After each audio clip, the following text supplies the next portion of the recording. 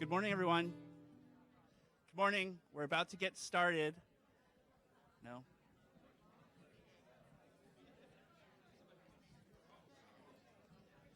Hi, good morning, everyone.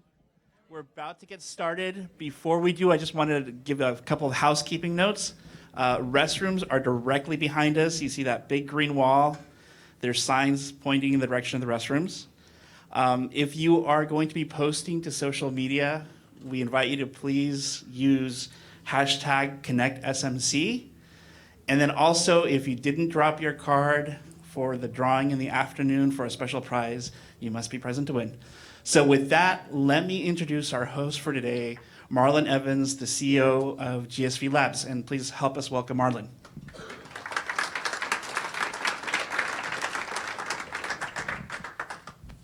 Thank you. Ooh, that was loud. Yes, hi. I just wanted to welcome you to GSV Labs. I'm not sure if any of you are familiar with what we do here, but we are an accelerator for over 160 startups from across the globe. We work across four main industry areas: mobile, big data, sustainability, and education technology. And we really do see ourselves as a platform that helps bring people together from different kind of perspectives, whether that be university, investors, government. So when Marcy came to me and said, hey, would you be willing to host this event around innovation and kind of cross-sector collaboration between the public and private sector, it was one of those things like where she had me at hello. I was ready to go because this is exactly the type of gathering and people in the room that we think is really critical to solve society's toughest challenges, which is what our goal is at GSV Labs. And we know that that can't just be something that the tech sector does or something that the private sector or public sector is doing alone, but it really needs to be in collaboration. We need to get the greatest minds together with those who have the infrastructure and the scale to see those ideas come to fruition. And what better opportunity than Connect 15. So we're really honored to have everybody here. We look forward to you meeting some of the companies that we work with on a daily basis here, and also hope to have you back at some point in the future to give you even a bigger and better perspective of what we're doing at GSV Labs.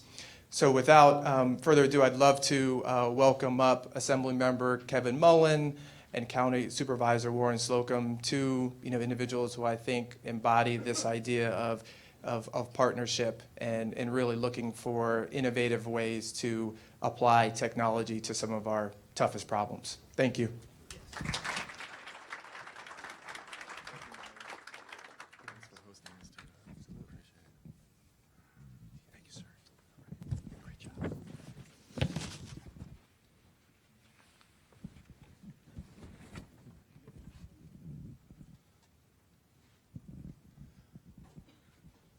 How come nobody sat in the front row?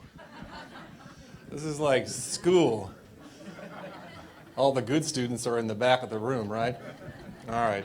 Well, good morning, everybody. And on behalf of Kevin Mullen and myself and the entire Connect team, we're very grateful that you're all here to Connect 15, changing technology for a changing world. And thank you, Marlon, wherever you went to. For that introduction. Marlon, as was mentioned, is the CEO, the Chief Encouragement Officer for GSV Labs, and we're certainly appreciative that they agreed to host us. And so let's give it up right now for GSV Labs. I don't know if you had a chance to peer in some of the offices as you were coming in, but it's a pretty cool place, isn't it? It's pretty interesting, right here in Redwood City. And thank you all for taking time out of your schedules to be here. It's sincerely appreciated. When I came in this morning, I'm sure there'll be other people in this category that will come later, but the traffic, Kevin, was really bad. And I'm hopeful that someday you can do something about that. I'm personally proud, and I know Kevin is too, to serve in this area where the leadership of local government, our nonprofits, and the education community is so interested and engaged in using technology to better serve our constituents. And as all of you know, it's interesting as well as challenging to live in a region where innovation is king and where technologies are changing the world. I don't know if you saw the movie that just came out, Steve Jobs. How many of you saw that movie? Not too many moviegoers here. Okay. Steve Jobs, we're working, says Rob. Steve Jobs in the movie said, quote, now listen to this. This is years and years ago, but actually he says this in the movie. Quote, "What a computer is to me is the most remarkable tool that we have ever come up with. It's the equivalent of a bicycle for our minds." Think about that. He also asked in the movie, what if the computer was a beautiful object that was something you wanted to look at and have in your home? And what if instead of it being in the right hands, it was in everybody's hands? John Scully replies in that scene, he says, "We'd be talking about the most tectonic shift in the status quo ever." And I think if you think about it for just a moment, that's exactly what has happened. Steve Jobs was a pretty good movie. I liked it. You have to know that I'm a movie buff, and I try to go to the movies when they first open, and I always pride myself on seeing the latest before any of you. And so, in the past, when you were at the movies, you probably handled the call of nature the same way that I did. You just got up, tried to find a restroom, and hoped like heck that you didn't miss anything really great in the movie. But now, today, you don't ever have to worry about missing the best part of the movie thanks to a new app. There's a new app. I hope this doesn't offend anybody, but it's called RunPee. RunPee lets you plan your bathroom break at the movies so you don't miss anything. Now, I've got the app on my phone. How many of you have RunPee on your phones? Nobody. I figured. So if you had that app and you were watching the movie Steve Jobs, it tells you that at 56 minutes into the film, or at 1 hour and 19 minutes, the dialogue at the recommended break takes place when Steve Jobs asks his director of marketing, Joanna, "Why haven't we ever slept together?" She looks at him and she says, "'Cause we're not in love." Well, RunPee says that right after that line is delivered is a great spot to find the restroom. In fact, RunPee, to get back to your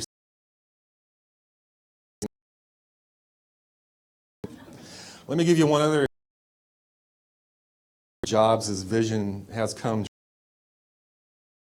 An ordinary guy like any of you or like any of the people that work here at GSV Lab.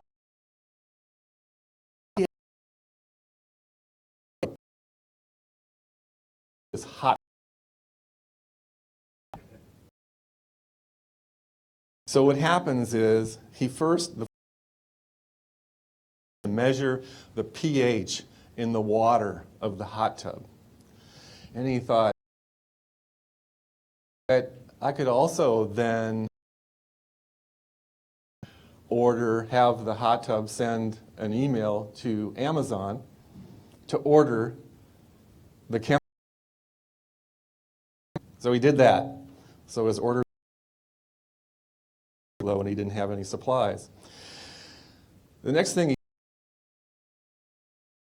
to be able to open and close the lid of his hot tub by the press of a button in this app that he wrote. So he did that. The last thing he did was he wrote some code to measure the water displacement in the hot tub when people got into it. And the curious thing about that, when asked why would you be interested in that, was, well, then I can tell the weight of the people that are getting into the tub. So he was in London, and he was looking at his app, and he noticed this measurement come through of the water displacement and the weights, and he knew all the way over in London that his 15-year-old daughter and her boyfriend were in the hot tub. And he didn't think that was right, being a single parent. And so he pushed the button in the app, and the lid started to close on the kids.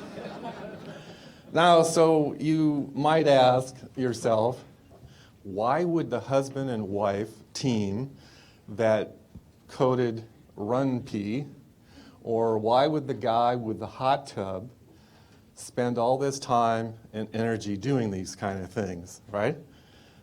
It's really not changing the world. It's not bringing peace to the world. They're just sort of fun things, right? But the answer was, it was fun. It was something different. It was a hobby. Folks said. So RunP, obviously. The bottom line is that apps being written every day that have come true. So it was several years ago that Kevin, I mean many years ago, when Kevin and I brainstormed about the possibilities of gathering local leaders to talk about how to solve problems using technology. And we were especially focused on civic engagement and democracy and voting and all the things that we all care about. And so we had this vision, this dream.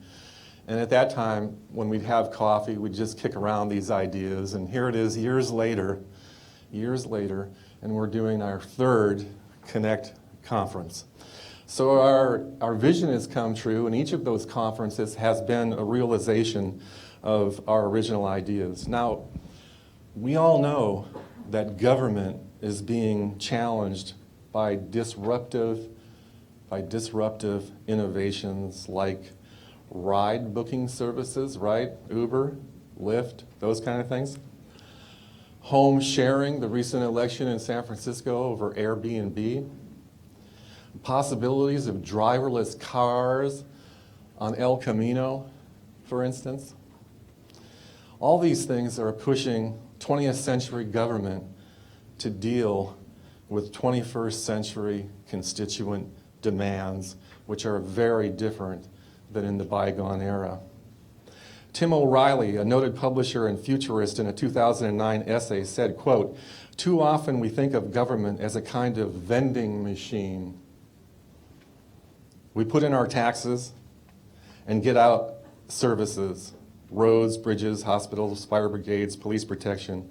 And when the vending machine doesn't give us exactly what we want, we protest." He said, our idea of citizen engagement has somehow been reduced to shaking that vending machine of government. Right now, there are entrepreneurs in garages and offices just like these, and in fact, right here in Redwood City at GSV Labs, there are young people kicking and pounding and shaking that vending machine of government. They're looking how to transform government processes that are really highly regulated, slow, and designed for a bygone era. That new generation of innovators that's here start with the question of what's the problem and what solutions can be developed to address that problem. They're trying to figure out how to make life better by disrupting mega agencies like the FAA and the FDA. And at the individual level, they're trying to program so that it connects to the local supermarket so that when you run low on milk, the code will actually be sent to the supermarket, and lo and behold, milk will show up at your doorstep without you having to do anything.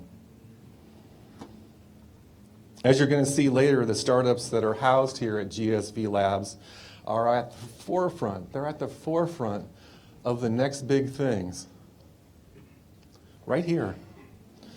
So I'm personally excited to be a part of Connect 15, and I hope you're excited to be here, and I hope that you find this program that the Connect team has assembled interesting, educational, and perhaps even inspiring.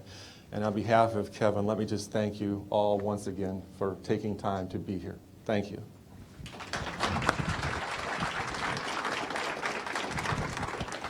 Very well done, Warren. And it's Warren who supplied that initial vision, and I'm sort of Robin to his Batman.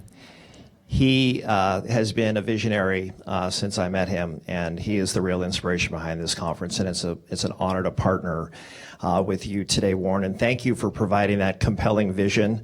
I didn't see Run P coming this morning. I want to know what kind of venture capital went behind that app, as a matter of fact, but just wanted to add a couple of quick thoughts, and thank you again to Marlon Evans and GSV Labs for hosting us this morning. Every time that I watch the news, I'm a political junkie, a news junkie.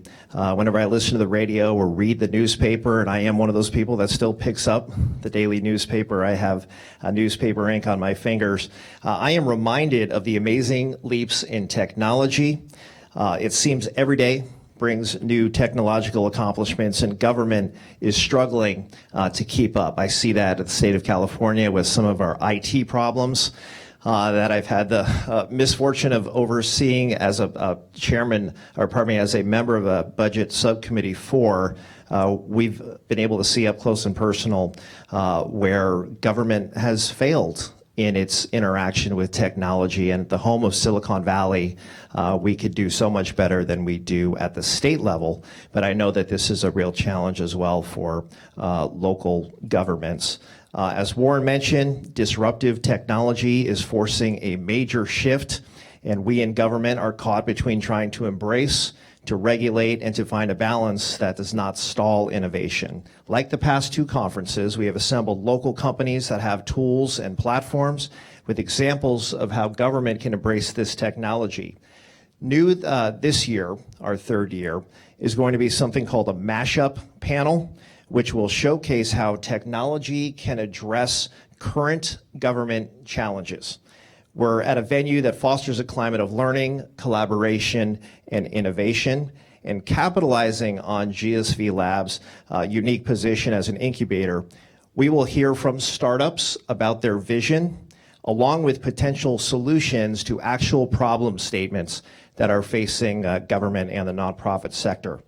It's exciting that this work is happening here in Redwood City, Assembly District 22, and the presentations we hear tie directly to San Mateo County, our needs and our priorities. So in keeping with the spirit of innovation, I'm pleased to announce that thanks to Peninsula TV, you see the cameras around the room, today's conference is being live streamed, and the feed is accessible at our website, which is www.connectsmc.org. On a final note, for those of you using social media, we encourage you to use the hashtag ConnectSMC on Twitter and Facebook, and make sure you like us.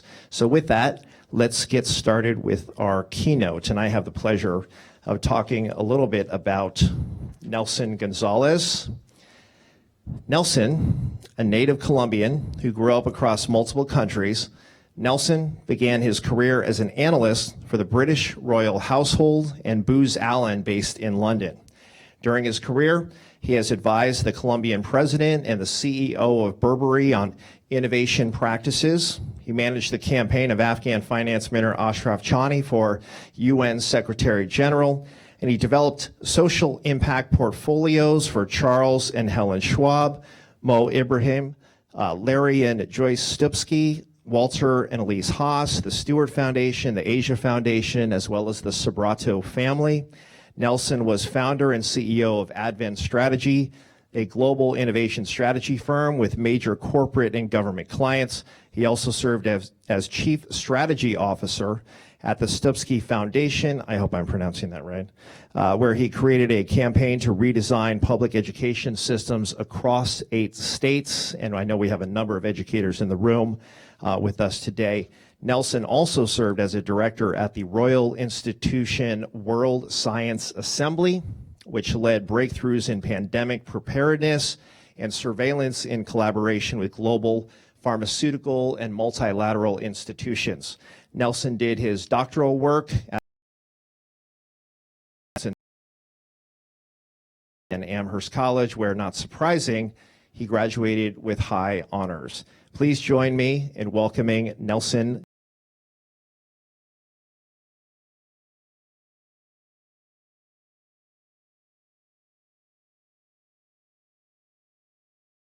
Short bio gets sent next time.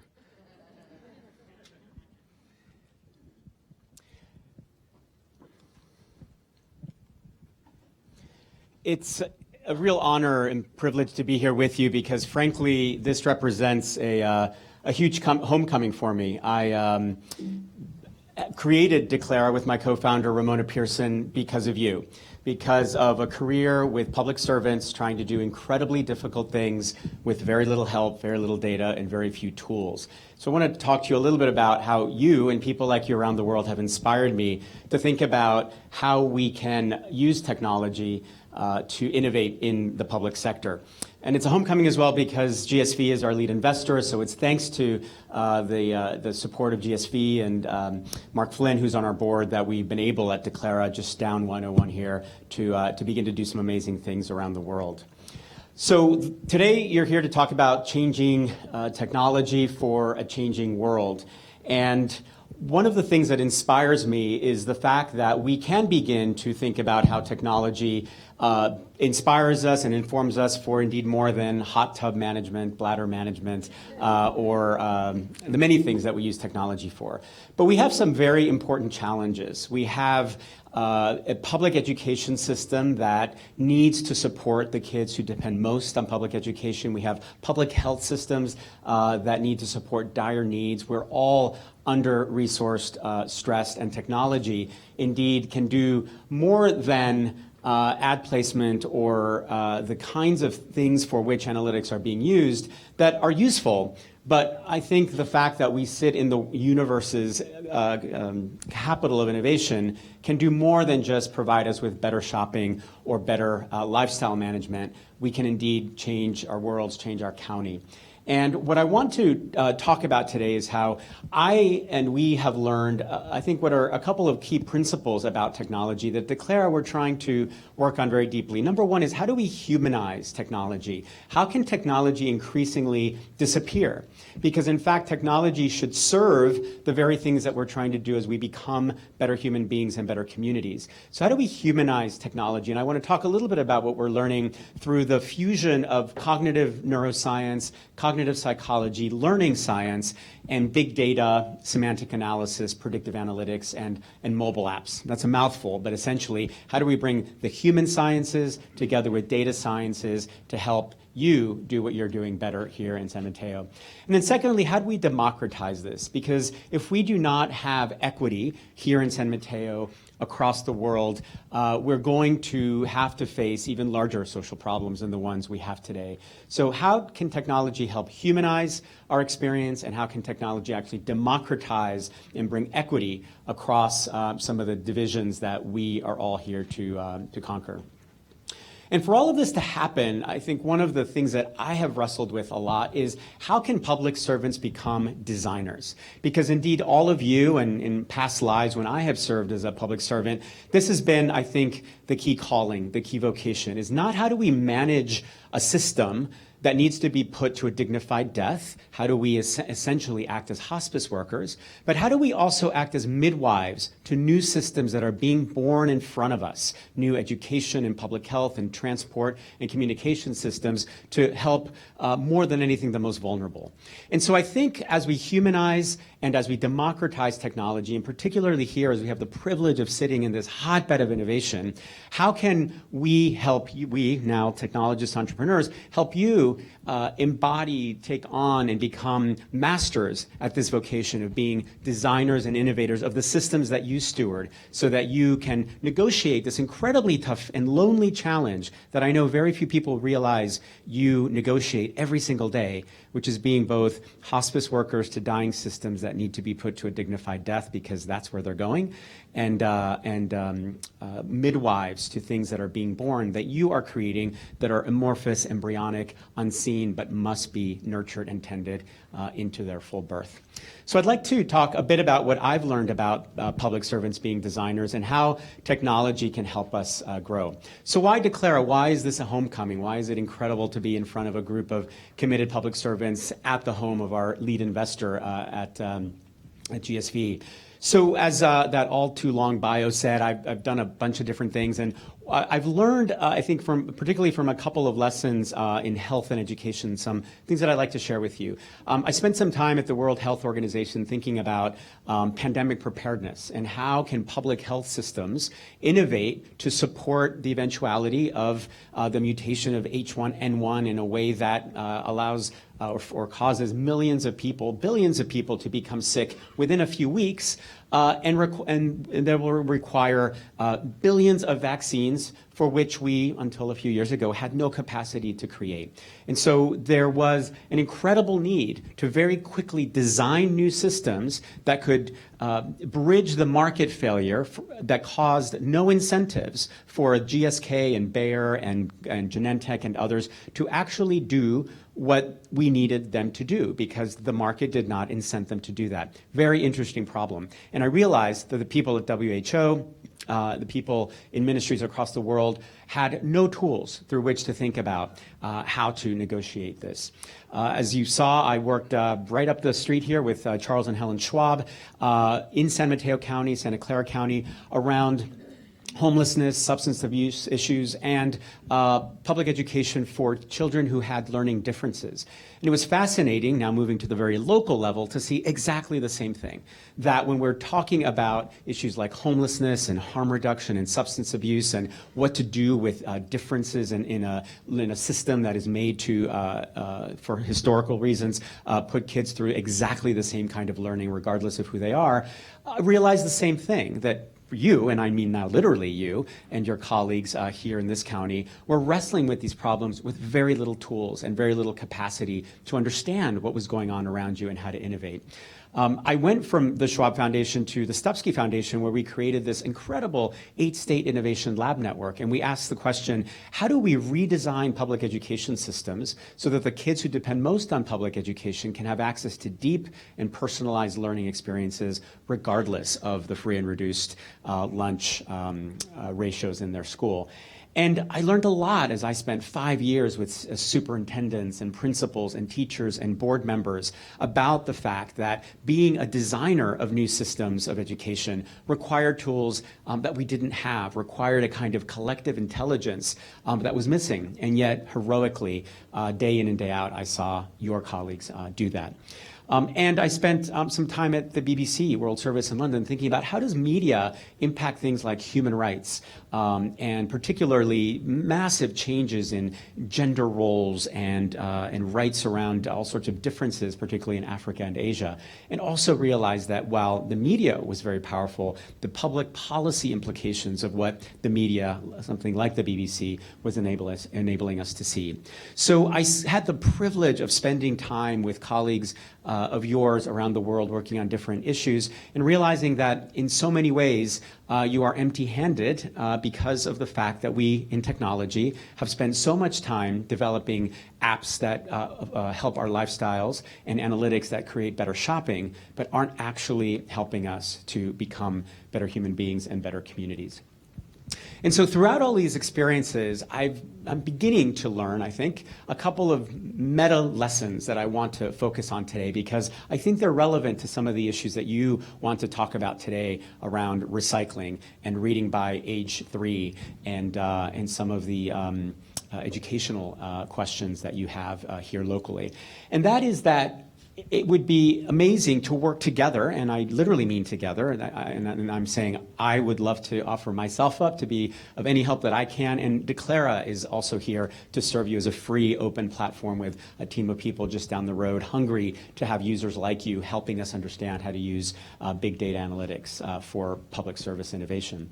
And so as we offer ourselves up to you, there are a couple of things that I would love to explore together. One is, how can we use data to detect patterns? How can we use open data, big data, to begin to understand what's going on with age 3, reading at a grade level at age 3? What's going on with personalized learning and education? What's going on with the 2020 recycling goals and the many, many other initiatives that you're working on? So pattern recognition around data, seeing making visible what's invisible, seeing what's actually around us but unseen because we don't have access to that data, I think is where we can be very helpful. And then secondly, creating collective capacity, because I've learned from my work with public servants around the world that the most important thing we can be doing is helping each other continue to learn and build the collective adaptive capacity, the team capacity to continually innovate our systems. Because if we figure out how to redesign public education to scale deep and personalized learning for the kids who depend most on public education, we're only going to have to do it again in 10 or 15 or 20 years because the changes that we're living through are so rapid and so constant. And so how do we together build adaptive capacity in the collectives of our teams, of our counties, of our departments and institutions? So these two lessons, pattern detection and in talent development for collective capacity, are the things that animate so much of what I'm spending my time doing right now at Declara. And as we do this, I think that we can begin to address this digital divide that I know is on our hearts and minds. So let's get concrete. I want to give you 3 real-world examples of how all this is playing out for us at Declara and what we're learning about pattern detection and collective capacity. The first example is from Australia, where we have the privilege of working with all of the country's teachers as they implement the equivalent of Common Core. The second is from my country of birth, which is Colombia. I just flew back yesterday, actually, from Bogota, where I was doing some very cool work that I want to talk to you about. Colombia is now the most wired country in the hemisphere and considered to be one of the top 5 most innovative and business-friendly countries on the planet. Now, I'm sure that you all have different conceptions of what Colombia is about, but this is the Colombia of today. It is literally the Silicon Valley of the region, and I want to talk to you about how all of that is being used for some unbelievable work around poverty reduction. And then thirdly, I want to talk to you about what we're doing with our neighbor county and city, San Jose, around smart cities. So some very real-world examples. So let's go to Australia, and actually I'm going to, technology assisting, I want to actually go to the product and show you what all this looks like. So Australia, a very innovative country. They, because of global warming, have pretty much lost their agricultural market, and they're doing really well in mining, but if anybody's been to Perth, you know that they have about 10 years left of that. And then what? And so they realized about a decade ago that they needed to become sort of like Singapore, a human capital hub, an engine of talent development, so that Australia could be a true Asian economy and participate in the innovation of talent. And so they rightly said this has to start with our K-12 system. And so we have to redesign the curriculum and the assessments and the practices that will educate a whole generation or two of students for this new world.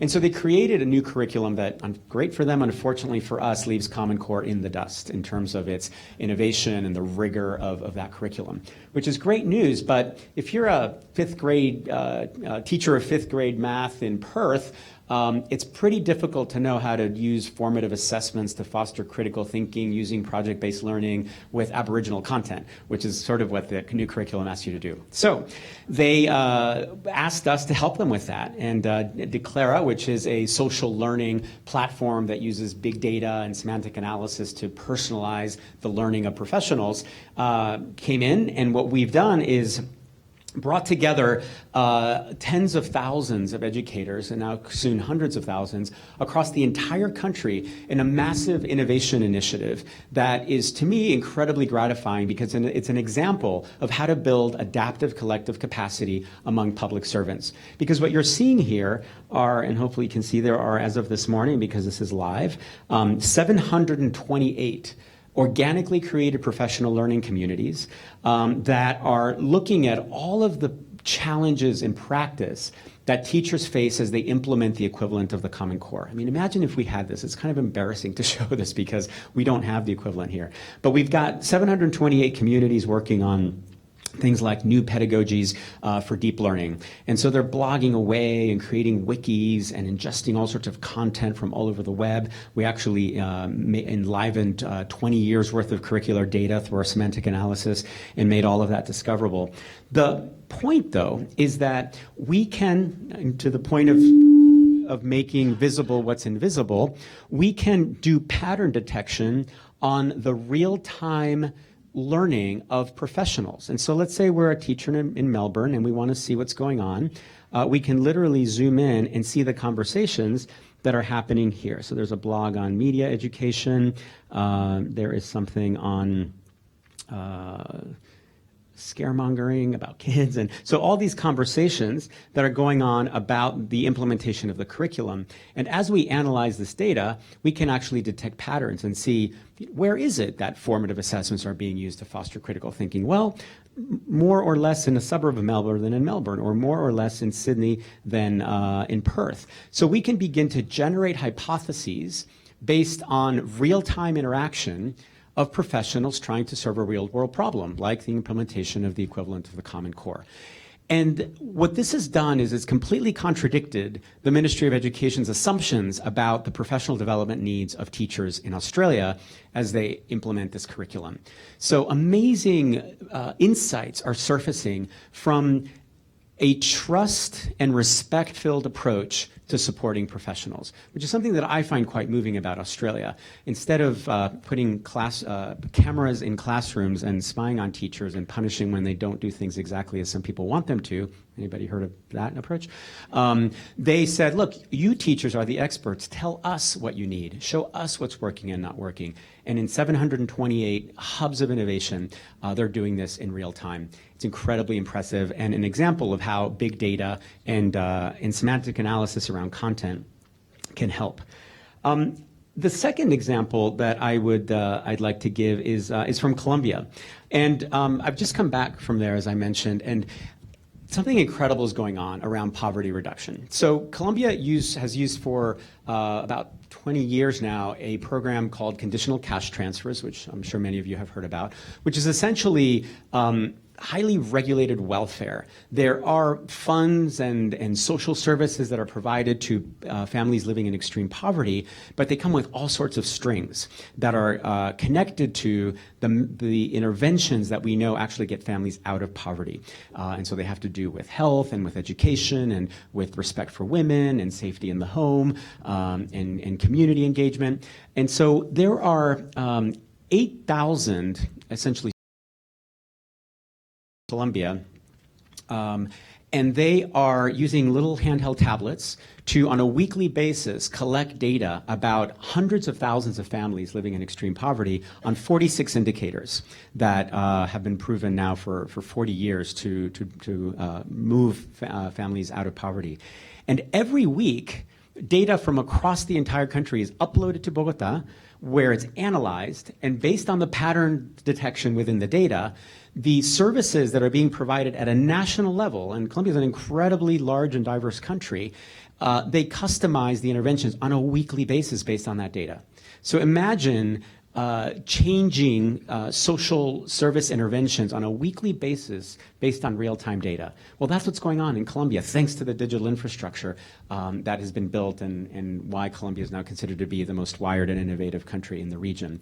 And so this pattern detection that they're doing with all of this data is also allowing them to develop really great practices. And so they're using our product to begin to say, well, if we're working in, let's say, displaced families because of the violence that Colombia has now overcome, and they're not in their homes and they don't have an extended family, what are the kinds of practices that seem to work?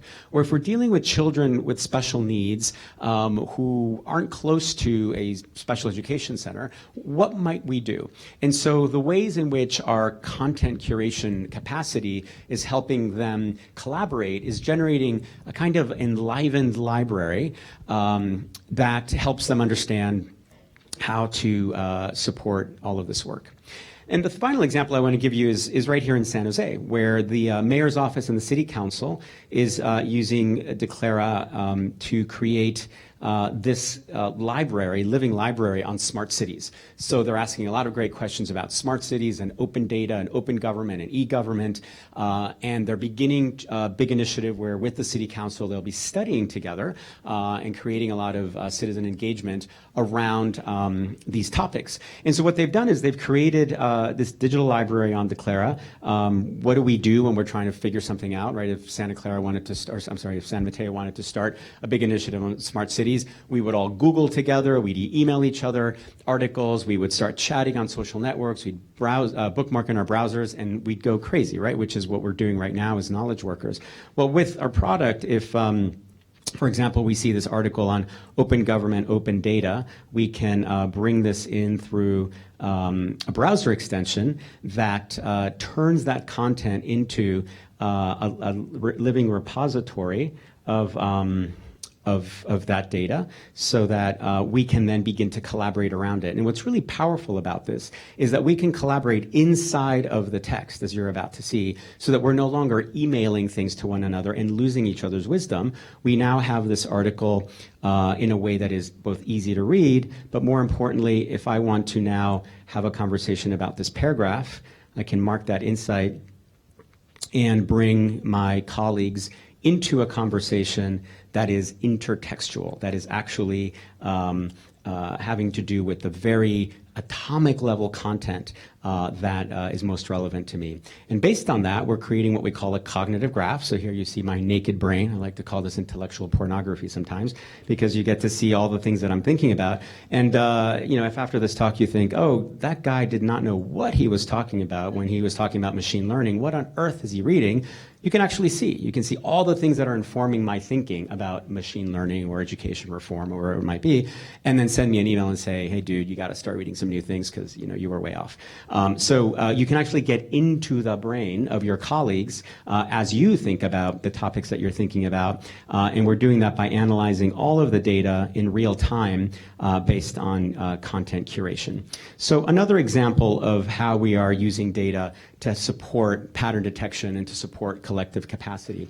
And so what we're trying to do is bring this avalanche of information that we're all suffering under as we try to do the hard job of being hospice workers and midwives at the same time, running it through what we call our cognitive graph, which is our way of using the magical technologies of big data and semantic analysis for more than putting ads on your Facebook page, for actually giving you the ecosystem of content that you need based on all of this data. So what I want to close with is really an invitation, and that's an invitation to think about how we might work together and how technology and open data and content curation and collaboration might actually help you with the kinds of innovations that you want to work on.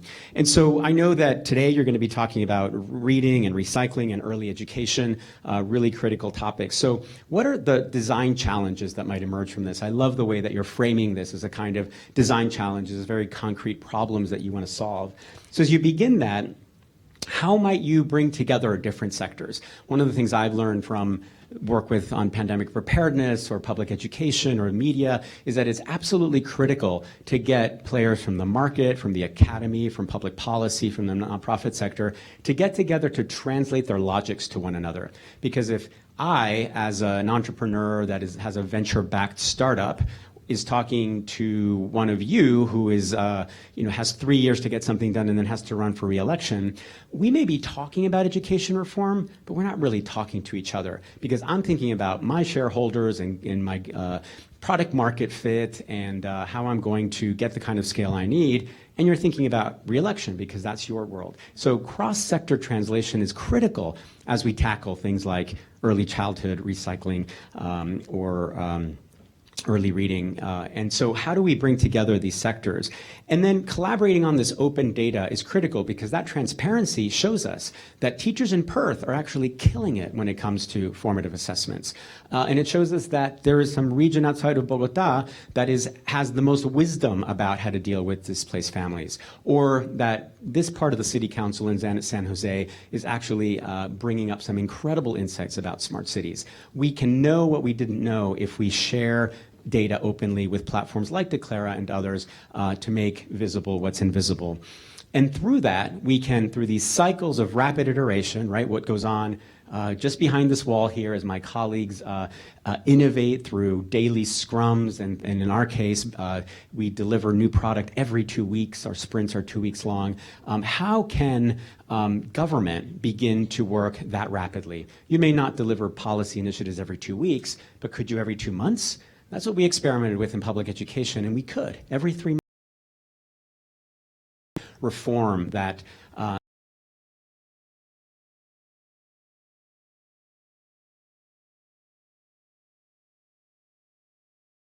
all around the world, and I know that sitting right here at the hub of Silicon Valley, you too can think about pattern recognition and about collective adaptive capacity. And so I'm incredibly proud to be able to share what we're doing. I hope that we can collaborate. Please feel free to reach out to me if I or we can do anything at all to support you as you continue to negotiate your roles as both hospice workers and midwives here in our beautiful community. Thank you so much.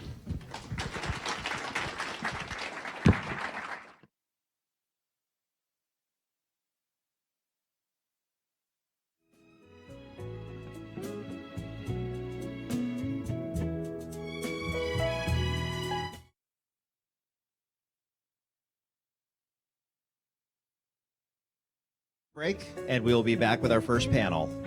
Let's give Nelson another round of applause if we can. Thank you for kicking us off, Nelson.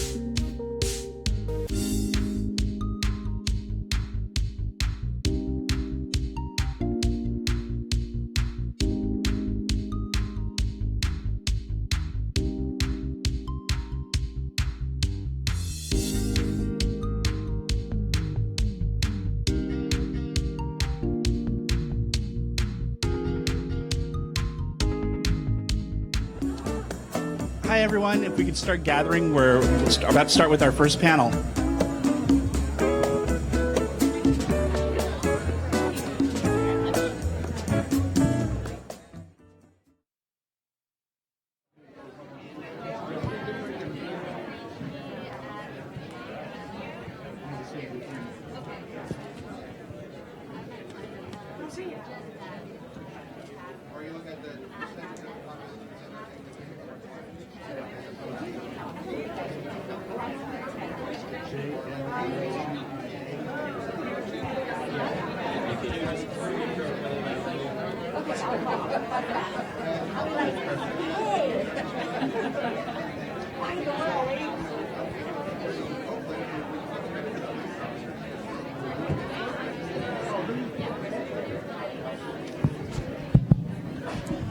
All right, everybody, it's time to come back to your table. Can you hear me? Is this on? Is anybody listening? Does anybody care? All right, all you in the back of the room. Ernie, sit down. Rob, sit down. Bill, sit down.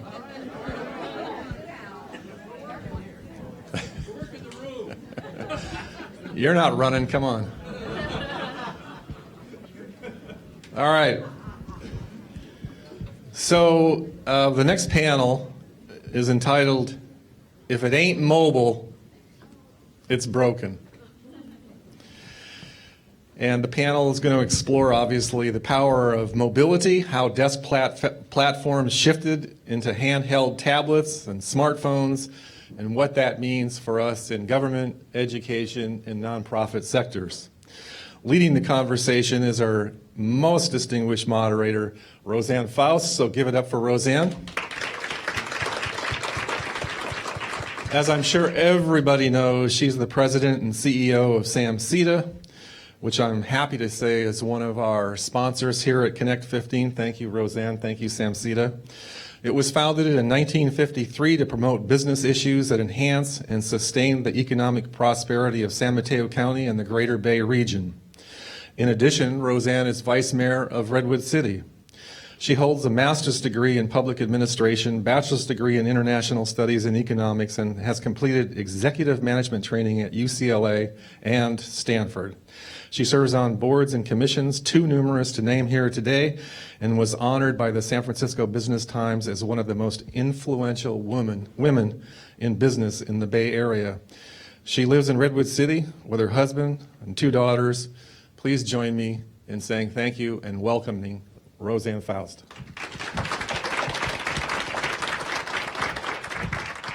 Thank you, Warren, so much. What I want to first say is I really want us all, I look out at the audience and I want people to be excited that we're here at Connect 15. I want them to thank Warren and Kevin for having the vision to put this program together. So let's show our appreciation.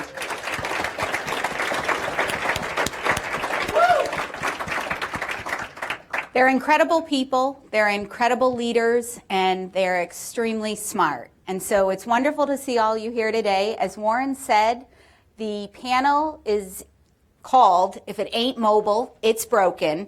And so what we're going to have is our 3 panelists, and I think you were all able to have a look at their bios. Rachel Walker with Yelp, Juan Salazar with Facebook, and Charles Schuler with the San Francisco International Airport. So because their bios are easily available to you, what I like to do is mix it up a little bit. And so I asked them to give me one fact that isn't in their bios. And I said if they didn't do that, I was going to Google them. Because as you know, everything on the internet is true. So whatever we were able to find. But let me share some facts with you. Rachel is an avid Pinterest user with 16,000 curated pins. I'm going to start following her. I don't know about the rest of you, but I'm fascinated. Juan said his little fact was, well, I don't really have a very interesting life outside of work. And I'm like, all right, Juan, we're going to have to take you out for a cocktail or two. But what he did share was that he loves boxing. He's an avid boxing fan, and he actually practiced the craft in college. Now with Charles, okay, this kind of fits, and I love it. Charles has visited 44 countries on 6 continents. Let's give it up for our 3 panelists. So they're going to start by addressing the question and the description of the panel. Smartphones and tablets are replacing desktop and laptop computers for work and play. With nearly instant access to information and services, what social issues and public sector services are ripe for resolution via the touchscreen on your mobile device? Rachel, we're going to start with you. Good morning, everybody. Thanks for having me here. So I thought I would just kick it off a little bit with why mobile is important to Yelp. So a little bit of background. Yelp started in 2004, was a desktop function at that time.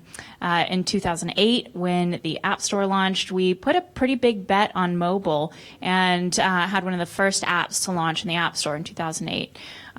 Since then, we are over 11 years old now, and things have changed quite a bit. We are a majority mobile usage these days. So our mobile usage has surpassed desktop as far as monthly unique visitors. We have 89 million monthly unique visitors, and 71% of searches happen on Yelp's mobile. And it's not only people searching, it's people contributing too. So actually 56% of reviews and photos are contributed to Yelp through our mobile app. So it makes sense, right? Yelp is about local information, and you want local information when you're on the go, when you're headed somewhere, when you're at happy hour, you want to find a place to go to dinner after, not plan ahead. So thinking a little bit about review contribution on mobile, it's a little surprising to me to think back and realize it was only 2013 that Yelp launched the ability to write and contribute reviews from mobile. So it's only been about 2 years now.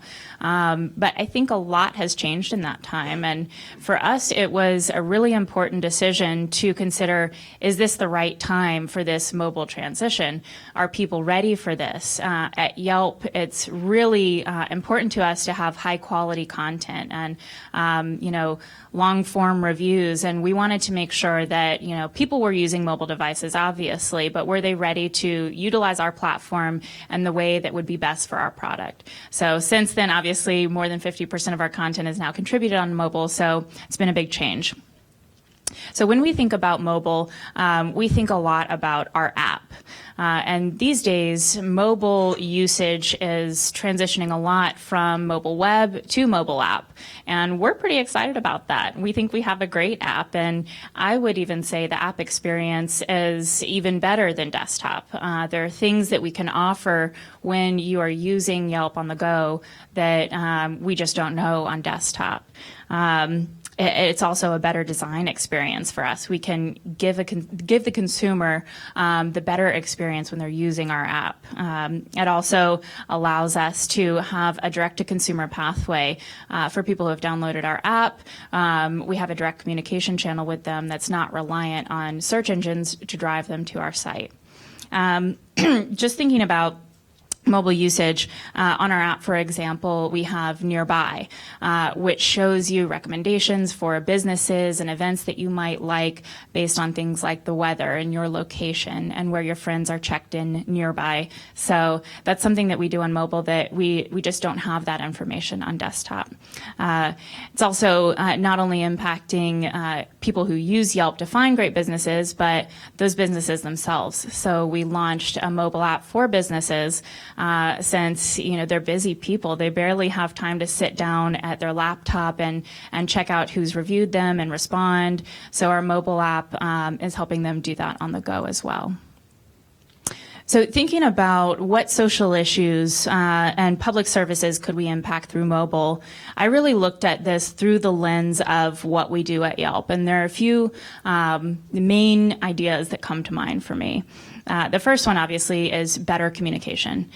So people are reviewing businesses on Yelp like libraries and TSA checkpoints already. There are thousands of reviews of these types of businesses. Just recently, we launched a negotiated terms of service that allows federal agencies to more easily claim their pages and actually interact with these people that are leaving feedback for them. And we just finished a state and local negotiated terms of service too. So there's really no reason that agencies can't get on Yelp and start having a two-way conversation with these people that are already talking about them. Another thing that comes to mind for me is open data, of course, and this is a bit of a two-way situation. Yelp is a massive consumer platform, and we can offer a really large audience to public information that is already out there, but people might not know where to find it or how to parse that information, what it means. So a good example of this is our Lives program with Restaurant Health Scores. So we launched this a little while back, and we've worked with the city of San Francisco and Los Angeles and some others to show restaurant health scores on Yelp. So again, this is information that's already out there, but we're hoping that by giving it a larger platform, it will be more impactful. There was a study done in Los Angeles looking at the impact of posting restaurant health scores in the front window of a business, and through that study, they found that the instances of hospitalization due to foodborne illness decreased and better practices increased throughout the industry. So that's kind of the idea. We're hoping to have a positive impact on the community by giving a platform for this information. Then on the flip side, Yelp also has a lot of information that we can share with you. So a good example of this is a study that the CDC did with New York City health officials. They looked at Yelp reviews and found instances where people had mentioned food poisoning or some fun keywords like vomit and hospital. And they found several unreported cases of food poisoning. This really goes to show that people are sharing information on the platforms they're comfortable with. People already use Yelp to find businesses and review them, so it makes sense that they might share this information there. They might not know to call the 311 hotline and report a case of foodborne illness. So we can definitely work together to better share this information. Our API is another way that we can share Yelp information, and that's free. And a good example of this is last year around the holidays, the U.S. Department of Transportation created a Safer Ride app allowing people to find a taxi instead of driving drunk around the holidays, and they used Yelp's API to import taxi information into that app. So just to kind of round that up, to have this free flow of information and communication at Yelp, we think it's really important to protect the freedom of speech. Obviously, it's a First Amendment right, but legal protections for this are on a state-by-state basis. So there are a few things that we focus on. Anti-SLAPP, preventing strategic lawsuits against public participation, and non-disparagement clauses included in consumer contracts. Although using these things are pretty rare and honestly kind of ineffective, the threat of them can scare people into not sharing their opinion, and we want to prevent against that. So there are a couple of things that we're supporting right now. The Speak Free Act is about anti-SLAPP legislation, and the Consumer Review Freedom Act, which just had a Senate hearing yesterday, is about outlawing non-disparagement clauses in contracts. So I think, long story short, mobile is really empowering for consumers to share their opinions. They're already doing so. They're already giving feedback, and we want to encourage people to get involved. For those of you who don't know, Rachel, can you define API? Sure, absolutely. So if you go to yelp.com/developers, there's more information about our API, but it's basically an easy way to pull information from Yelp into other products and services. So we have actually more than 100,000 registered API developers for our API, and it can do things like Trulia, for example, uses Yelp's API. So if you're searching for a home, there's a feature where you can see what businesses and services are around the addresses in the neighborhoods that I'm looking at. So it's a really good way for you to be able to utilize the information on local businesses and consumer behavior that we already have at our fingertips. Thank you. How many have the Yelp app on their phone? Okay, that's pretty consistent. Who doesn't have the Yelp app on there? Who's willing to admit that they don't have the Yelp app? Okay, so you may want to think about it. We're going to get into Q&A after, but Juan Salazar from Facebook, how many have the Facebook app on your phone? Okay, let's try this again. How many don't? How many don't have a Facebook profile?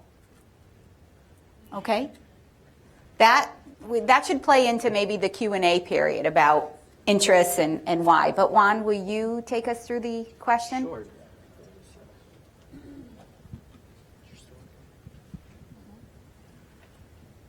Sorry about that. There we go. Now it's working.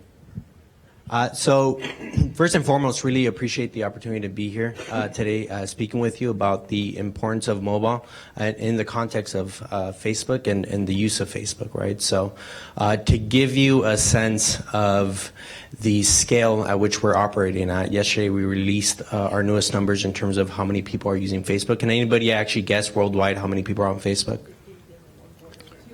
So it's 1.55 billion people around the world that have Facebook. So it's a huge platform. Here in the United States, I believe the number is closer to 140 million, and of those, it's really interesting because most of them are logging on to Facebook on a daily basis. Over 90% of them are doing it through their mobile phones.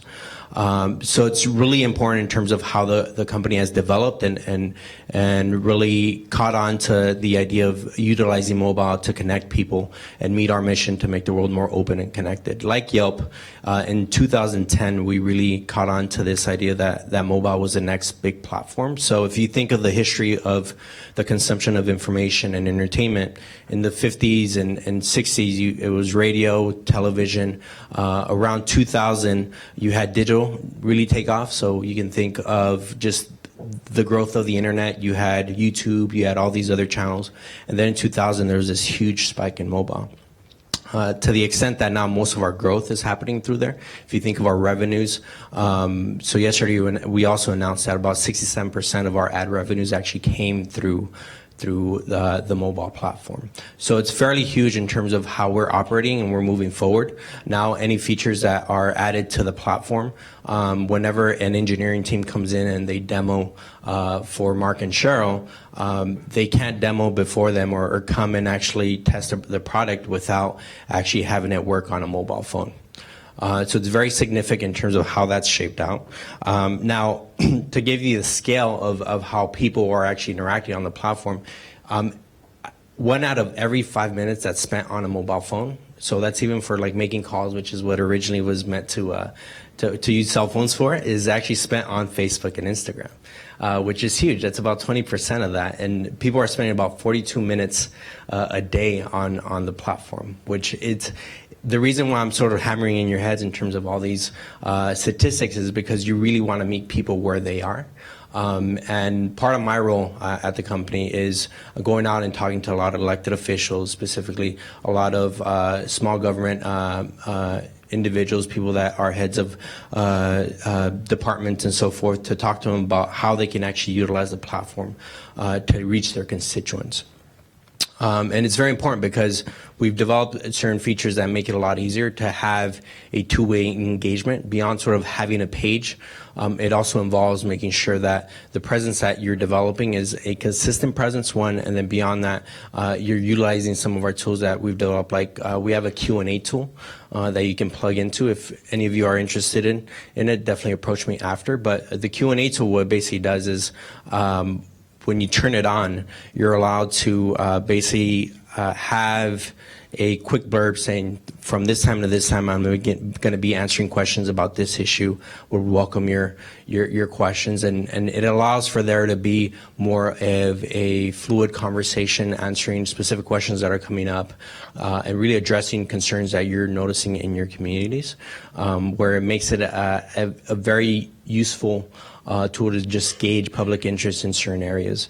The CDC actually used this back, I believe, about a year ago when we had the Ebola crisis going on, and they had to really address a lot of misinformation that was happening out there. So they made sure to promote the Q&A that they were going to be having with the public. So a week beforehand, they basically started blasting it out, not only on Facebook, but on different channels, to let people know that they can actually log on and check out their Q&A, and then from there, they're actually answering questions in real time.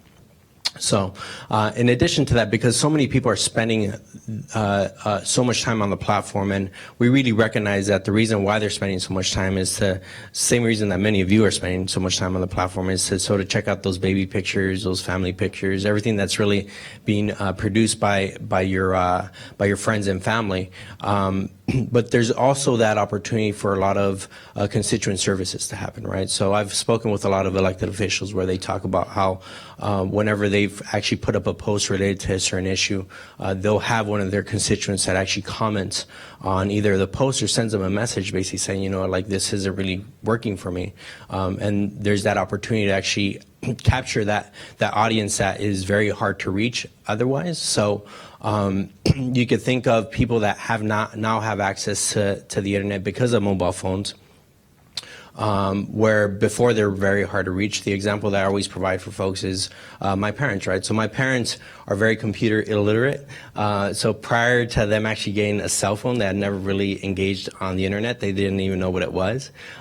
So once they actually got their cell phones, they signed up for Facebook, and that was a way that they connected with their friends and family.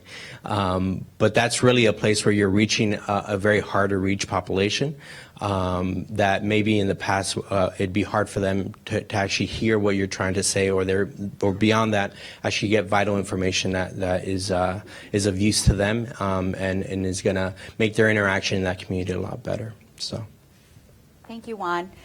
How many cities in the room have a Facebook page? Are there any cities that aren't currently but are interested in having a Facebook page? How many of you know someone in their 80s with a Facebook page?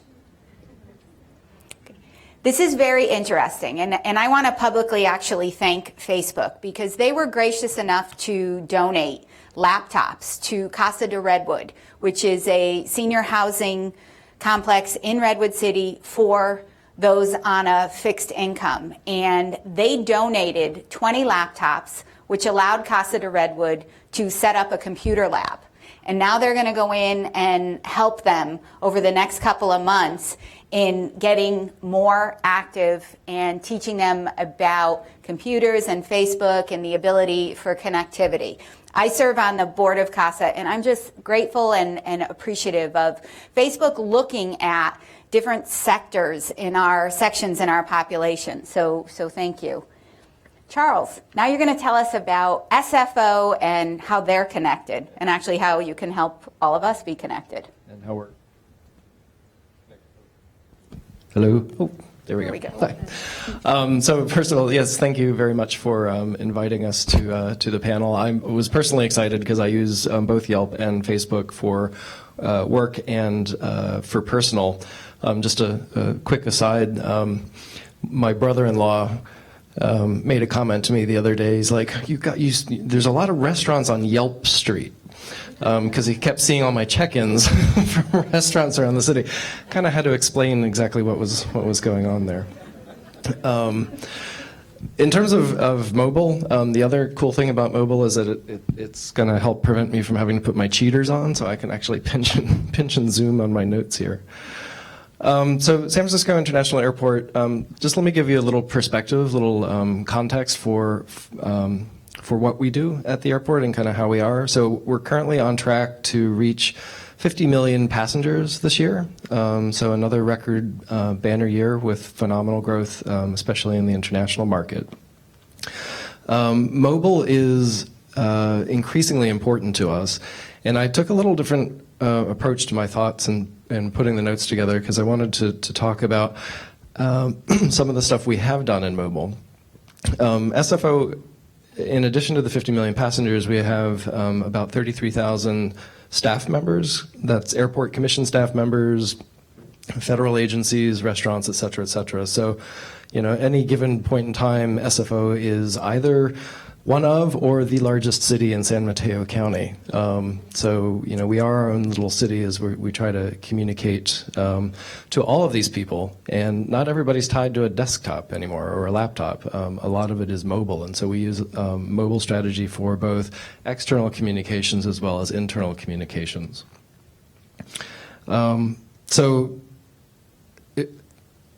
Part of mobile is, the device, it's the apps, it's the functionality.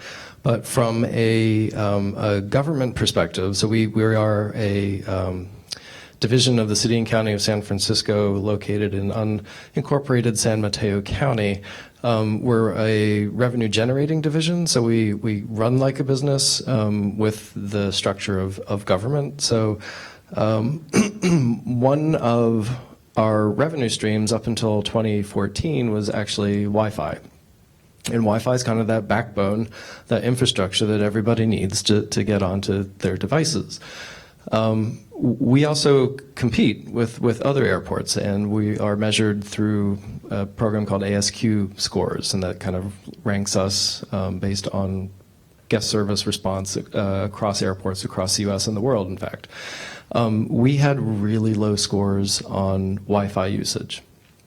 So we took a hard look at it, and we decided to absorb and take on the Wi-Fi infrastructure away from our vendor so that we now own and operate that data. Revenue hit, but guess what? Guest satisfaction scores skyrocketed.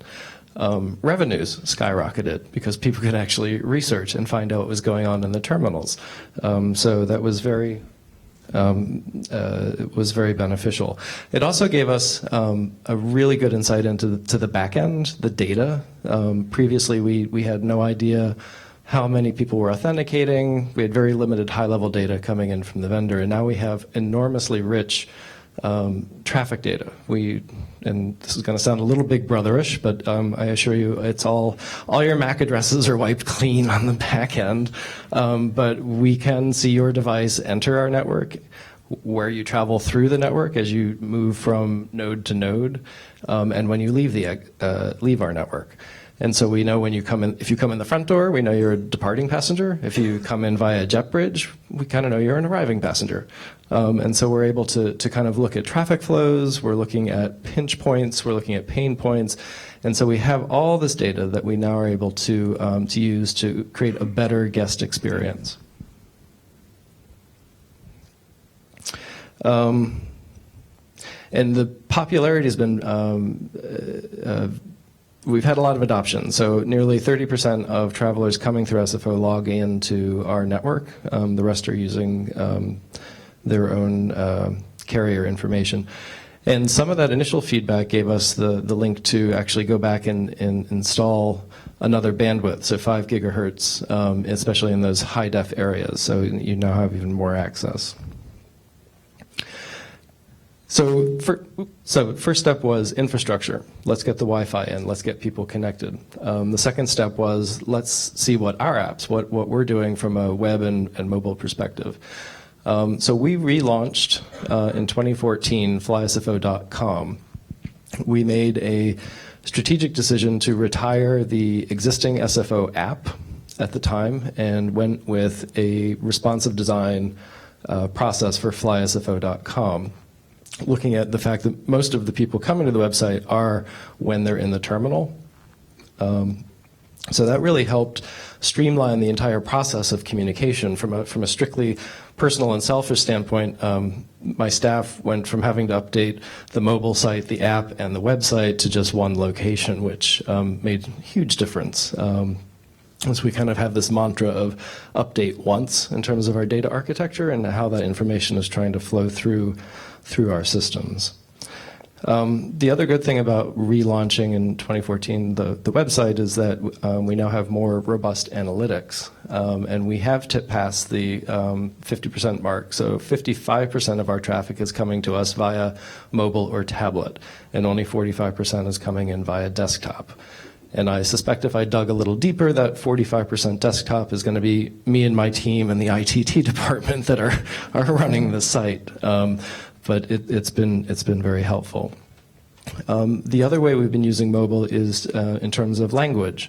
So on flysfo.com, we have 8 language sections with limited information in different languages. But we also last year launched a full site, flysfo.cn, also with responsive. That's the first airport in the US to have a complete site in Chinese hosted in mainland China. So that was a huge step forward. In fact, if you go on your mobile device, flysfo.cn, you'll see the mobile responsive piece to that in Chinese. And that's supporting the traffic patterns that we have. So SFO is actually the single largest, SFO has more destinations in China than any other airport in the Americas.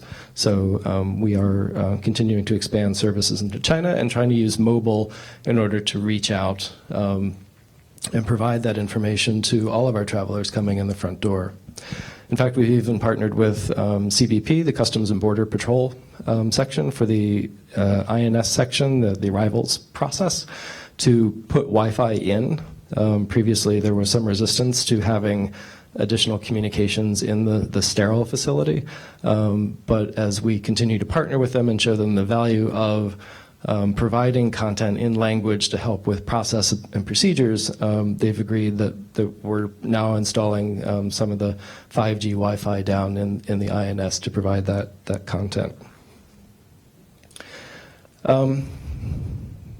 Innovation is my next topic. So we're fortunate to live in a very innovative area. We are, the creative hub. You can see by the companies up here on the counter. We took the initiative, so SFO was the first airport to actually find a way to work with the TNCs, the transportation network companies, Ubers, Lyft, Sidecar, Wings. And we actually developed an app to track all of the operation on our facility, geo-fenced it, so we were able to recollect some of the costs associated with those drivers accessing our roadways. And it was so successful, and so it works so well that we've actually patented it and are working with one of the airport associations, AAAE, to distribute that to other airports, so that innovative solutions to common day problems can actually be incorporated into our business models. And the last thing I wanted to talk about was community outreach. And the cool thing about being government working like a private industry is that we do have some flexibility to actually do some innovative things that may not have an economic return immediately. And in 2013, we started a partnership with Mayor Lee's Office of Innovation, and we developed, in partnership with a startup company called Indoors, a indoor navigation application specifically for the blind and visually impaired. So we were able to create something beta, still in beta. We're going to hopefully roll it out next year in full production. And it was great because we worked with the innovator, we worked with the startup, and we worked with community partners. So Lighthouse for the Blind in San Francisco is an advocacy group for blind and visually impaired people. And so that was very successful, and we're very happy to be able to do that. And hopefully, moving forward, we can continue with that, have the entire airport iBeaconed out in order to provide that indoor navigation and expand that to not only visually impaired, but use it for language assistance as well as sighted indoor navigation. And I have a small video that I'd like to show that kind of explains that project in a little more detail. this piece of software here.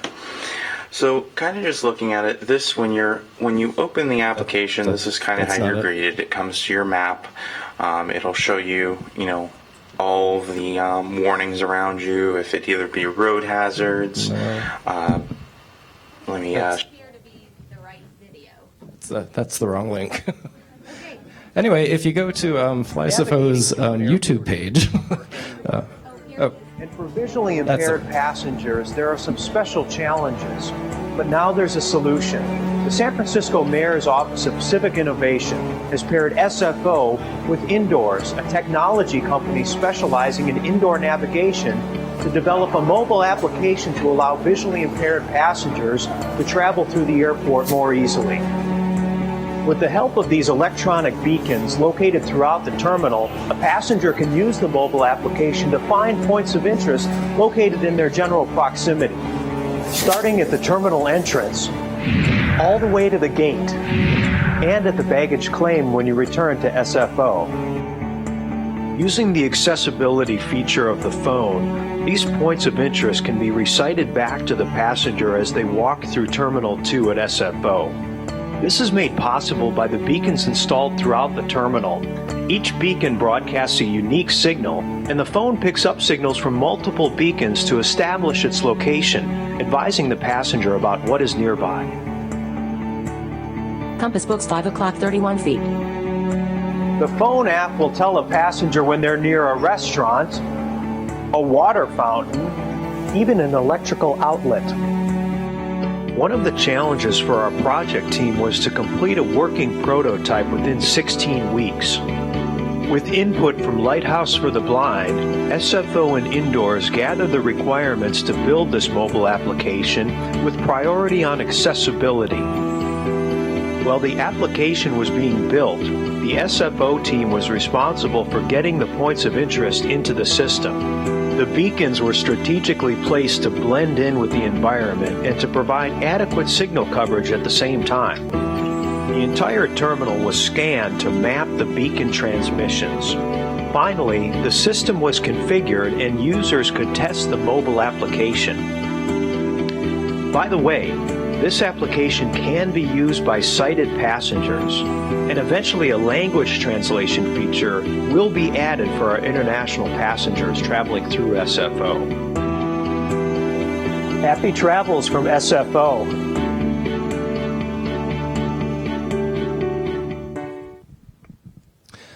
Yeah, so that was an exciting project and just kind of shows the partnership between public and private, what we can actually accomplish. So we have about 10 minutes for questions and answers. But first, I'd like to give a great round of applause to our panelists.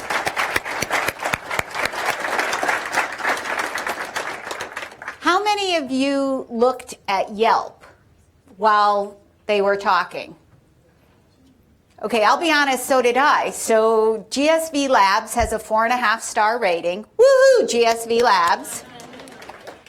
Facebook has a 5-star rating, but only 1 review, so that kind of, mark might have been on there. SFO has 4.5.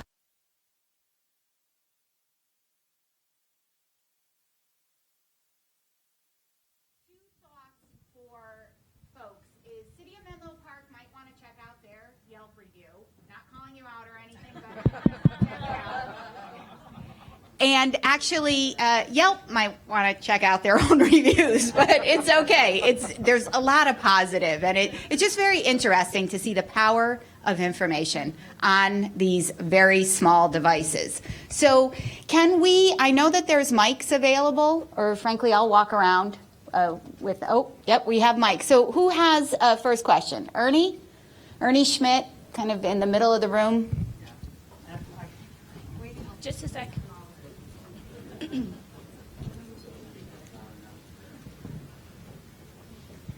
So first off, thank you very much for coming by and educating us and inspiring us. So this is quite inspiring and very exciting in the direction that we are all going in regards to mobile applications and companies such as yourselves making it all user friendly. But is there also a discussion being had at the same time as we are trying to excite, in this case, as we're talking about communities and getting them more involved, also making them feel safe and secure at the same time. Obviously, the media is trickling or increasingly talking about hacking.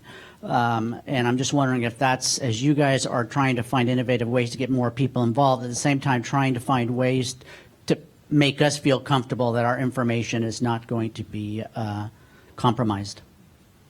Who would like to start? Thanks for that question. That's a really good question. For us, because we're a platform where people share a lot of information, especially about themselves, being very cognizant of the fact of sort of data breaches and so forth is really important to us, right? So we've tried to build significant features to make sure that it works two ways. So we're protecting users' privacy. So we've enabled something that's called dual sign-in. So one of the things that people are always very cognizant of is this whole idea of like getting hacked because you and someone else ends up getting your credentials and logging into your account. So we've enabled like dual credentialing, where when you sign on from another computer, beyond actually signing on through that computer, you also get a message on your phone saying, you know, this person signed on from a computer that you haven't signed on with before. So is this really you? And then you have to verify it, and then you're good to go. So we've tried to build in those security features to make sure that we're protecting data on our end.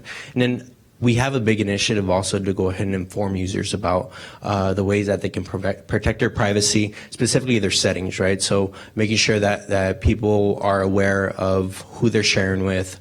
I believe we're the industry leader in terms of inline security features, or privacy features, where when you decide to go ahead and upload something to your page, or whether it be you're making an update on your status, on the bottom right-hand side, you're allowed to sort of pick who your audience is. So that way you have more of an idea of what you're sharing with, who you're sharing with. And also what we do, and many of you have maybe seen this in the last couple of weeks, but we try to go ahead and put in quick reminders for people to go back and verify that they have the accurate privacy settings that they have for their pages. That way they're able to sort of understand how the platform functions and what we're doing to protect their privacy. And in addition to that, we also have big initiatives around trying to keep the youth safe, right? So one of the big initiatives that we have is called Think Before You Share.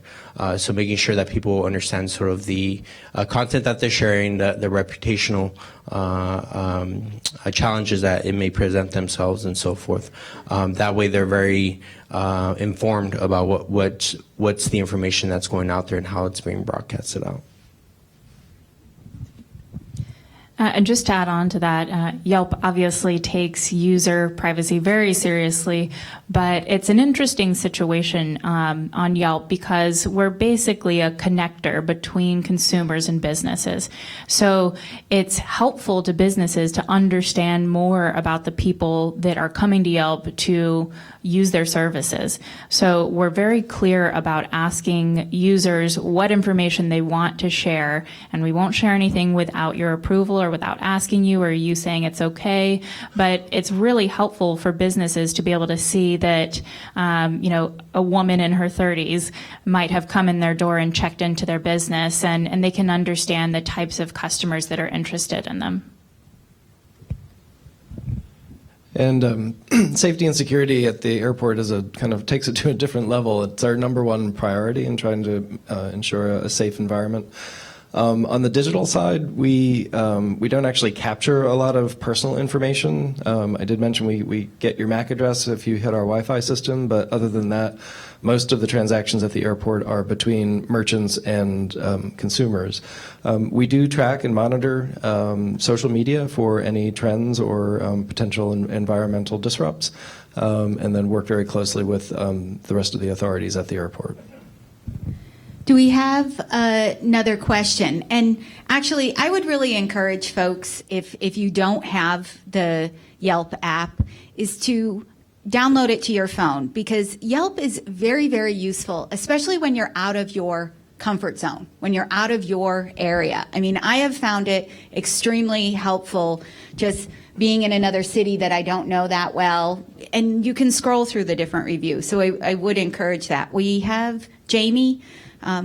Here she is. Hi, my question is regarding Yelp, actually. As the San Bruno Chamber of Commerce CEO, I've been approached and asked if it's possible to get a disgruntled comment off of Yelp because it takes a score of maybe 5 stars, and that particular person might continue to refresh that particular, for many, many years, refresh the same complaint, and it actually drops their rating. So if you could address that, that'd be great.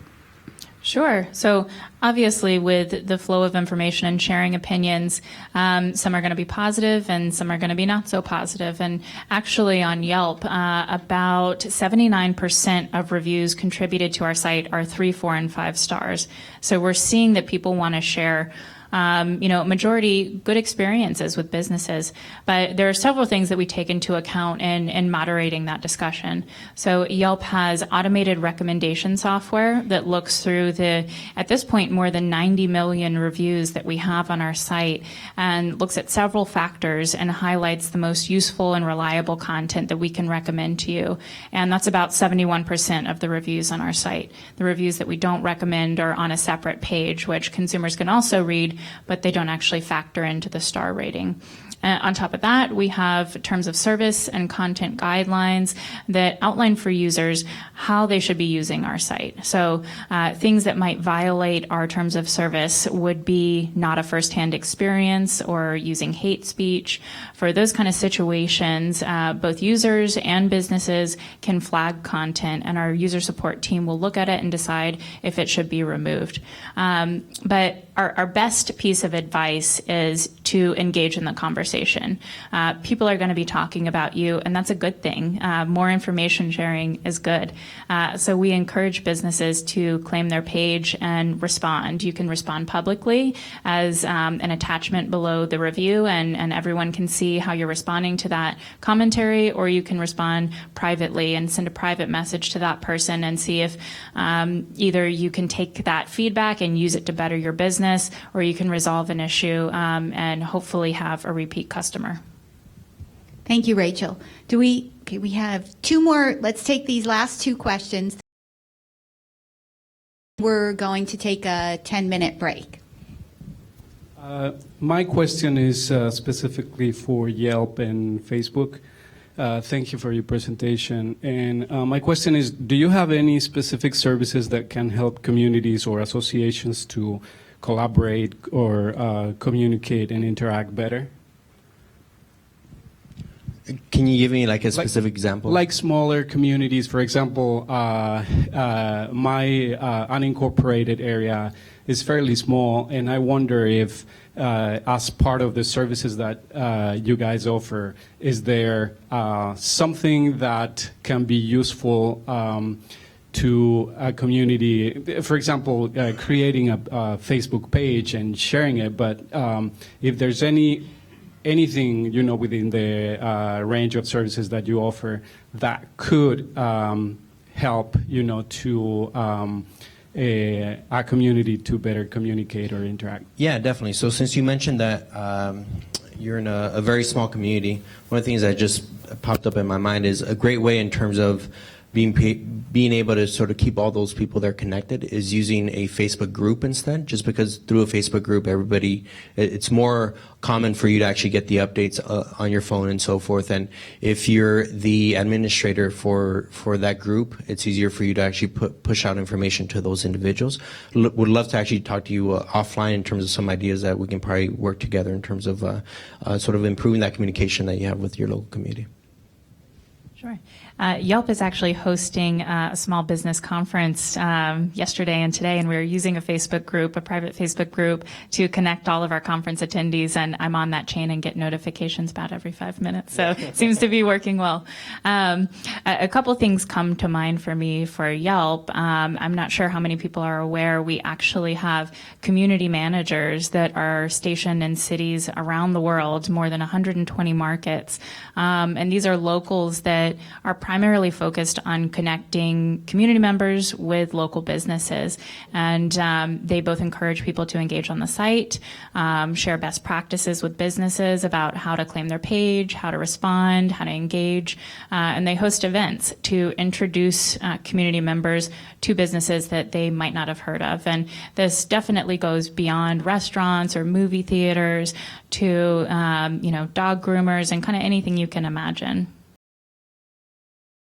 There was one final question here. I know you have a question. We'll have it at the break because this, if you could identify yourself, that would be great. Hi, I'm Amy. I work with the San Mateo County Health System. I manage our Facebook page. This is mostly about Facebook, but I guess it could apply to everyone, so feel free to answer. So we promote a lot of our posts, and we've noticed over time that they are not always as likely to show up in the news feed. And I totally get, it's hard to compete with cute baby pictures when you're talking about the flu or something, not as exciting. But how are you guys thinking about, like, if there's an emergency situation where, we need to get potentially life-saving information out to people? Is there a way to kind of bend the news feed a little bit to make sure that people get that kind of information? Yeah, that's a really good question. Just to give that question a little bit more context. So most folks that have a page for the past that have had their page for more than 2 years, many saw their reach drop, so their organic reach drop. And the reason for that, just to give you some context, is that on any given day, we can serve an individual with 1,500 posts. So those are the baby pictures and so forth. But we only have the capability of, an individual, just from our research, only has the capability of consuming about 300 posts. So it's sort of like a big disconnect in terms of how do you actually go ahead and balance that out. So even though we're a very innovative company, we haven't figured out how to increase people's attention span yet. So that's that's something that we probably won't be able to do. But that's very important. One of the tools that we just released, and I think there's going to be different iterations of it, hopefully in the future, is something called Safety Check. So Safety Check is something that we came up with. It's been enabled in different countries, and just to give you some context with Safety Check, it's primarily for natural disasters. So whenever there's a massive emergency where it impacts a significant amount of a population, we turn on Safety Check. People on their mobile phones are actually asked whether or not they're safe. So as soon as they indicate that they're safe, it gets broadcasted out to everybody in their network. So this recently happened with the hurricane down in Mexico, where many of you may have actually received this notification on your phone. So that's one of the tools that we've enabled. I think we do have to get better in terms of how we make sure that these emergency services, these messages get out. I think something that we've improved on is this whole idea around trending topics, right? So if there's a huge emergency that actually happens in a region, maybe it's not your page's post that gets promoted out, but because it is a significant issue that's been being talked about, then that's actually going to get out within that local region.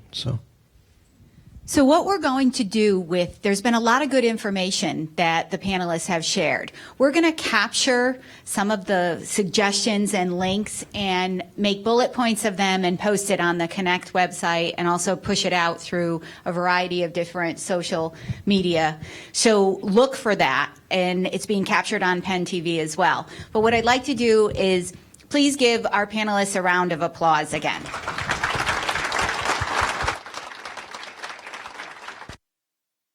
So thank you very much. We have 10 minutes until our next panel, and I know that they'll be around to answer any questions that you have. They'll stay up here for a few moments.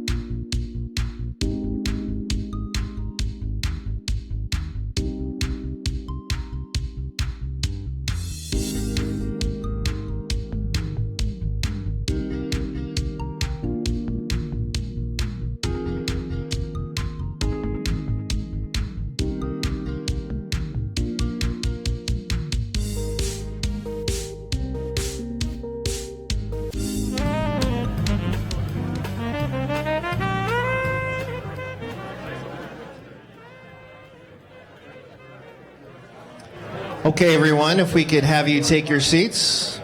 We're going to resume the program and stay on schedule. That's our primary task here today. If everyone could take your seats.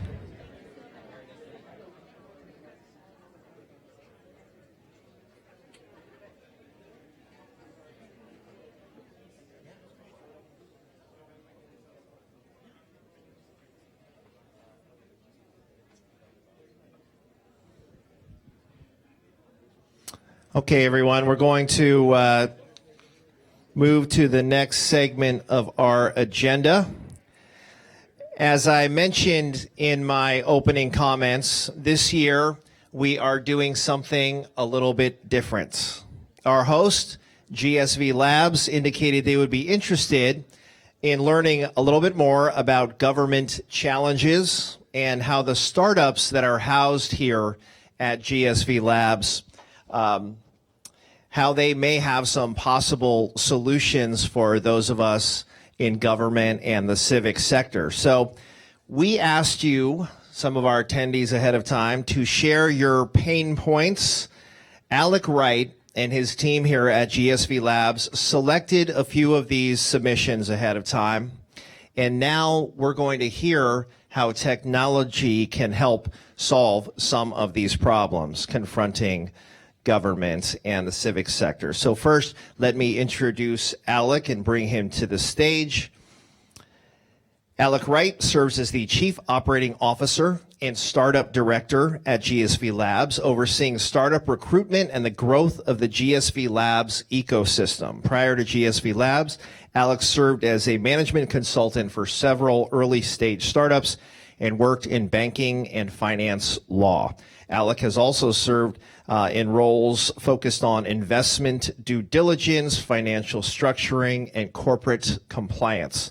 Alec also helps lead the GSV Labs Sustainability Lab, working with the Clean Tech Open to deploy sustainability-focused programming, mentorship, and business growth opportunities. A longtime sustainability advocate, he writes about clean tech innovation at the website greenchipped.com and has served as a judge for the Department of Energy's Flow Startup Competition. Ladies and gentlemen, please welcome Alec Wright.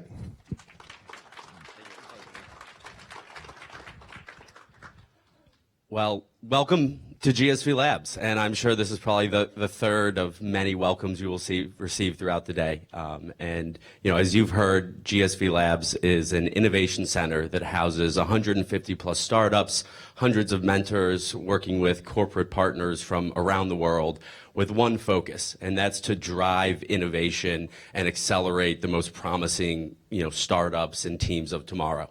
And so I was really excited when I first met the Connect 15 team, and they, gave me the opportunity to put together a couple startups, some from within the GSV Labs community, others from, that we've met throughout the years that we think have really interesting technology solutions that could help improve opportunity and outcomes in our community. And that's one of the areas where we think Silicon Valley, really has a lot of work to do. And so it's a great chance for, us to come and meet you all today, and then also for our startups to get a chance to really talk to you about what they're doing and the opportunities that exist. And so, we looked through the challenges that you put forward and selected a couple of those.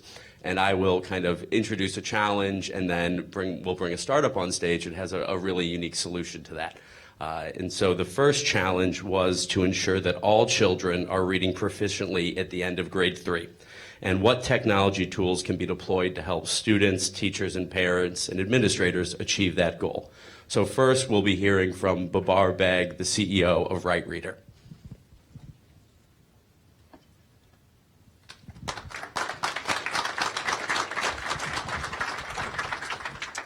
The clicker.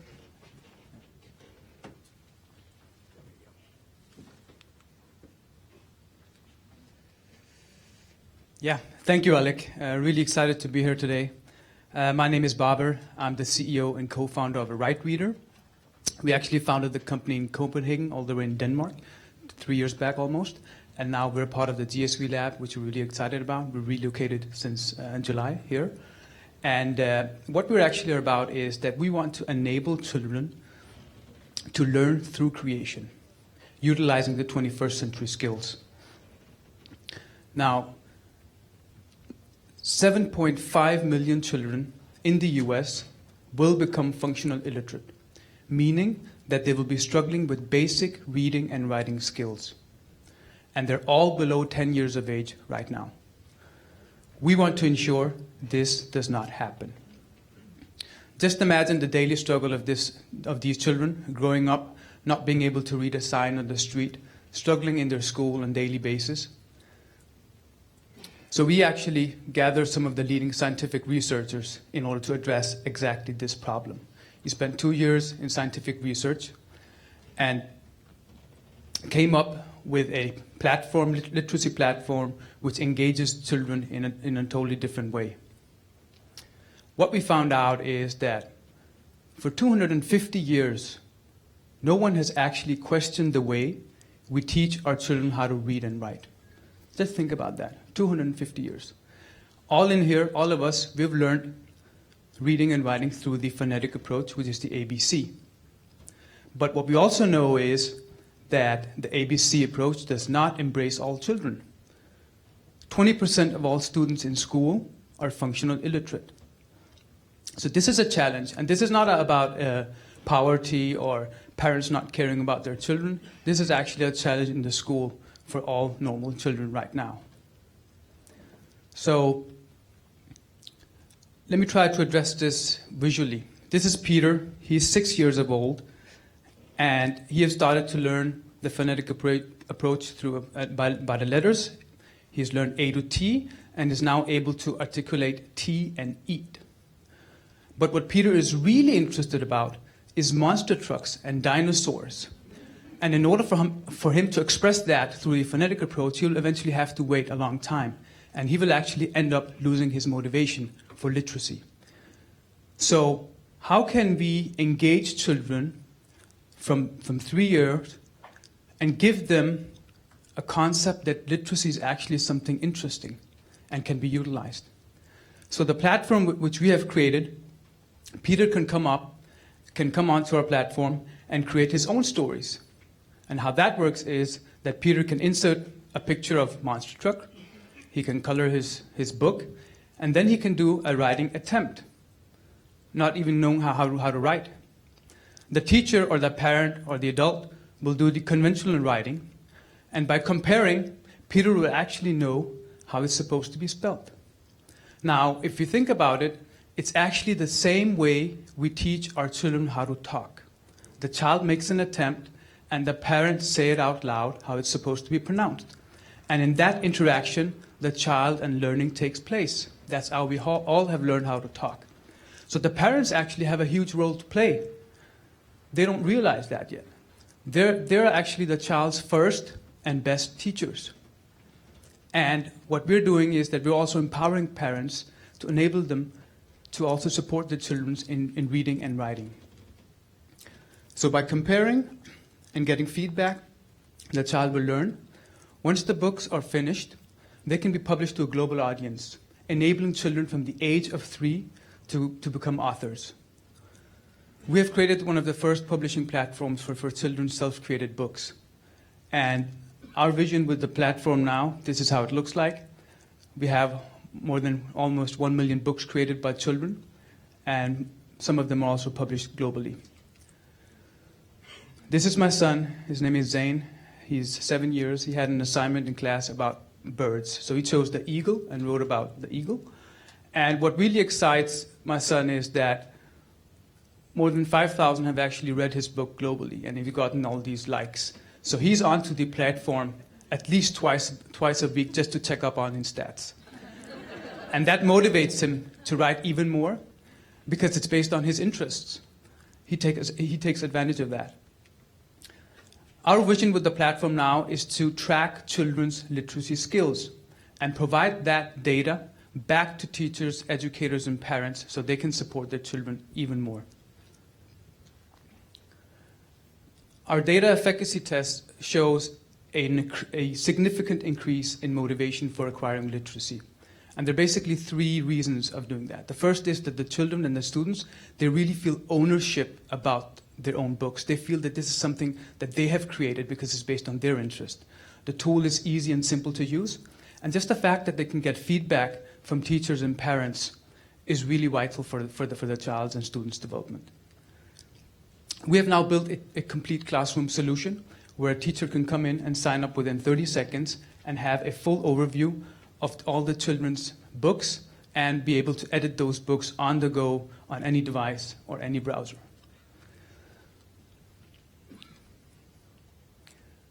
We have users in more than 40 countries and 1 million books created. The reason that we got declared the best literacy app in Scandinavia is because, unlike other literacy tools and apps, our solution actually encourages a conversation with an adult. Because as we know, learning takes place in an informal environment in interaction with others. Our team is experienced. We work with leading scientific researchers, and our founding team, we have Janice Madsen, who's been the teacher for the past 16 years and awarded the best teaching resource in Denmark by the Ministry of Education. And so our solution works on any device and any browser. And I just wanted to lastly here put some comments on about the technology and how technology can be used in the classrooms. So from our point of view, technology alone in itself is not the answer to the literacy challenge. So we need to actually think about how we're using the technology. There's actually scientific reports that states that the Day survey that, let's say, 85% of all the educational apps have no educational purpose. Just because a tool or an app looks good on a tablet doesn't mean that it's good for a child. There's one study that states that in best case scenario, the child will not become stupid of using all these things. So a tool or something where and doing that, but the child will have no whatsoever idea on how to relate that in a real life experience. So the technology has to be used with some real life examples and take advantage of the children's interest. And if you combine these two things, then we see an effect. So we're really excited to be here now. We are used in more than 700 schools in Scandinavia, coming on to the US, and I'm talking with educators, schools, districts. So I would really like to engage in conversation with you on how we could work together, to solve this literacy problem. So I would stop here and encourage the conversation. Let's have some questions, and then we can take it from there. Thank you.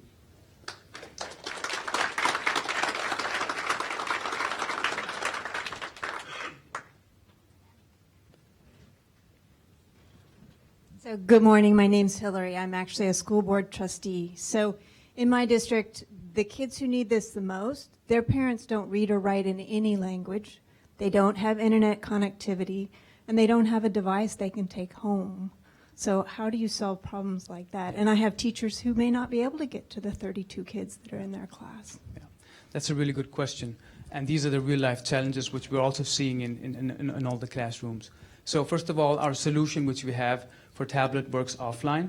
So initially you will need to have to log in, but once you've done that, you can actually work offline by creating your own books. And then it works like Google Docs, so when you have connectivity, then it will upload the books or whatever. The parent engagement is absolutely right. In some cases, the parents think that they cannot support the children, but they can actually. They can. They're the one who learn the child how to talk. So we see that some of the parents, they can support their children, and for others who can't, we actually have features for when we write, when the parent does the adult writing or try to do that, we also help the parent by correct spelling. So this is also something where the parents can actually also learn at the same time while they're helping their children. Yeah, there's a question in the back. Hi, I was just wondering, is this adaptive to like English language learners where like there's the kid, the natural language and then English afterwards so that it adapts to the classroom? Because like my wife's classroom has 4 different languages in it. Yeah. So currently it's localized in British English, US English, and the Scandinavian languages. We have a specially built keyboard with letter sounds and letter names. So while the child is typing or writing, the child will hear the letter names and the letter sounds. Because as we know, in English language, there's a lack of letter and sound match. So we're also addressing that problem. So we are planning to localize to other languages also, and Spanish and Chinese right now. Yeah, so it's a good question. So currently we're giving this away for free. So anybody can come up, sign up as a parent or teacher just to try it out. What we're looking for is making the product even better. So we're just looking for feedback right now. So in 2016, at some point, we will be adding a business model onto the tool, which will be around $2 to $4 per student per year. Yeah, sign up now. That's the key takeaway.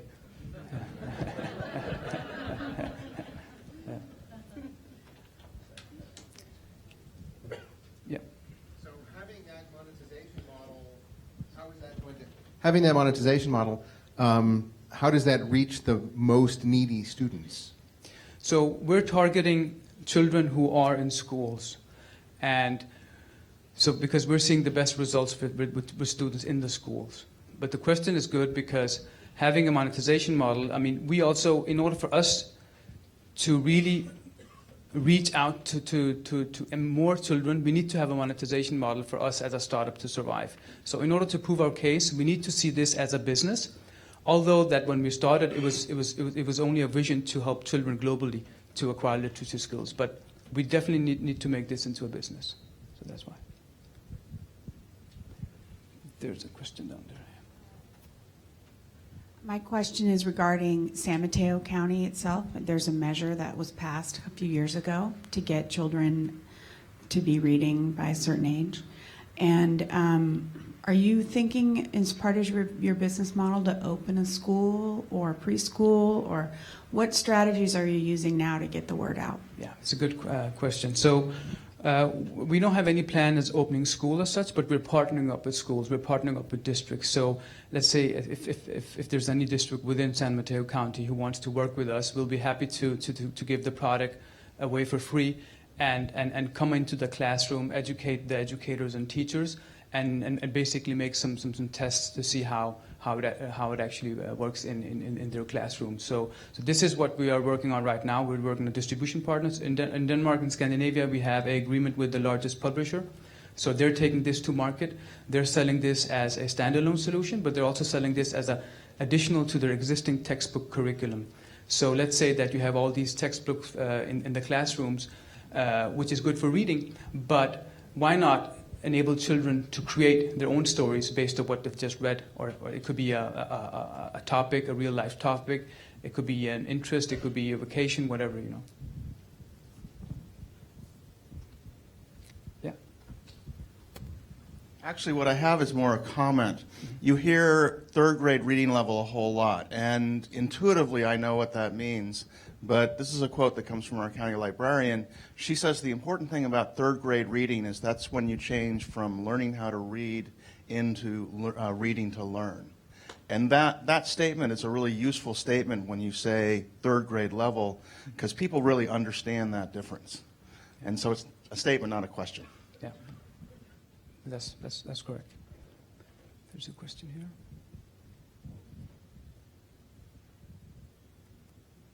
Speaking of libraries, could this be put on any library computers, this app, and maybe the librarians be trained to be the helpers? Yes, exactly, you can.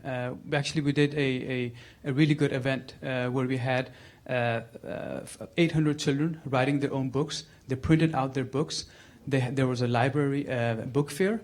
The mayor came, and 800 books was displayed. And this was really the magic moment of our tool, where the children have created something and they want to share it with others to show. So now the libraries are actually loaning out the books for other children to read and get inspired. So this was a really good event which we had in one of the largest districts in Denmark.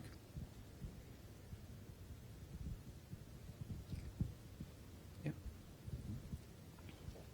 So the last question? Yeah. Yeah, let's just take the next one. Just curious, have you looked at utilizing that more as a collaborative platform? In other words, you have multiple authors for a particular group, for a particular book, and in this learning process? Yeah, so we haven't really, what we have thought about is to create different kind of themes. So basically, if child wants to get some inspiration, they can get inspiration. They can read some books on the platform and get inspired, and then create their own stories, basically. Yeah. Okay. Thank you very much for your questions.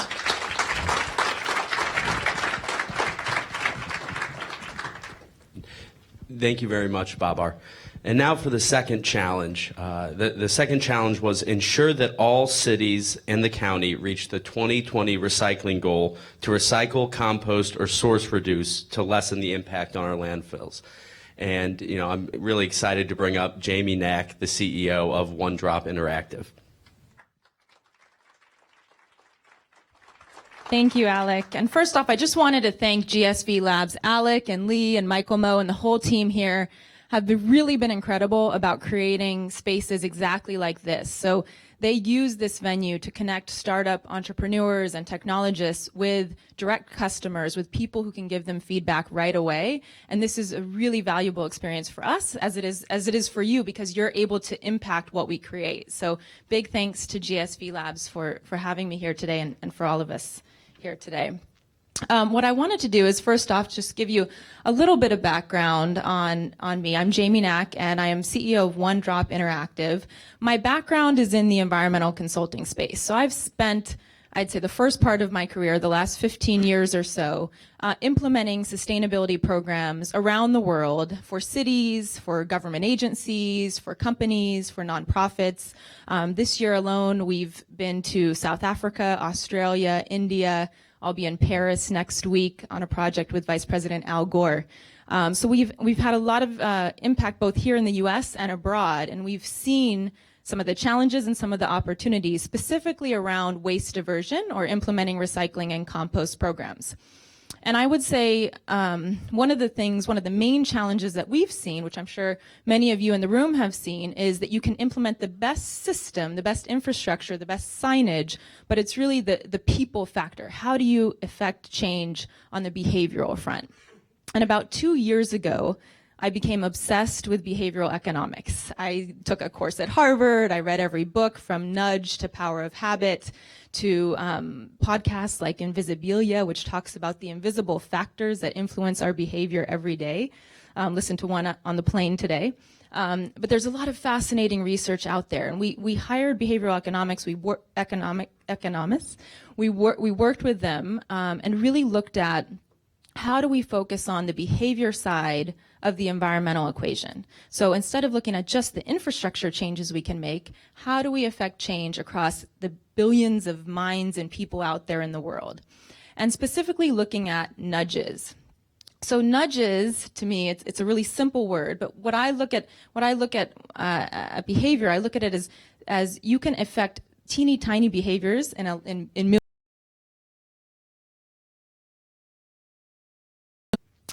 So first off, I'd like to reference one of the most successful cases of a nudge out there. Many of you might recognize this photo, which is Amsterdam. How many of you have been to Amsterdam? All right, so quite a lot. I know a lot of the hands were from women in the room, so this might not look as familiar to you as it does to some of the men in the room who have been to Amsterdam. This is an image of the men's bathroom in Amsterdam. So this nudge came about in the 1990s when the facilities manager at the Amsterdam airport was having this issue that happens at a lot of men's bathrooms across the world of the splashback factor. And the splashback factor was causing the facilities team to clean the men's bathroom twice as much as they clean the women's bathroom, more time, more labor, more water, more cleaning products. And so in the early 1990s, the head of facilities came up with a concept, an idea of a simple nudge, just providing a target. And that target, yes, that target was a little fly etched on the bottom of the urinal. And that's all he did. No sign, no messaging, nothing more than etching a simple little fly on the bottom of a urinal. And the reason why this nudge was successful is that it provided a fun, gamified experience, if you will, for the customer, so that the splashback challenge was reduced, and it actually led to a cost savings on labor, led to a water savings, and it led to a savings on overall cleaning products. And both the facilities team and the airport team was extremely happy about this. This tactic has been implemented from flies, other icons all over the world since Amsterdam had this successful nudge. The three things I'd like to point to with this nudge, which we'll reference later when it comes to recycling and helping the city governments here reach our 2020 recycling and compost and waste diversion goals, are three things. Number one is it was subtle. So it wasn't an order or a directive or yelling at the customer or the resident, you must recycle, you must do this. It was a very subtle sign that allowed them to change the behavior to the directed outcome. So it was subtle. Number two was it was framed toward the desired outcome. And I think that's really important. A lot of times what happens is designers or systems architects and infrastructure folks, they'll say, okay, we really want people to do X behavior. And so they come up with a solution, but they forget that it's actually not getting them toward the desired outcome. And then number three is it was fun. So make it fun is a really important part of a nudge. This was something that a lot of the users or the customers here reported that it was fun. It was a, if you will, gamified experience. An example of an unsuccessful nudge, specifically focused on the water problem. We're here in California, so I thought it would be important to mention. And these are some that we've seen over and over again. So this is an image of the button on one brand of a dual flush toilet. So this design makes sense. You know, you look at it, you're immediately drawn to the small means a small flush, the large button is the large flush, so it should make sense from a design perspective. But from the usability perspective, the desired outcome doesn't happen because people usually use their thumb. The easiest behavior is to just put your thumb on there and you press the big button and you get the big flush, which is the undesired outcome. Same thing here. This is another brand of a dual flush toilet. It's a lever that is made so that it's designed so that when you kick it down, it's the big flush and up is the little flush. So for most of the women in the bathroom here, when we use the old levers that look just like this, we kick it down. We use our foot. We never touch that thing. So the behavior that we're used to is actually the undesired behavior, kicking it down, which is the large flush. More water, not the desired outcome. And this is just straight silliness. I don't know if you can see it there in the background, but it's basically a toilet that has the sink built in on top of it. Basically, you're washing your hands or brushing your teeth or doing something very strange with the water that's being repurposed from the toilet. So I don't think that design will work very well for many audiences. We've seen the same when it comes to recycling, compost, waste diversion programs. A lot of times, if you're someone like me, if you work in this space, you always look in a recycling bin just to see how it's working. And you see an image like this on the left here. It's a mess, completely contaminated. You'll see recyclables, you'll see what could have been compostables, and you'll see waste. And so what happens is this stuff gets then taken to a MRF, a municipal recycling facility. It's either sorted or a good portion of it might end up straight to landfill. You also see examples on the right there. The upper right corner, that's a Japanese city recycling system. You really need a handbook to understand what those 20 bins mean in order to get the system right. Chances are there's contamination there.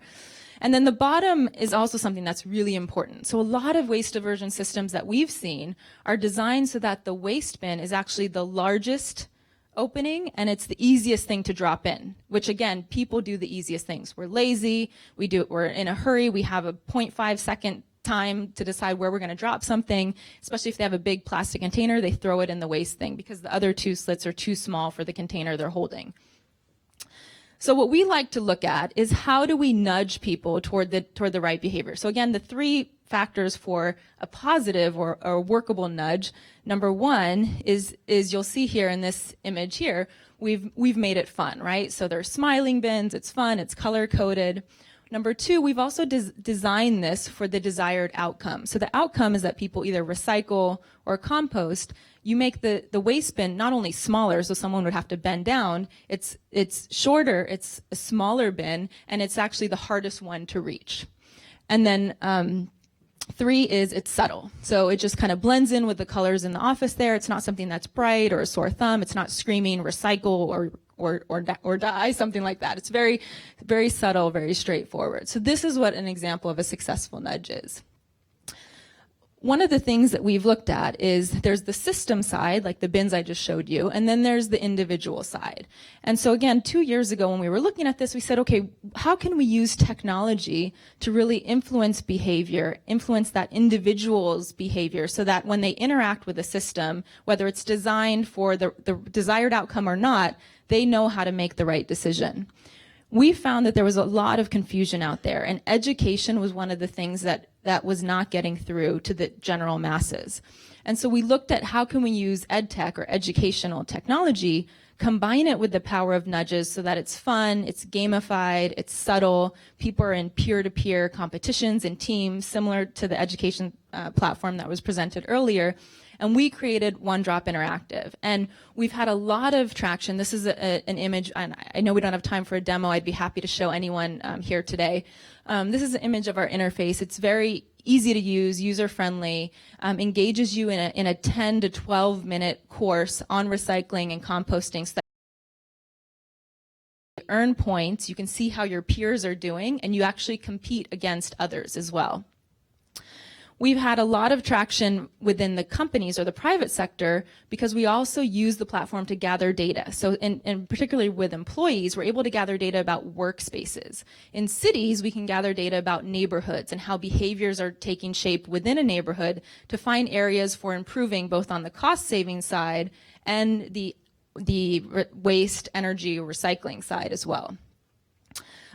We've gotten exposure to a global audience through companies like Accenture and many other corporate names, especially out here in the Valley too, tech companies that have really found that using technology that's educating and engaging their employees is a great way to increase knowledge and increase, again, that desired behavior of waste diversion.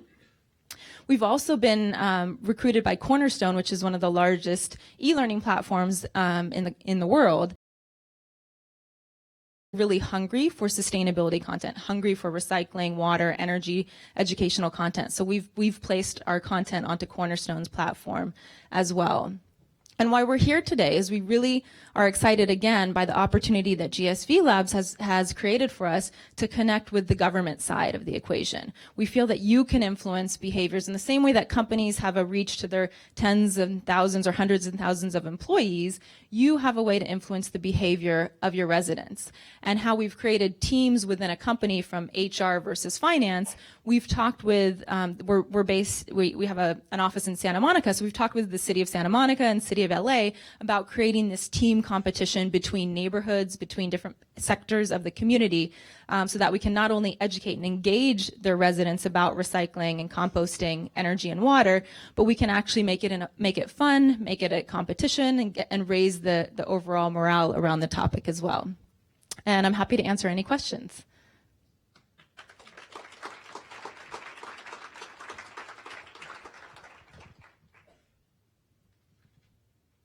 Any questions? Yeah, right here in the middle.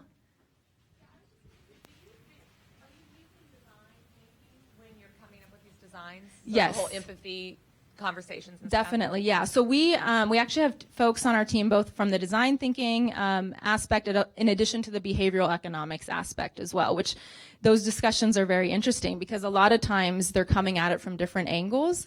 But in my mind, I've never seen that discussion happen before. So I think it's really important to be able to have that discussion and then bake it into the technology as well. Any other questions? Oh, yeah.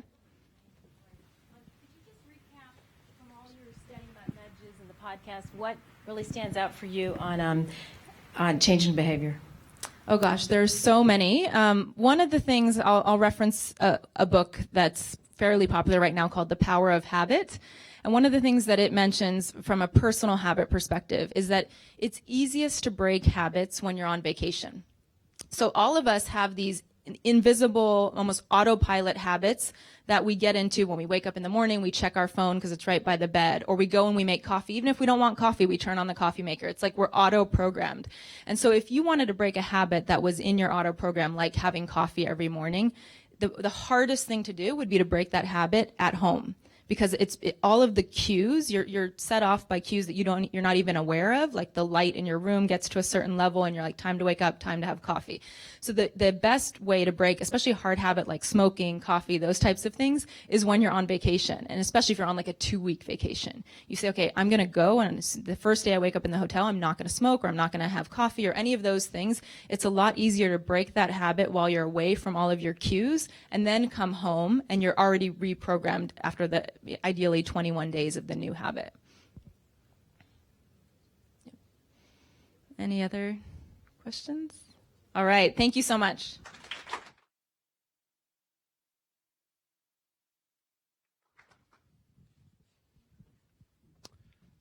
Thank you very much, Jamie. For the final challenge is focused on early childhood education and how do we encourage more talking, singing, writing, dancing, all interaction for children under the age of 5. And so, I'm really, excited to introduce Paolo De Bellini, the CEO of Herokins. Thank you very much, Alec. Hello, everyone. So when it comes to children and technology, there's this ongoing debate or whether or not technology is bad for children. The most ironic and controversial thing about this is Steve Jobs, the inventor of the iPad, didn't let his children play with the iPad, which is, quite controversial. The question here is not really if technology is bad for children, because it reminds me of like 10, 15 years ago when we were talking about whether or not the internet was good for the whole humanity. So it's how you use it, basically. And that's why, sorry, where's the, I forgot about this, sorry. When we look at children and technology today, what do we see? So, well, it's easy to picture a lot of children get hypnotized by iPads, smartphones, whatever. But it works both ways because, believe it or not, also children believe that their parents are spending too much time on their smartphones. And that's actually 55%, more than 1 in 2. And I think this is increasing, by the way. But at the same time, as I said, it's not whether or not technology is good, but it's how you use it. And we believe, at Herokins, we believe that there's a way to use technology to really enhance real-life experiences. And so that's what this is, so our mission is to create technology that really helps children develop their persona and foster the relationship with their families, with their parents, and with the world around them. So what we created is Herokins, and so it's, actually I can show it to you. So these little 2 toys, so you can see them here, and so these are 2 wearable smart toys. They are companions that guide children throughout some very important key milestones of their education, and they are connected to an app, which is an educational tool for parents that help parents grow, teach, and bond with their children. So how it works? So basically, we provide stories, we call them Story Quest, that parents read on the screen. The smart toy is synchronized, is synced with the story and it's acting out what's on the screen. Through voice, through lights, and so on. And the most interesting part is that the kid, by wearing the toy on the wrist, is able to influence the story. So we have like a proximity sensor, we have a motion sensor. These sensors basically, they bring the story to life. So all in a sudden, the children is not just passively reading from it. So it's a learning by doing experience. And this obviously it's helping the child to really understand and develop his or her persona. And this goes back to a couple of years ago when I was on a hike with my nephew, 5 years old, was super grumpy. He just didn't want to walk. And my sister, she had another two to take care of, and so she was just yelling at him. So you can just, that's a perfect recipe for a disaster. So all in a sudden, completely by chance, I invented a story whereby to get to the top of the mountain, there were, monsters, villains, and magic castles, and so on. All in a sudden, he was so motivated to actually literally run to the top of the mountain. And he wanted to do over and over again. So I just couldn't keep up with that. But I was like, wow, imagine if you can turn every teachable moment, any life lesson into a great story that kids are gonna intrinsically motivate to do it. This is not rewards. This is not, I'll give you a candy if you walk on top of the mountain. This is not like, whatever else. This is like purely the motivation of the children, of children to do it. So the way it works, basically, we work with UC Berkeley on this. So we have mapped out the child developmental milestones up to 6 years old that are very important for children to learn. Then we have a team of writers and illustrators in Hollywood. So they take these milestones and they transform them into captivating adventures. And then through our HeroKins, patent-pending HeroKins technology, we basically take these stories and we bring them to life in a way that children are protagonists of their own journey of growing up.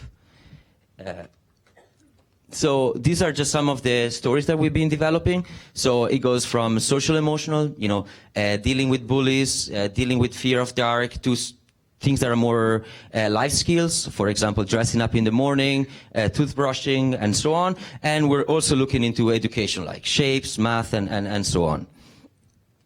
So to conclude, imagine a world where, toys are companions that truly respect the child uniqueness, companions that, are not treating kids as robots, and companions that are not putting unnecessary pressure on the child. We want to create that world. We want to create that world where technology is really empowering children and is really connecting children to their family and to the world around them. Thank you very much.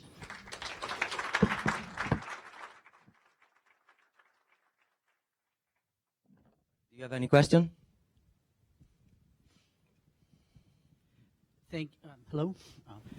Well, that's all. So thank you very much. So you had mentioned right at the beginning, which piqued my interest a little bit. You were on your introduction, you were talking about the concern of the disconnect between children and their families due to technology. And I'm just wondering, just because you have said that, are you finding this to be a topic of conversation when you're presenting your product either to communities and or to funders? That's a very good question. Yes and no. I mean,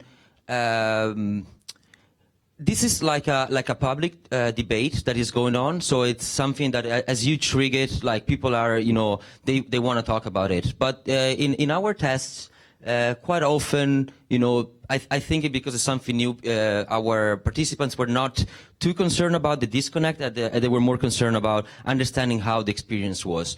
But, as you trigger that, yes, it's like opening, a can of worms, and there's like ongoing debate for forever. So that's, it's like something that is, it's there, everyone can see it, but not too many people are talking publicly about that. But you just go on Google and you type kids and technology, and you can see like the first 1,000 results, and they're all about concerns and blogs and where parents are asking, so it's there.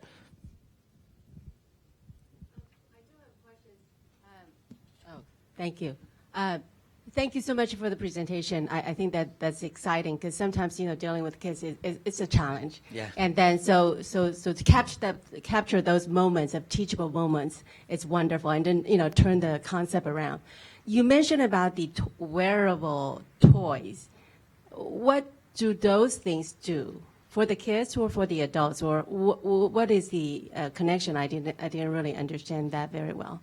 the connection. So basically, the child is wearing this toy, and this toy is participating to the story.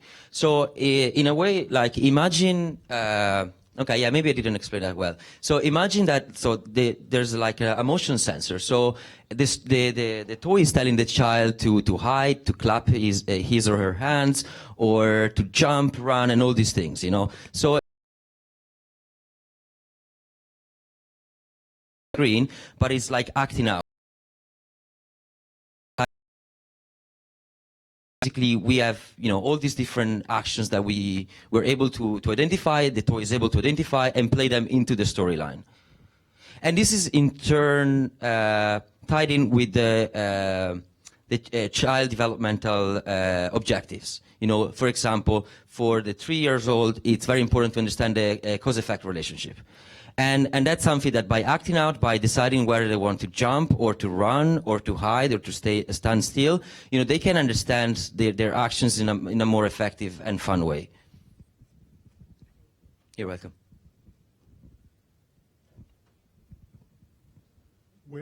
How do they wear the toy? Where do they? On their wrist. Yeah, we did it on the wrist. Well, at the beginning, we were thinking about a clip, but since we have a motion sensor inside, it's much more accurate when it's on the wrist, like a Fitbit, and that's basically the reason. But it's removable, so they can use it as an action figure.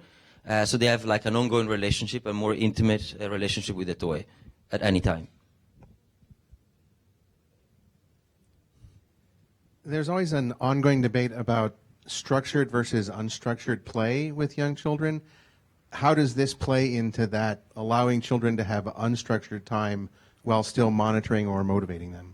That's a very good question. So I think that the role of the writer is really to guide people in general into the story and let everyone use their own imagination to picture how the story is then moving forward. So when we read a story, we have the so-called mirror neurons that are actively participating into the narrative. So it's really just the task of the writer to trigger them. So that's something that actually we were debating a couple of weeks ago, because there are toys like a Playmobil or Lego, which is completely unstructured, and there are like toys that like Star Wars toys or these kind of things that they have like a more structured play. But eventually we found out that kids, you just give them something, you just provide the source of inspiration, they will play as they want. So I think that's the beauty of it. I cannot really say there's like a better or worse part.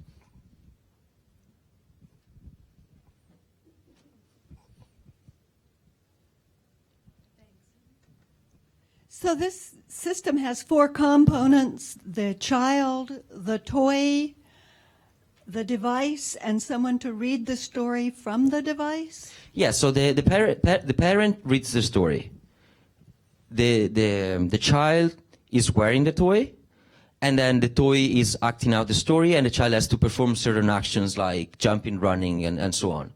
And of course, the child imagination is very important as well, because the toy will say, hey, you need to hide behind a tree. There's no tree in the room, but they see it, and that's the best thing of all.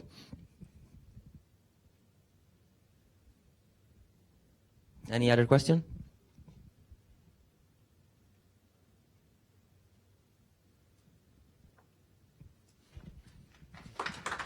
Thank you very much.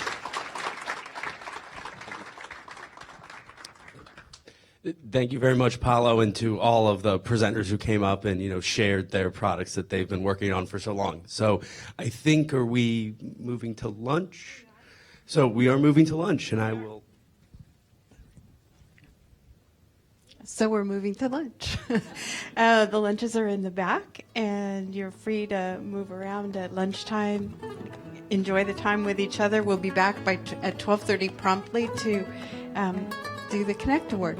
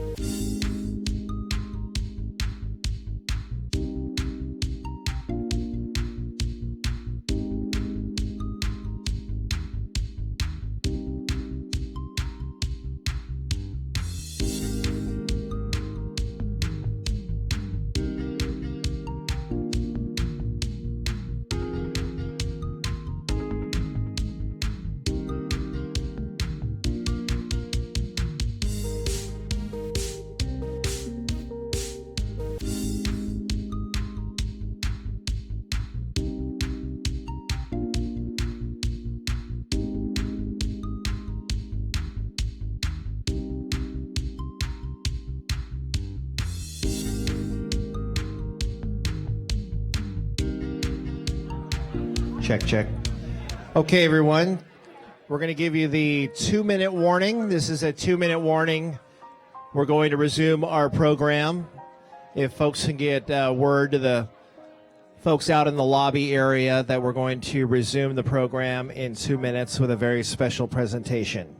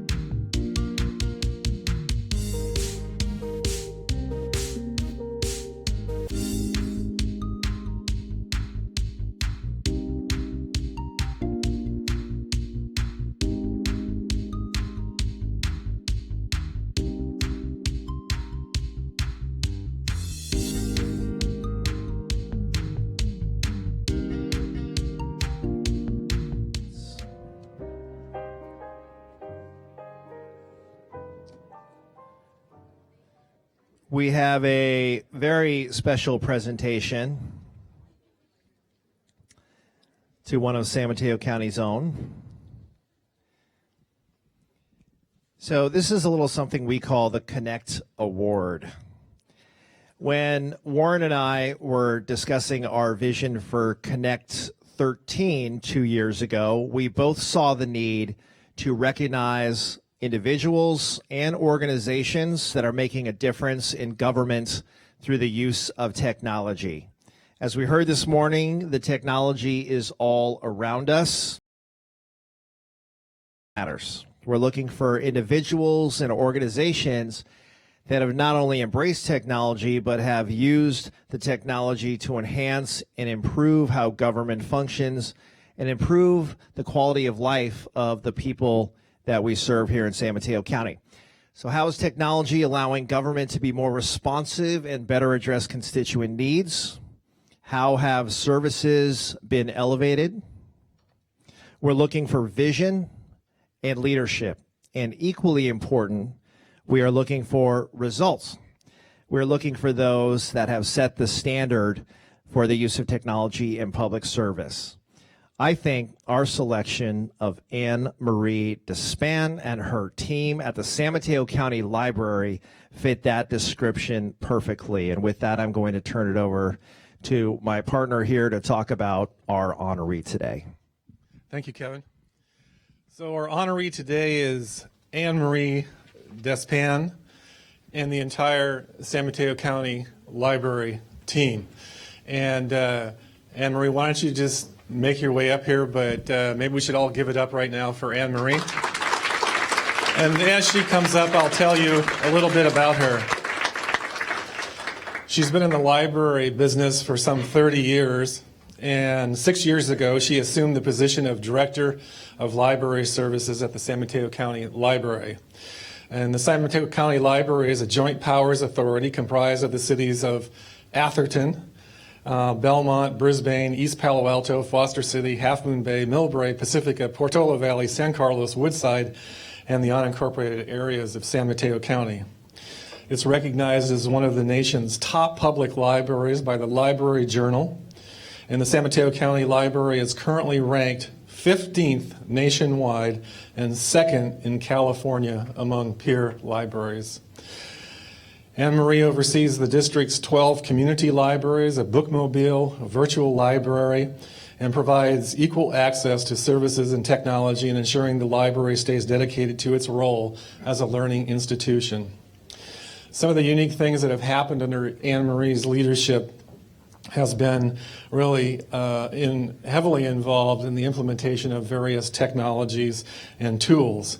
And let me just share a couple with you. She increased the bandwidth I'm not sure what this means, Kevin. I'm just kidding. At all libraries. She launched a laptop e-reader and hotspot lending programs. Let me share with you just for a moment what that is. Kids without access at home, internet services at home, can check out from the library's mobile hotspots. So they can take the mobile hotspot home and have internet access. How cool is that, right?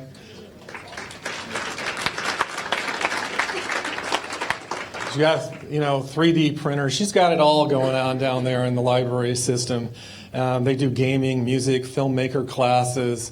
They have early literacy applications for education of the young folks. And they have really great programs throughout the system for kids. This summer, they did, as well as last summer, a summer reading program for kids at the libraries, North Fair Oaks, East Palo Alto, and other libraries throughout the county.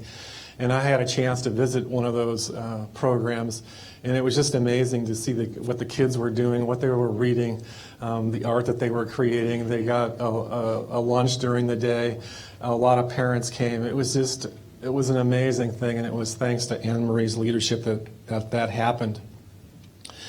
As one of the largest providers of free internet in the county, San Mateo County Library offers over 500 public computers and provides thousands with wireless access every day. Anne Marie holds a master's degree in library science from Emporia State University and a Bachelor of Science in Management from the University of Utah. I don't know where Irving Torres is, but go Utes, right? Throughout her career, she has championed risk-taking, increased access for all, created welcoming spaces that promote community pride, and expanded the library's role as an early learning leader. So with that, let me call Anne Marie up here and just say, Anne Marie, on behalf of the Board of Supervisors and the California State Assembly, if I could talk for the Assembly, congratulations on this award, and thank you for setting the bar so high for us all.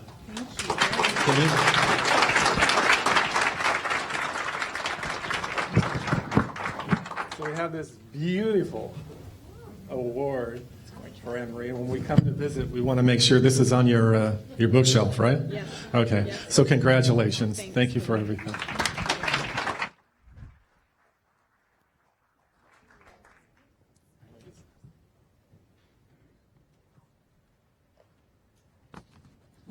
Is this on? Okay. Thank you, Warren and Kevin. This is such a great honor. I'm accepting it on behalf of the San Mateo County Library. There are some governing board members here today, as well as operation committee members. And then one of our staff members. I mean, none of this could happen without an amazing staff. And so I want to make sure that I introduce Sylvia Urena, who's in the back. She's our IT manager, and she's our IT manager, and working with a very small staff, they have really pushed the tech revolution at the San Mateo County Library and created a reputation in our organization throughout the profession as an innovator and a leader. I want to just share two stories. I am just so thrilled to be here and hear the conversation about reading, early literacy. It's been a treat. This is my second year, and it's a wonderful conference. So it's really great to also be honored as well. There are two stories because the theme is changing environments and how technology has changed the way we do things. Libraries are an amazing example of that. I have worked in libraries for 30 years. I often don't like to say that because it dates me, but I started working in a public library as a high school student, and one of my jobs was to stamp those date due slips. Do you remember those? In the back of the pocket, in the back of the book, in the pocket. I remember when we transitioned to computer generated. And now we don't even have date due slips anymore. You can sign up for a text message and get notified before your books are even due. And with the return of a text message, you can renew all your items.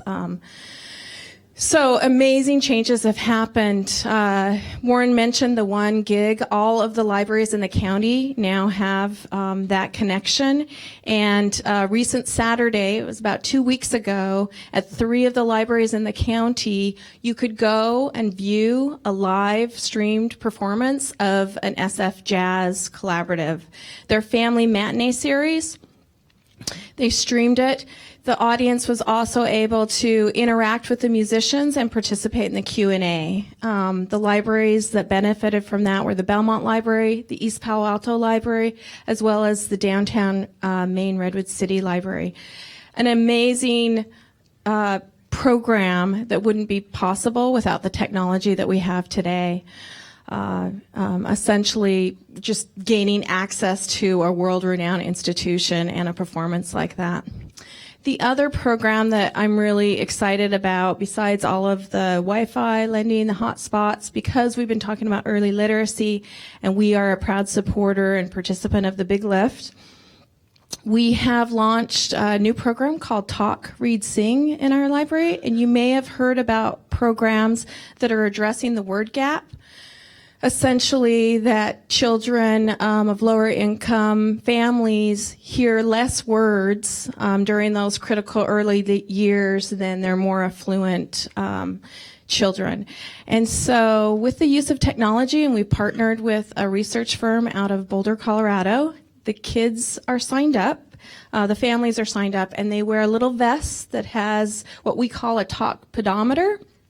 And it essentially records the number of words that are spoken in the home, and then we set goals with those families to exceed those. And we've had 1 round of program, and the results are just astounding. 70% of those families have met those goals.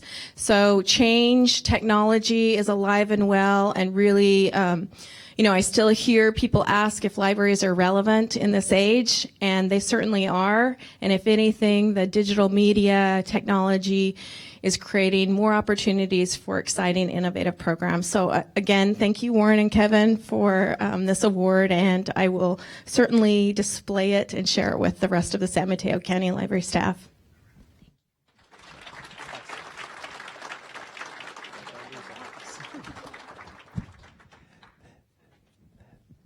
Okay, thank you so much. Libraries truly are beacons of democracy, and more important now than ever before, and we're so very proud of our work at the county library. So we are going to transition to our next panel entitled The Next Frontier, Open Data, Big Data, and Data Sharing.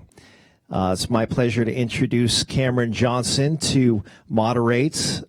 With all the talk about data, we thought a conversation about what the terminology means and how information can be harnessed would be useful to those of us in government. So our moderator, Cameron Johnson, was elected to the San Carlos City Council in November 2013. For his day job, he is Director of Product Innovation at Netflix. Prior to Netflix, Cameron was Director of Product Management at Yahoo. Cameron also serves on the San Mateo County Mental Health and Substance Abuse Recovery Commission. He previously served on the San Carlos Economic Development Advisory Commission. His Twitter profile begins 1 foot in Silicon Valley, the other in City Hall. Cameron has an MBA from Stanford and a BA in political science from Reed College. I'm pleased that Cameron could join us today to bring us his experience and insight in both public and private sectors and provide some insights into how to harness the power of technology for government. So Cameron Johnson, come on up.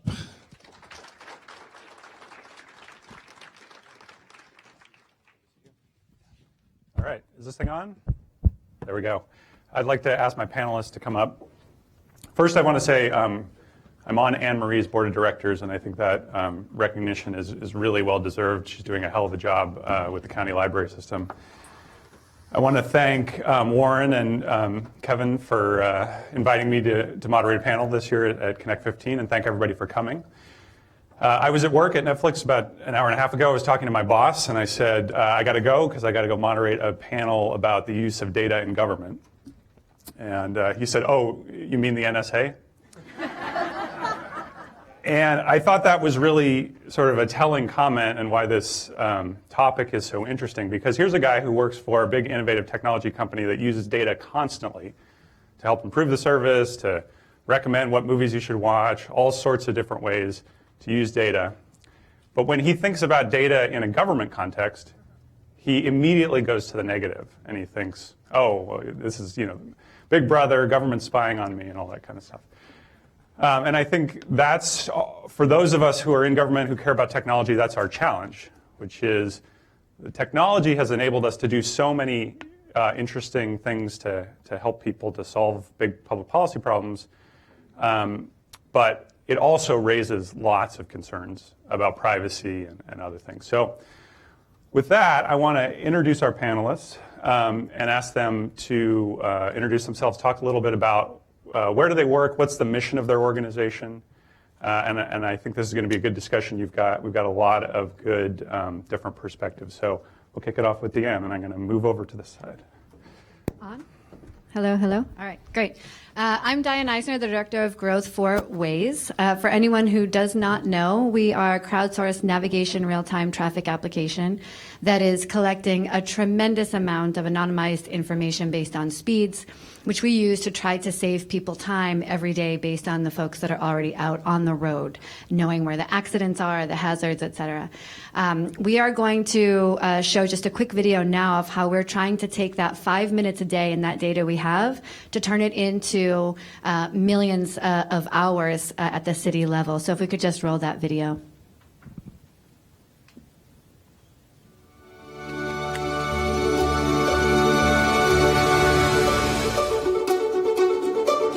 CCP is the next natural evolution of Waze, right? So Waze itself, you have all of these users that are coming together in this driver community and sharing information to make things better for each other.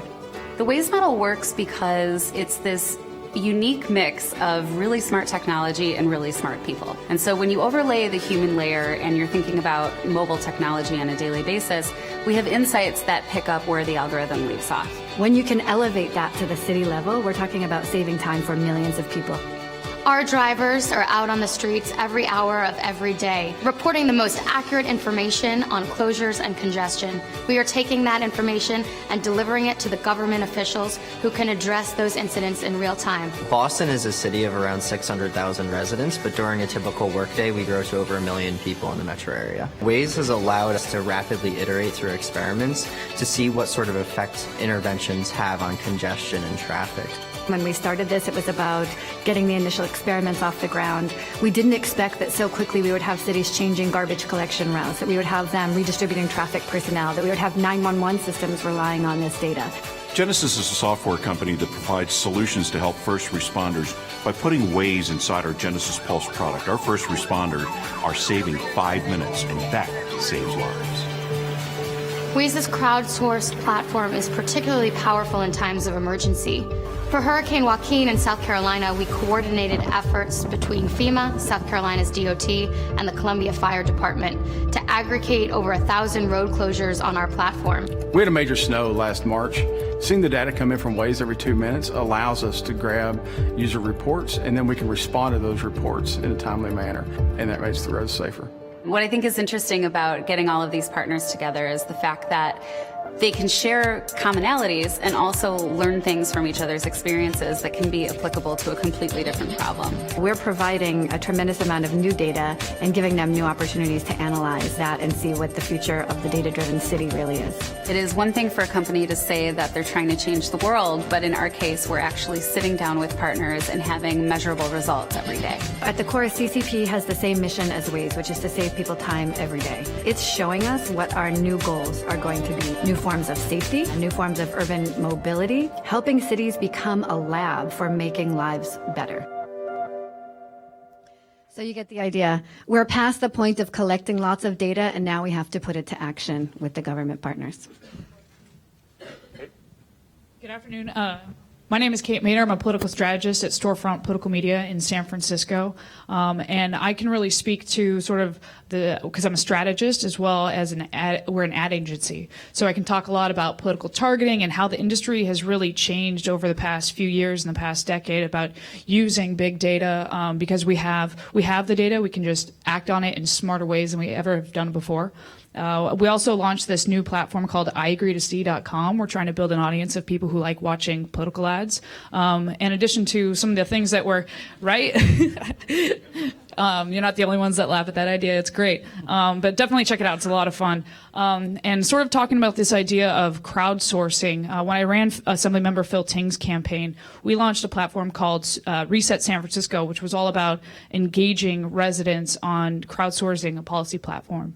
So looking forward to our conversation today. My name is Lauk Nguyen. I am the Director of Child Welfare for the County of San Mateo. I'm based out of the Human Services Agency. And our primary goal is really child protection. So some of you may have heard the term Child Protective Services, et cetera. So our staff are responsible for looking into allegations of child abuse and neglect, and then trying to address some of the issues and making sure that children are safe. Mike Doherty from OpenGov. A pleasure to be here. And OpenGov is a software as a service that helps governments tell their story, the enterprise and the public, where the money comes from and where it goes. And we were actually founded in the aftermath of the Great Recession, as a couple of Stanford students won a grant to try and study and make sense of some of the financial data within government, to try and see if there'd be ways to better forecast, events like the Great Recession. And what they found was there are a lot of stovepiped accounting systems, enterprise systems that are very difficult to get information out of in ways that are meaningful for department heads and the public. So we work with our customers, or 500 or so around the country, to help them not only enable the enterprise to have quick and easy access to the data and information to make better decisions, but then also to translate to the public to help them tell their story to the public. All right, great. So let's dive in. So Diane, can you, from a sort of through a data lens, can you give us a peek under the hood of how Waze works? And in doing so, can you talk a little bit about what does the term big data mean to Waze? Sure. So for those of you who have never used it, it's like any navigation service on a mobile device. You tell it where you want to go, so I type in SFO. And as you drive, it's giving you speed information. It's calculating the route based on all the other drivers that are on the road using the app. So you don't have to do anything. Don't touch it. Just listen to turn right, turn left, and it's all entirely crowdsourced. If you're not driving, or there's a gesture-based method as well, where you can report on traffic, report on a hazard, report on an accident. So that's giving even more information out there. So really, there's no behavior change required. You just kind of turn it on, drive, and you're guided by all of the information of the other drivers out there. Big data to us just means, how can you get the amount of information? So it's basically like this. What we used to have were sensors that were in the roads and major highways, or on primary roads. But this is not scalable, and it's too expensive from a physical infrastructure perspective to rely on. So if you can actually tap into everyone who's already driving in the road, that's going to give you a quantity of data you've never had before, and give you real information about where roads are needed, where the closures are, whatever it is that you need to keep people on the move on the road. And so that's really it for us. Great. So, one way to think about it is, well, everyone's got a smartphone, right? So we can collect this data. Could Waze have existed, 10 years ago? And beyond just the smartphone, are there big technological leaps that have allowed you to kind of pull all this information in real time and be able to present it back to people? So no, it couldn't have existed 10 years ago. Waze is not a new idea. We've been talking about this for over 10 years. But without the pervasiveness of the smartphone, you just didn't have access to that much information from the crowd. It was too much friction. And you would have to ask people to type. Well, there were all kinds of bad things that shouldn't happen. So the smartphone helped that. In general, cloud computing, being able to aggregate all of this information in real time, provide it to somebody at such a fast pace, right? And that amount, and all over the world. If it weren't for the cloud movement, we wouldn't have been able to do anything with this. Great. Okay, Kate, so I'm an elected official. How many elected officials are in the room? Raise your hand. Wow. Okay. So I think we should hit you up for some free political advice. That's what I'm here for. So, if you read the newspaper, it seems like, whether it's the Obama campaign or whomever, we're doing super micro targeting, figuring out voters what magazine subscriptions they use and compiling all that information. How much of that are you seeing on a day-to-day basis, and how has the use of data in political campaigns kind of changed over your career? Well, for anyone who's really paying attention to the 2016 election cycle, you know that more money is going to be spent on political advertising than ever before, tens of billions of dollars. And what it really comes down to is a few things. One, people are now empowered with the tools to opt out of political communication and advertising in general. You have DVR, you have ad blockers, you have direct mail. We're getting saturated, so we're just throwing away. Nobody's actually looking at it. And now with, big data, you have access to the voter file. For all the electeds in the room, you know that. You can see voting history, and you can see who's likely to vote, what their demographic data. But now by partnering with, at Storefront Political Media, one thing that I've done is I've built an influencer database. I've mapped out who the most influential people are in California. And what I've done is that I've taken, this is where the NSA kind of comes into play a little bit, right? But what you can do now is that you can take the voter file as your base source of data, and you can match it with third-party data to kind of do some persona targeting. Can you give some examples? Some examples, all right. So, Twitter, any kind of data on Twitter is public. And some of you know about clout scores, and it's their own internal algorithm of what you're influential about. And now imagine if you can overlay that with the voter file. And when you're running for office, you don't want to talk to everybody. You just want to geofence certain zip codes. So I can say, hey, candidate X, here's a list of the top, and you can create these scores and algorithms, and here are the top 100 influential people on the environment who have 1,000 or more Twitter followers in these zip codes. Why don't you give them a call and invite them to your environmental town hall? That's just one example that we can do at a really micro level. And going beyond that, some other growing challenges, people aren't in front of their TV sets all the time. So you have to have this multi-channel approach when you're doing advertising, right? From the mobile targeting to TV to pre-roll, you name it. I can go on and on. Let me ask one follow-up question. So on the targeting piece, when you're trying to get that political message, what kinds of data are you queuing off of? What do you know about me that means that I'm going to get this ad on my phone or on when I go to, whatever website? Well, in addition to traditional research methods, right, like polling and that sort of thing, studies and media consumption is changing, and then you can follow those trends. For example, I know that you're a young person. I could probably predict that you don't have a landline phone. I don't know if you have cable, see? And so, I probably would just serve you some mobile ads and figure out, well, how do you spend your day and how do you consume your media, and then target the right message with you in that way. Great. Wow, amazing. All right, switching to Locke.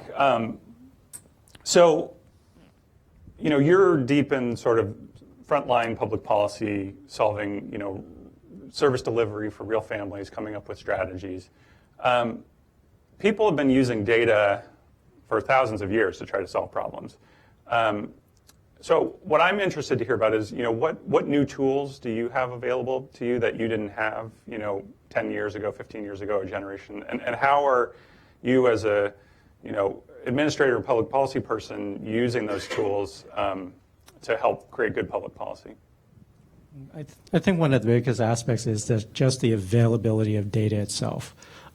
Years ago, we used to essentially have to go to staff who would go into files, manual files, and pull out pieces of information and then send it to somebody else to try to compile that information. Now we have just a sheer, lots of information that is out there. For example, we know that San Mateo County has over 750,000 people in our county. It's the 14th largest county in California. It is actually larger than 4 states, so we would actually be state number 47 in terms of that. But if you looked on the child welfare side, in terms of foster care rates, we actually have the 4th lowest foster care rates in California. And we're only larger than counties like Alpine County and Sierra County, which have no children in foster care. So the availability of the information is out there. We just have to try to leverage that. Another example is that we look at unemployment and the economy. And part of the reason why we look at the economy is that there's this notion out there that as the economy gets worse, there's more child abuse and neglect. And as the economy gets better, there's less child abuse and neglect. And if you track unemployment nationally, California, et cetera, every recession that happens, after the recession, there's this peak in unemployment. So technically, there should be sort of this trend that you see as well. So one of the, yeah. Could you cue up the next slide, please? So my colleagues here can't see that, but what I'm showing here is from 2005 to present. That green bar that you see is the last Great Recession. And what you see in unemployment is this fall or decrease in unemployment before the recession. It rises and it peaks after recession, and then it falls again. And if I was doing trend analysis using big data, child abuse and neglect cases should fall and rise at the same level. What you actually see is this. Okay, it's the exact opposite. Hopefully you're able to see that, right? Just double check here. It disappeared. There we go. So that blue line that you see there is actually the number of open child abuse cases, and it's the exact opposite. The mathematics, for those of you who are interested in that, basically says for every 1% rise in unemployment, I'll see an actual drop of 46 open Child Protective Service cases, and for every fall or every decrease of 1% in unemployment, there'll actually be a rise of about 46 cases, and that's been true in the last 11 years. And so if I were to look at shared data and say, well, there's all this information about unemployment out there, and if I had unemployment and if I were able to work with you, the business community, and see that you had all these job openings, I should be able to match those who are unemployed with those available jobs. But according to this, as soon as I do that, I'll drive unemployment down, and guess what? My Child Protective Service cases will go up, right? So that doesn't make sense. Part of the reason why we may be seeing that, at least here in our county, is that as the economy is getting better, people are getting jobs, but they're not getting $100,000 jobs. They are getting jobs that are disqualifying them from the safety nets of federal benefits. So we've actually heard anecdotally about people who have gotten a promotion to supervisor, and they've gone to their employer and basically said, you know, give me the promotion on paper, but don't give me that $200 a month salary increase, because that will kick me off benefits in terms of that. So, but one of the nice things that Dr. David Satcher, who is a U.S. Surgeon General, said a number of years ago was that there are certainly risk factors, right? Poverty and things of that nature.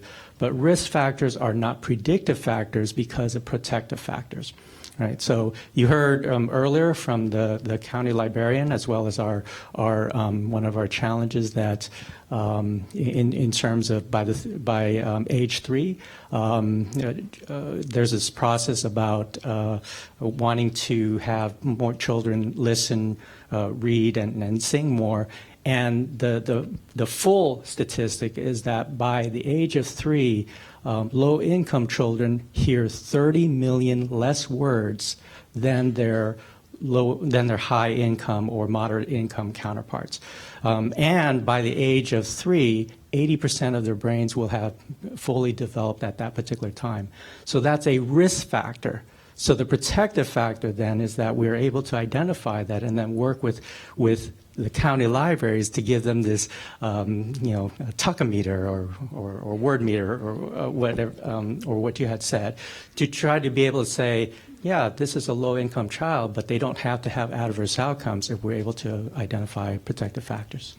And so just as a quick follow-up, so these types of insights that you're able to get, do you think that the county would have had the capability, 10 or 20 years ago to kind of reach the same level of insights? It sounds like what you're saying is now with the availability of data and the ability to do this analysis quickly, you're able to gain insights and drive policy recommendations a lot quicker. Is that the case? Yes, but the irony is that even though we may have some of the information now, the public still wants that level of accountability. And we're still looking to work with all of the folks here to be able to really develop even more tools for us to be able to then say, okay, we've identified some of the risk factors. How can we work to prevent that? Okay, great. Mike, so the city of San Carlos, for its budget, puts on, a 300-page document that's in, 12-point font, and that's how you dig through it with charts. So I know what your company does is it allows us, if we wanted to become a client, to create really cool charts, bar graphs, and interactive ways for the public to be able to see, how are my tax dollars being spent? How's the government working? So sell me.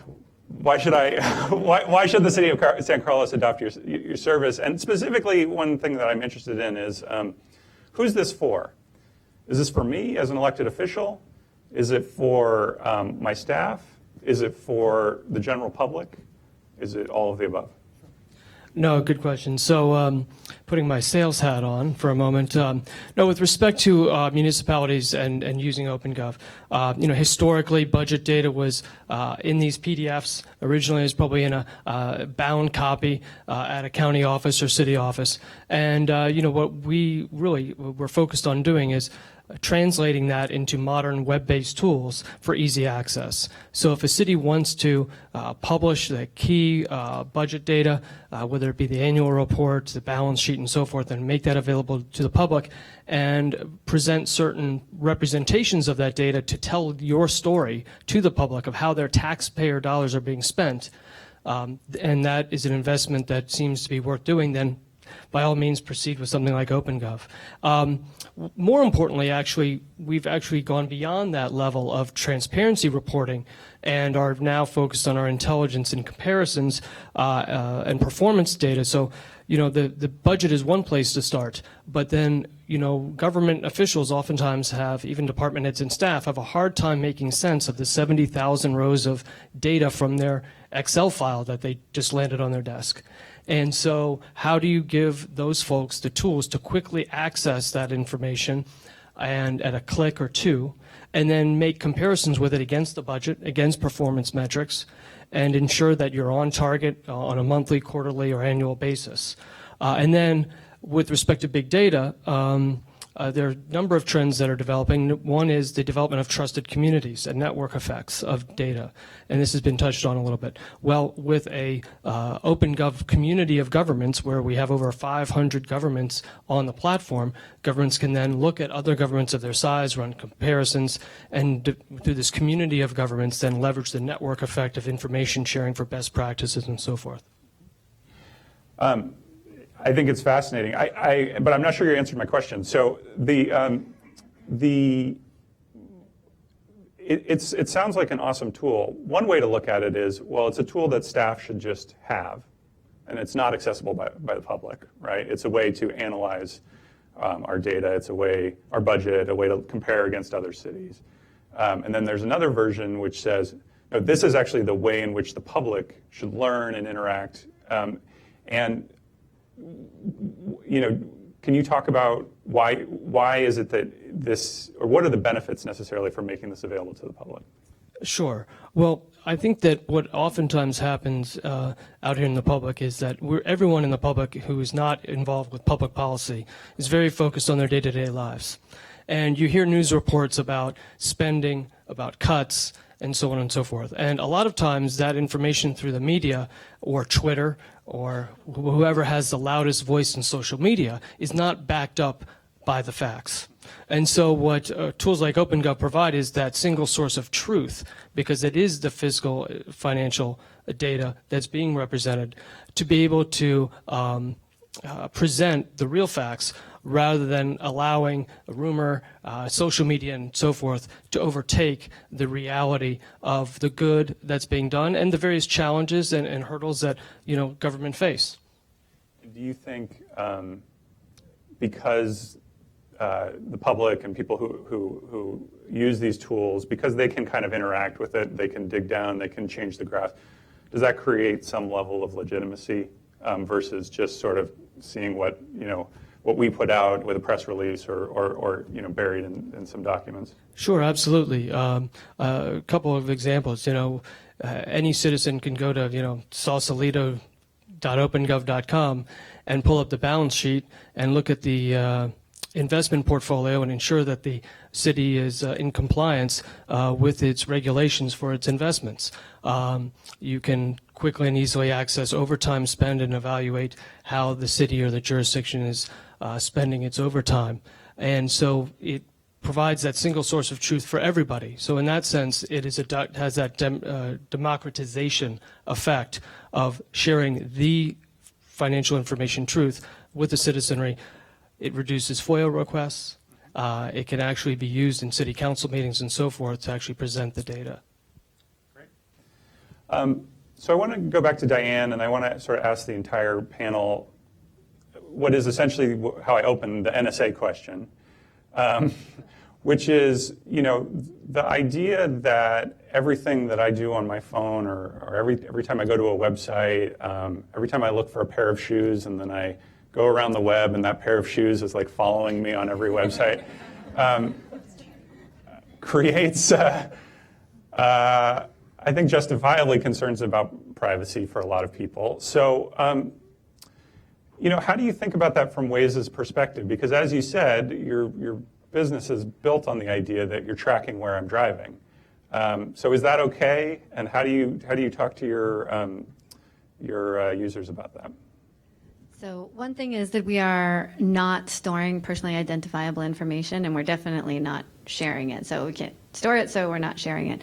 So that's one thing. The kinds of information that we're talking about sharing are someone reported a pothole, someone reported an accident. So we're trying to steer clear of that a little bit and make sure that that we're only sharing relevant information.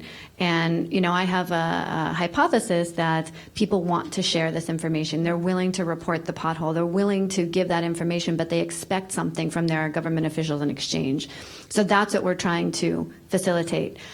Just generally in Waze, there's an entire range. We're clearly in a transition about how we think about privacy as a society, right? So we've got those users who are begging for Facebook Connect logins and G+ logins. And then we have those who want to... Can you explain a little bit what that means for... So for example, a request from many of our users was, let me see my Facebook friends on a map. So, let me share a drive with someone. So if I'm going to be 10 minutes late coming home, before I start my drive, I allow my kids to watch me so that they know when I'm coming home, for example. So I don't have to text them or anything. And these are requests that are coming in from people, whether it's their social network or whether it's a one-on-one share. And so what would it mean, though, if I connected my Facebook account with Waze? Well, that means in our case that we would be able to have access to your friends on an as-needed basis when they are within, I think now it's like a 1 kilometer radius or something like that. So you'd only see them if they were close by. And you can opt into that. That's nothing you have to do, but we had to provide that. On the far other end of the spectrum, we have people who have asked for invisibility mode, which you will now see, which means don't even show me as an anonymous Wazer on a map. I don't want any trace. I don't want my information stored. And so if you're in invisibility mode, you won't show up on the map even anonymously, and your information won't be stored. So we're trying to accommodate that whole range. For the most part, people are very happy to report and to share. I just want to mention one thing back to the analysis, though, if you don't mind, real quick. So we recently had, we have 55 partners in the program now. We got them together, and it's Jakarta, and it's Rio, and it's LA, and it's the Kentucky DOT, a wide range of people. And only one have data analysts on staff, and it's the city of Boston. And so it's a big problem if you're not opening the data to the citizens at the same time as the government. It's not sure that you're going to be able to even understand what's there. And so I'm a big proponent of the folks within government that are trying to get the resources to have data analysts on staff, because it's critical. I think it's one of the most important roles of government. Yeah, I mean, I think also just to add to that, it's really important that you give users, as if we're just talking about online, the ability to opt in to all these things, rather than just what you're talking about with your shoes is called remarketing. And so whenever you go to a website, if you look at the terms of service, they attach what's called a cookie to you. And so you can, they travel. I mean, I always say the analogy is almost like tagging a dolphin. When you tag a dolphin, it swims away, but you always know where it is. And so that's what you can do with digital advertising right now. And I think from the government side, open data is spectacular because it does create this government transparency and also accountability. But to your point, I think we need to empower our elected officials and their staff to reduce this friction between the people and, the elected officials. So let me challenge something that you said. You said it has to be opt-in, right? But so at the beginning you said, well, hey, we grab the voter file and then we look up your name and then we figure out who your Twitter followers are and are you influential and what your demographic is, and then we put together a political ad and we make sure you see it. So how is that opt-in? So it's twofold. When you, I have a good answer actually, that when you register to vote, you're opting in. Everything on the voter file is public information. But the problem, though, is that many voters don't understand that.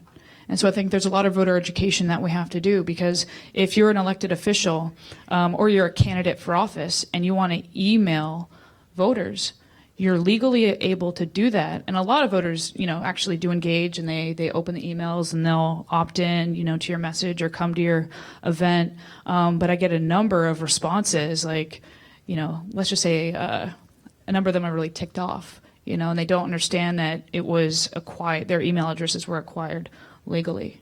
And it's all public record. When you make a campaign contribution, that's public. And I think, my broader question, back to Diane's analogy is, well, there's a spectrum and different people want different things. Some people want to be completely anonymous and cut off, and some people don't mind, having access to information. I don't know that it's realistic to say, hey, if you don't want your information made available, you should just remove yourself from the voter rolls and never vote. And I think one question I have is, what direction, and this is sort of a question for the whole panel, and I'd be interested to hear your guys' thoughts about privacy too, but what direction do you see this going? Do you see this evolving to say, hey, there's less privacy available, more kind of understanding of who people are and targeting things towards them, or are we moving to more safeguards and more ability to control your data? I think one thing especially that you said is that if you are going to engage people, and I want to frame it as engagement, right? Especially around civic engagement. I think that's where the country is moving in terms of voter communication, is that you have to give them something of value at the end of the day. So an example of this is just a few years ago, UC Berkeley did a study of all births in California. They looked at birth certificates. They were able to identify 6 risk factors, and they found that 15% of all Californians had at least 3 risk factors, and it was this 15% that led to 50% of all actual Child Protective Service contact in the next 5 years. Okay. So 1 in 2 chance.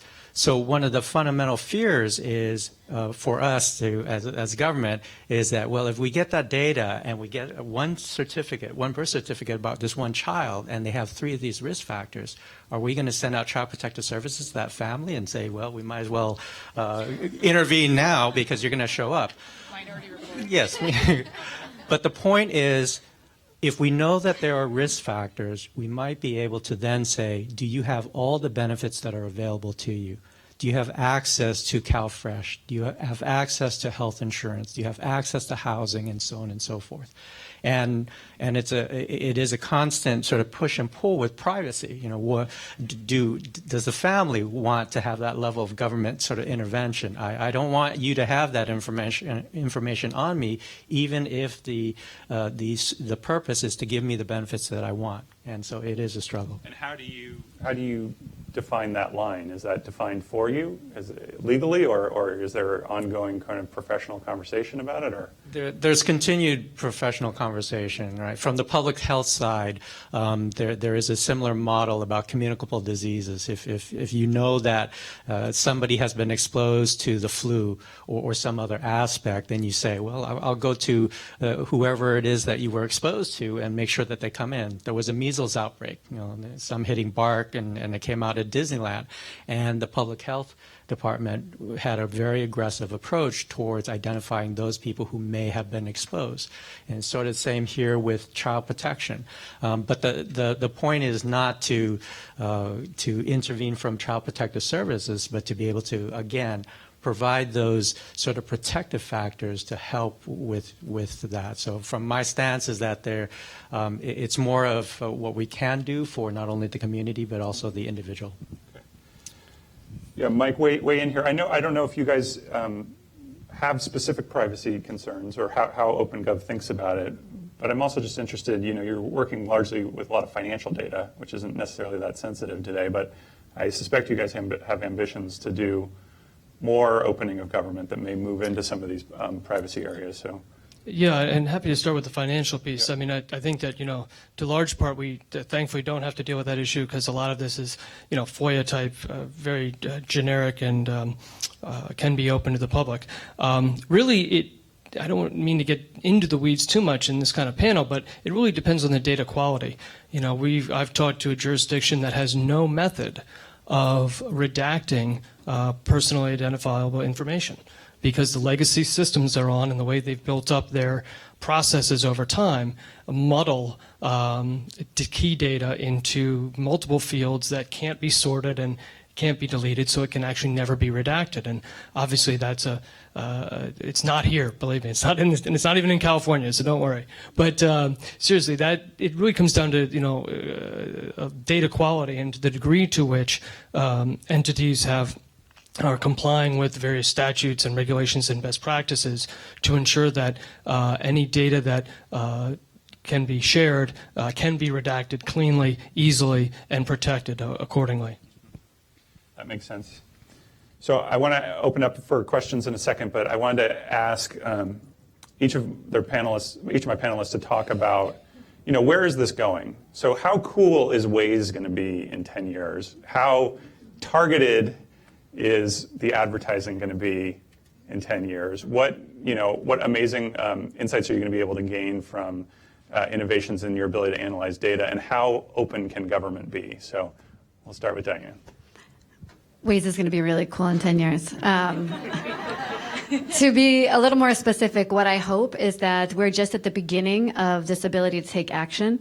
I see that cities are going to be much more data-driven, and that they're going to be much more dynamic, right? So the public facilities might be more portable, and you can change them as the demographics of your city changes. And that data like ours will allow that to be a real possibility. And like we mentioned in the video there, we've got cities that they have already changed their garbage collection routes just because they never had access before to be able to overlay neighborhood information and reports over traffic jams.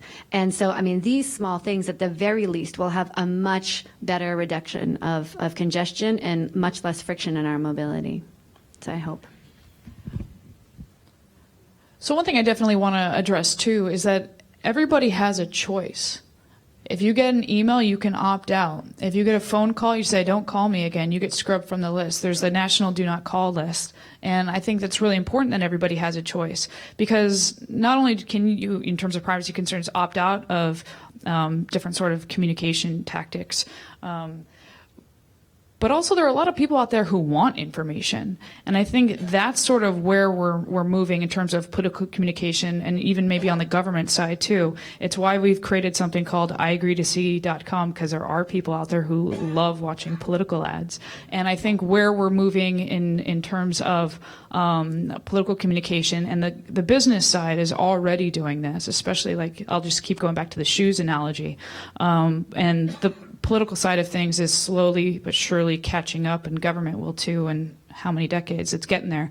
But I want us to think about the idea of predictive algorithms, whereas we're going to predict which issues you care about, which candidates you're likely to vote for, and then we're going to serve you up information on those folks. So predictive algorithms using big data, because we have the data, we just have to make it actionable.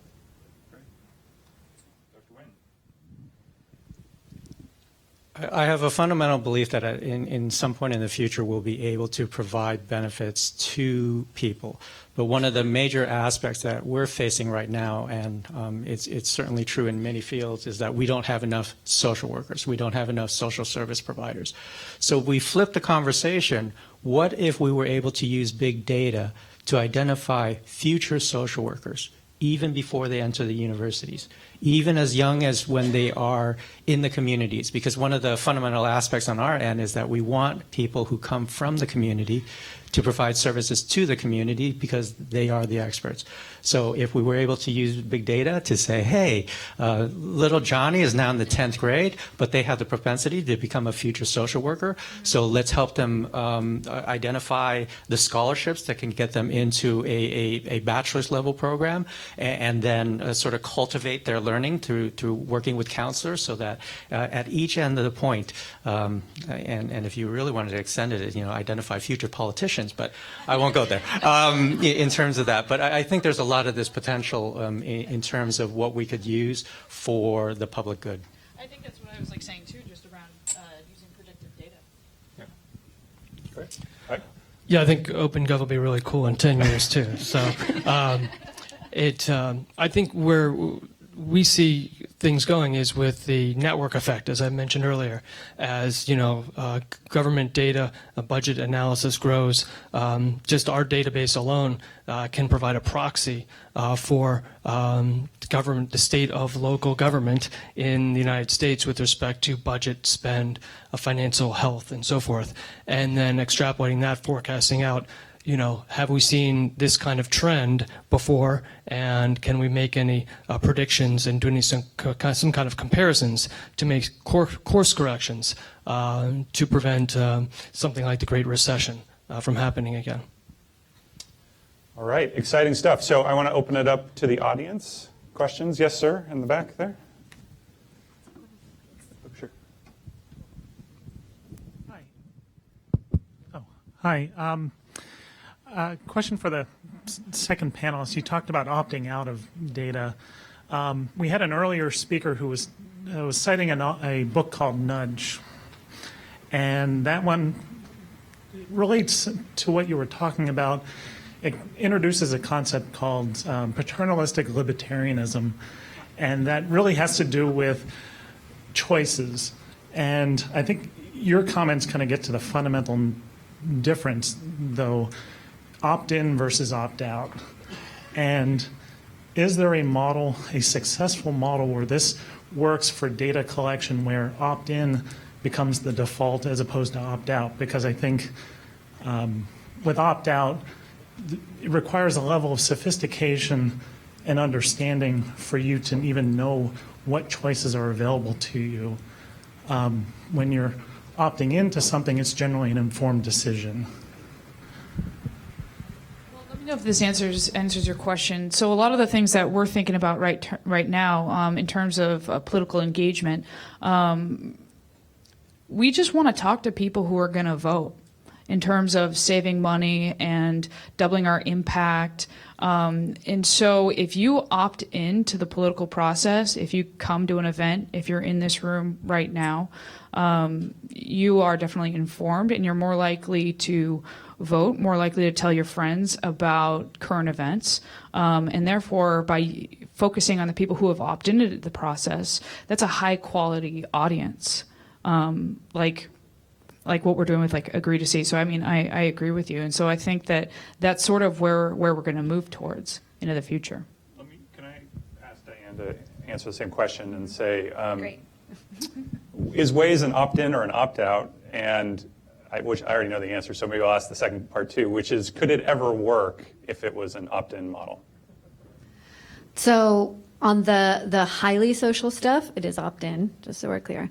Could it work if it were an opt-in model? I think by the fact that you download Waze, that's like a pretty aggressive thing you have to do to opt in. And when you talk to our users, the first thing they're going to say is, "Oh, and I'm sharing with my community too, so everyone else is going to know, where the accident is." So I think we are at front and center a community product, and we never hide that. That's always front and center. You open the map and you see the little Wazers all over it. It's exactly about not being alone in the road. And if you don't like that, you won't use us. That's the difference between the private and the public, is we have to keep proving every day that there's value in that. Otherwise, people will stop using us. Questions? Yes, ma'am. In the center.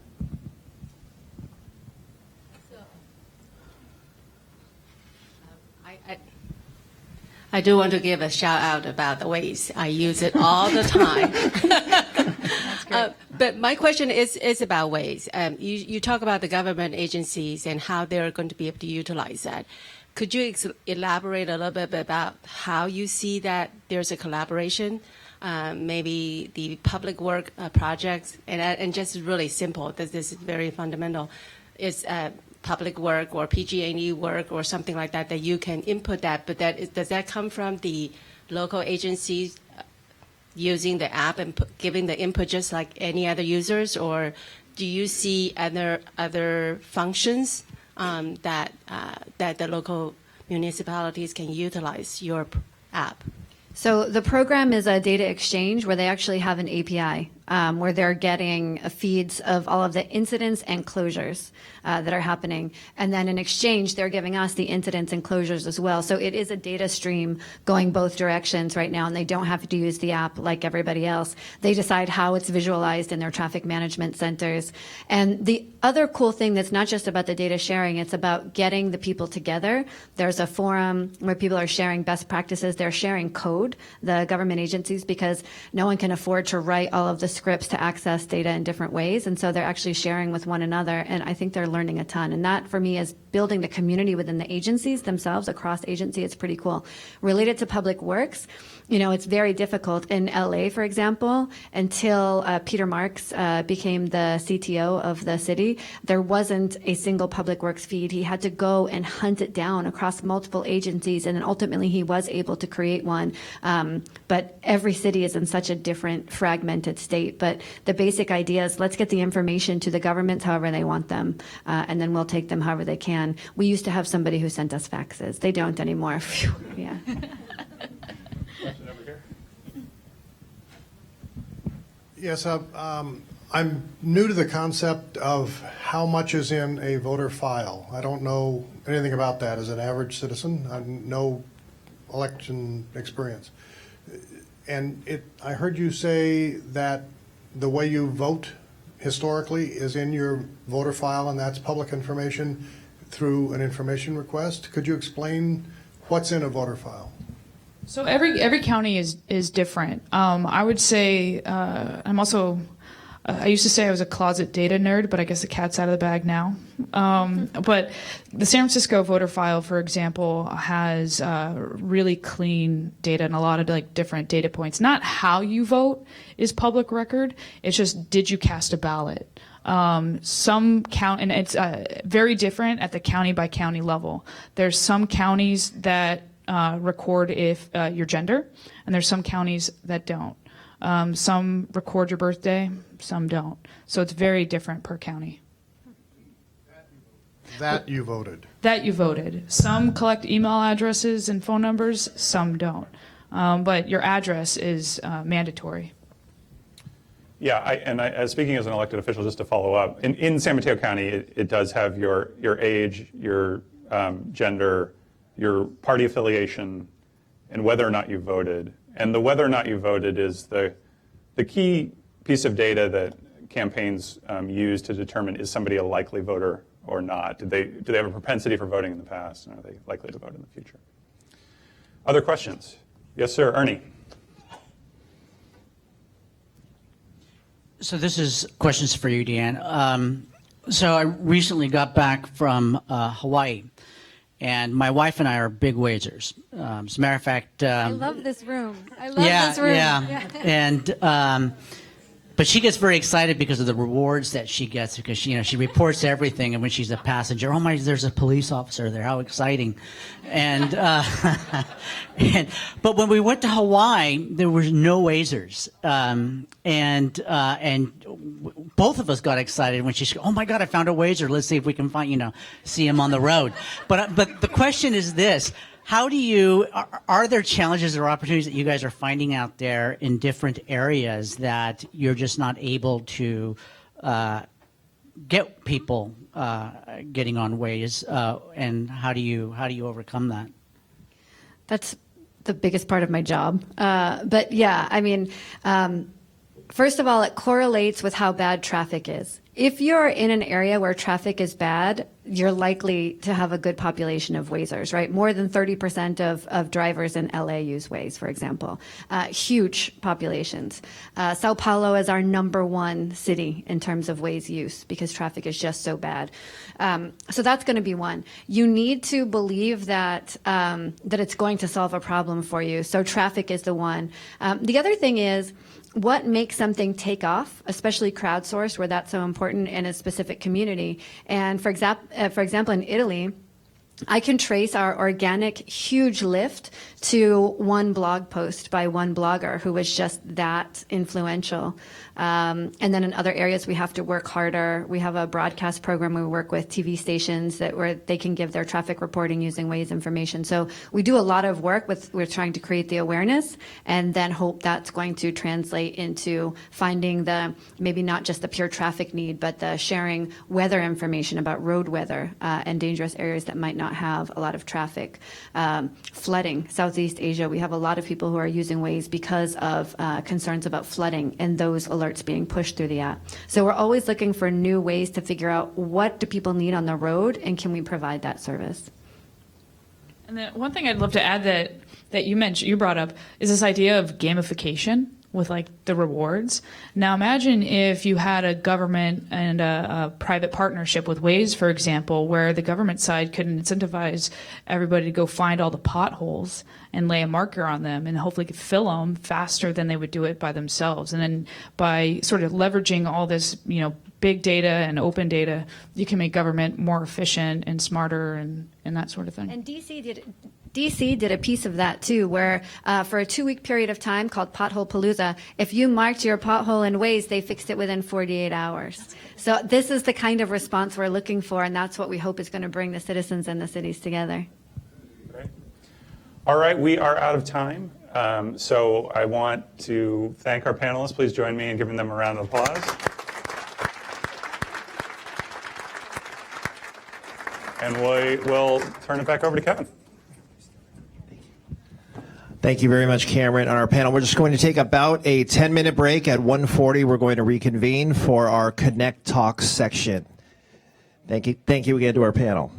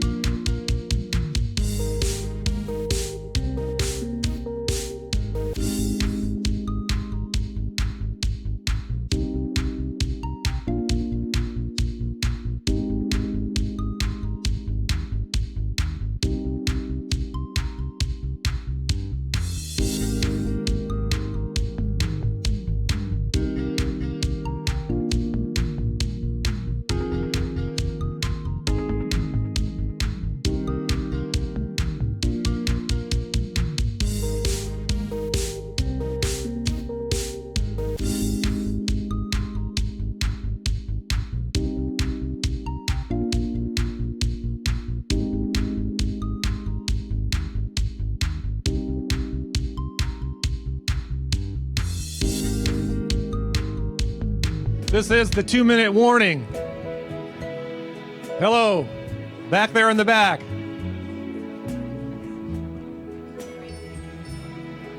Joshua, sit down.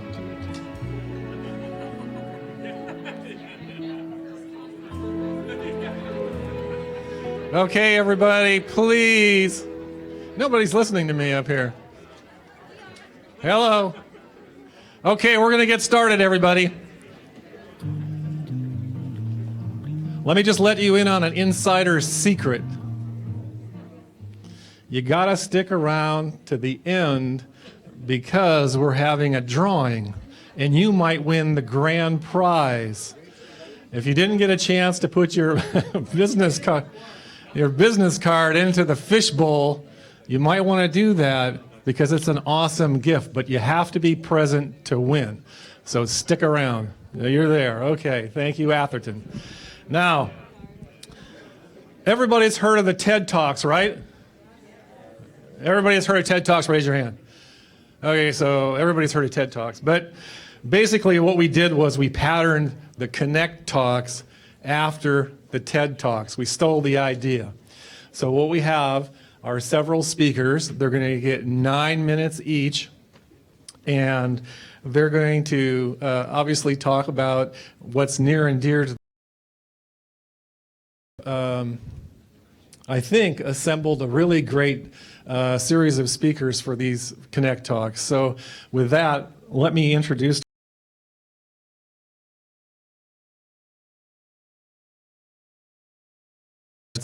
but as I said, you have to be present to win the grand prize, okay? All right.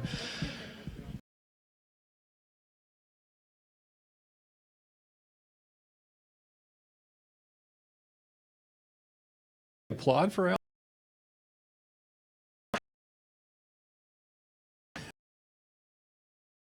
Political strategist and community organizer with deep relationships to San Francisco's government, community, and business sectors. As Deputy Chief of Staff to the Mayor of San Francisco, Alex created and implemented Project Homeless Connect, a unique civic initiative that has now been adopted by over 200 cities worldwide, where 5 times a year the homeless in San Francisco receive vital services from this public and private partnership. Pretty amazing story, and I'm sure he'll share a little bit about that. Alex launched Ground Floor Public Affairs in March 2007 after 15 years in the public sector, having served under 2 mayoral administrations and played an integral role in 5 successful mayoral campaigns. He specializes in serving as a bridge between private sector, government, nonprofits, and the diverse neighborhoods and communities in the San Francisco area. Alex today is going to share with us some thoughts about his work that is largely aimed at bringing San Francisco's tech companies into the process about talking and actually doing social change. So it's something that I'm very excited about, the possibilities of doing that same sort of thing in San Mateo County. And so let's give it up for hashtag Alex Turk. Thank you, Supervisor. Thank you, Kevin and Warren, for having me here this afternoon. It's nice to see all of you. You got a little glimpse into my background, but I'll just go over it briefly. So I've been in the Bay Area for about 21 years.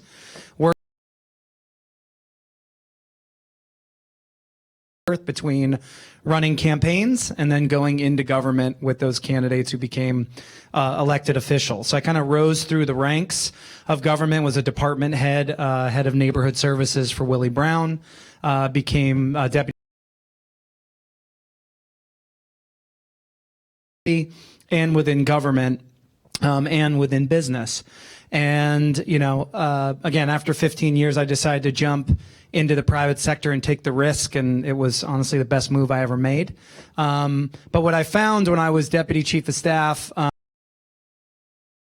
here in San Francisco today, and has been for, you know, a quarter of a century, homelessness is a serious issue impacting San Francisco. And I remember on day one, I'm unpacking my boxes, and the mayor walks in and says, "I just want you to know you're going to be my point person on homelessness." I said, "You know, you have a Department of Public Human Services Agency. That's a $1 billion agency that have experts that deal in this issue. Why me? And he said, well, we need an organizer. We need someone who's going to bring people together around new ideas and get people to think a little bit differently. And that's where essentially this idea of Project Homeless Connect was born. And it was really the first time that I had used my political skills for social good. And let's just say I warmed up to that idea. I love the idea of bringing sectors together.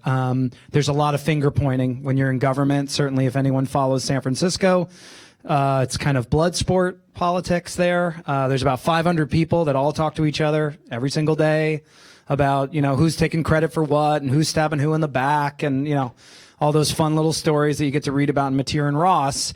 But to actually get things done, it takes rolling up your sleeves and recognizing that government can't do this alone. Even though we have a $9 billion budget in San Francisco that's bigger than some states in the union.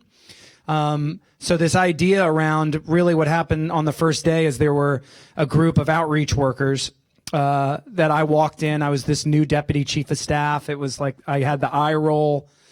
Who's this guy? What does he know? We've been through this before. And I walked in and just said, kind of gave them some of the ideas of what we wanted to work on. But I said, what could I do to help you? What could I do to show that we're legitimate? And they said, well, we're out there on the streets reaching out to people in need, and we don't have any way to reach back once I'm talking to an individual to get a van here or to get them to shelter. We have no phones. So just being able to communicate to someone to say this person's in need. So I said, I'll get back to you. I came back a week later. I put 2 cell phones on the table. I said, what else can I do? And it was just this idea that there was something tangible, that it was real. We weren't just talking. It was about doing something. And long story short, it turned into, we took over Bill Graham Civic Auditorium. If anyone's been to the city, it's a huge, massive space, and created this portal to civic engagement on the issue of homelessness. So the idea that companies didn't really want to be involved with homelessness because what was the solution at the end of the day? And it's an issue where a lot of people will walk by, as anyone who's experienced homelessness, sometimes you just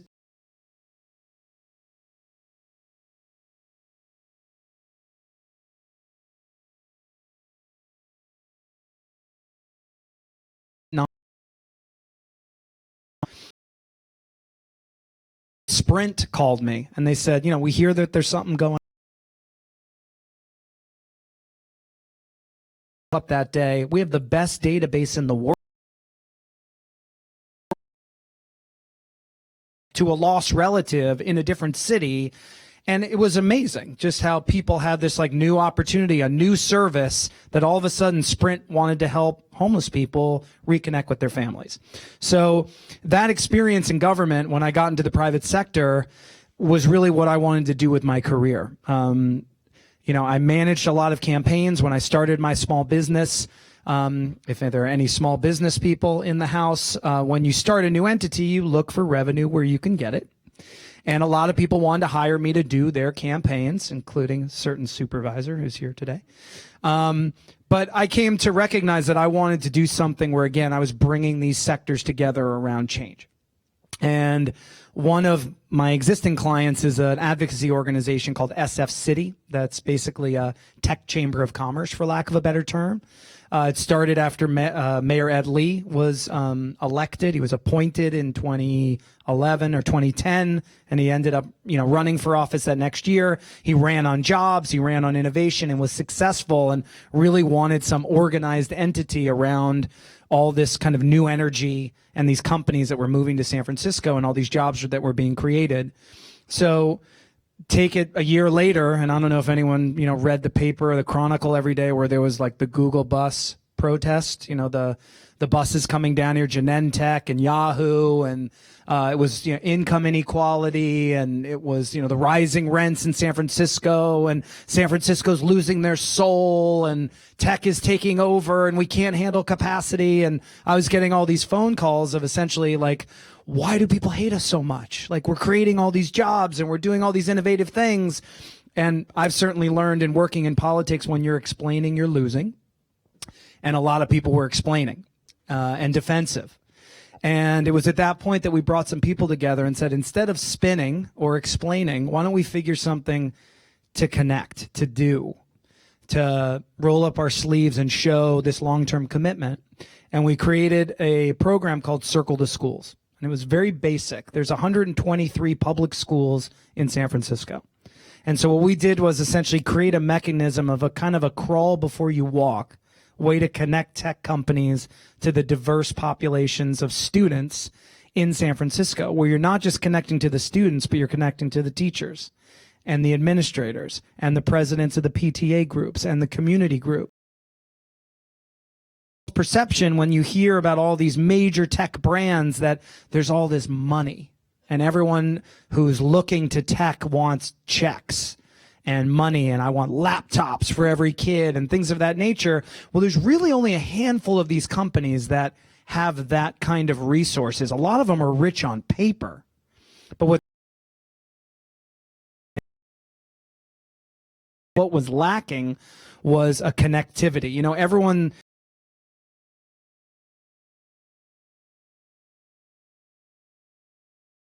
resistance to change in San Francisco, and it goes back, you know, hundreds of years. It's something tangible. So what we did was there were 3 tickets to entry. Is that the company would agree to sit down with the principal and to X doesn't come in and say, we're going to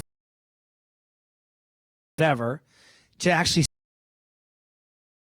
need, because guess what? It might not be anything that necessarily has to do with tech, but there's some resources that they might need, books or mentors or tutors or whatever it might be. So that was one, to connect with the principal.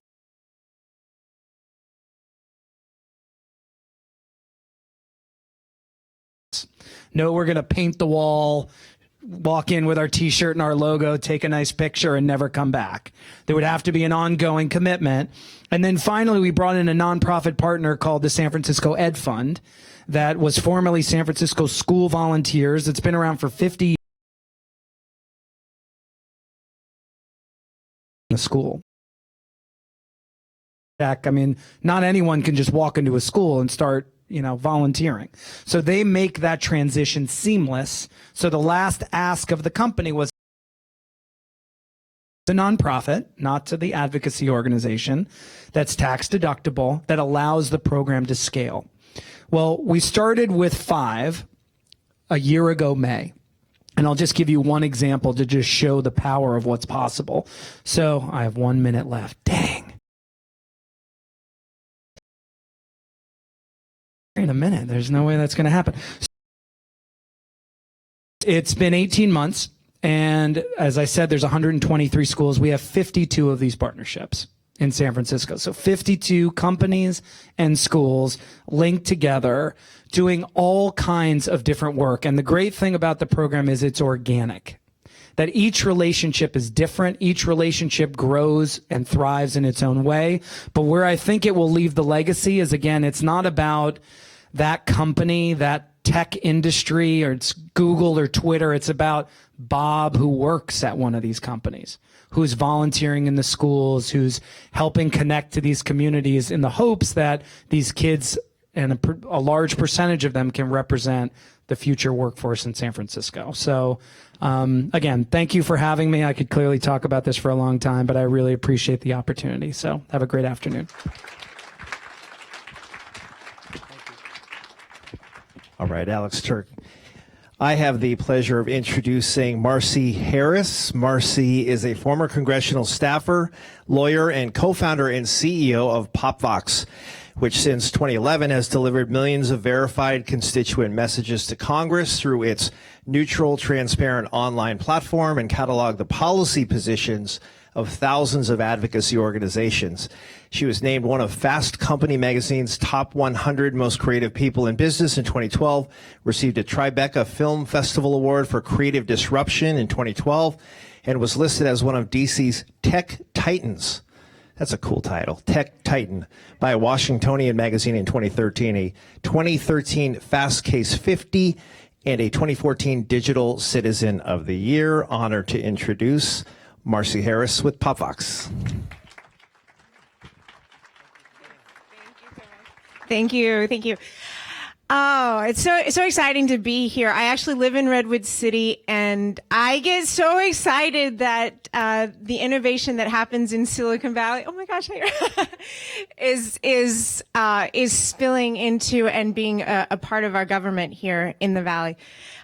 So thank you so much, Supervisor Slocum and Assemblymember Kevin.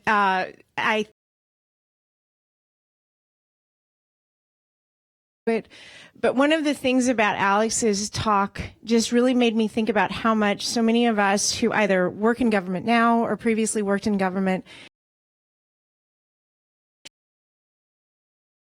And so one of the things that I often say when asked, how in the world did I end up working from law school to a tech company, is that my first startup was a town.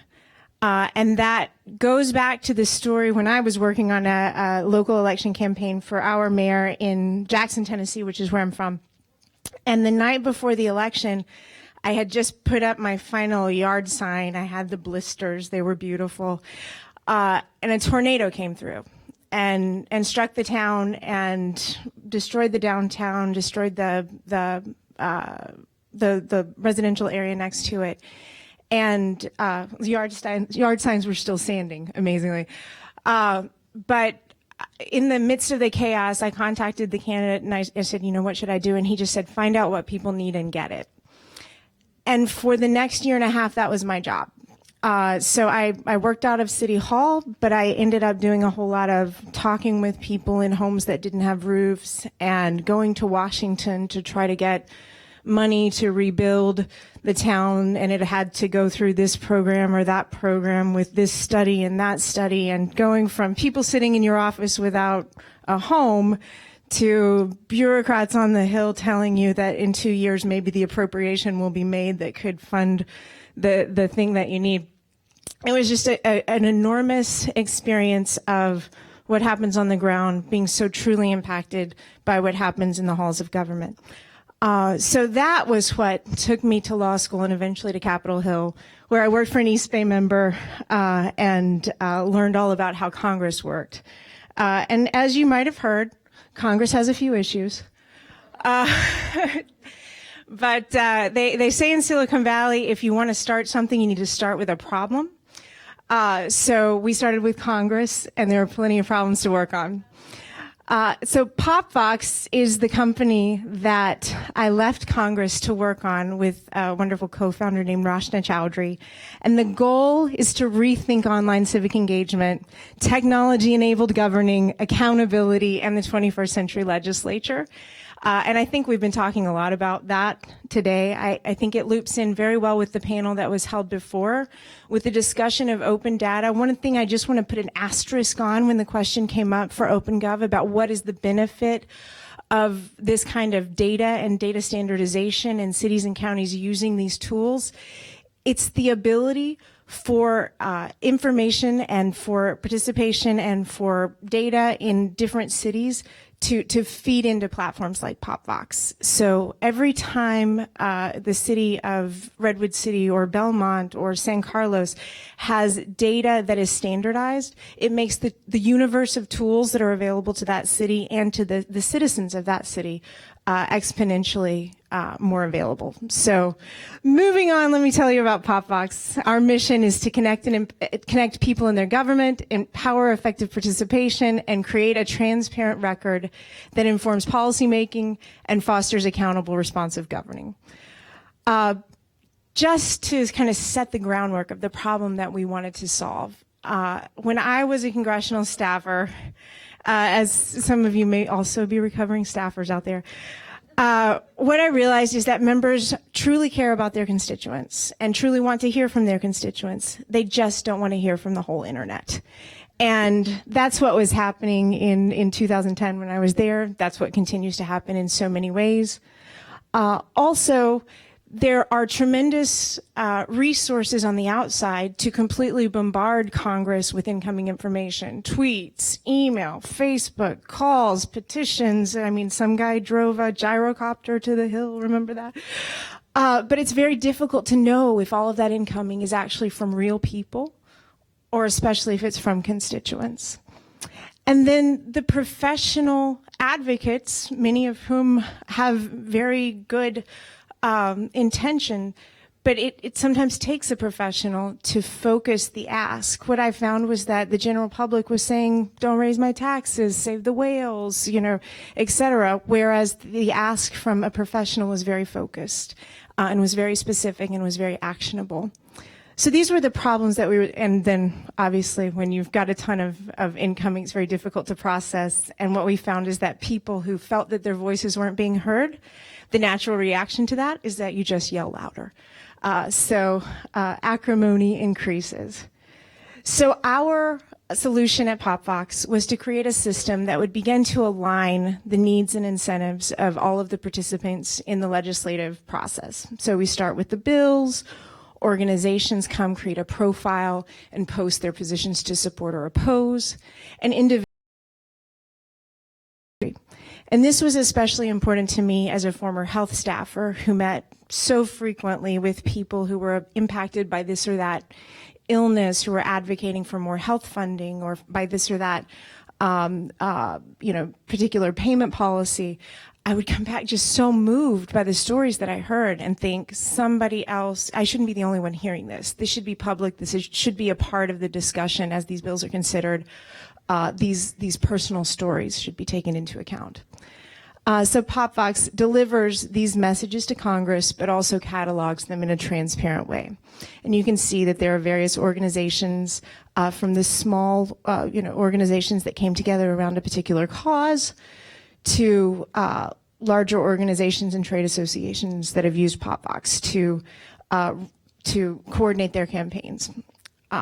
This was an internet campaign around Neil deGrasse Tyson going to testify in front of Congress about funding for NASA. And then all of a sudden, all these supporters on the internet got together in a very organized way and used PopVox to contact Congress around more funding for NASA. SOPA PIPA was a big one.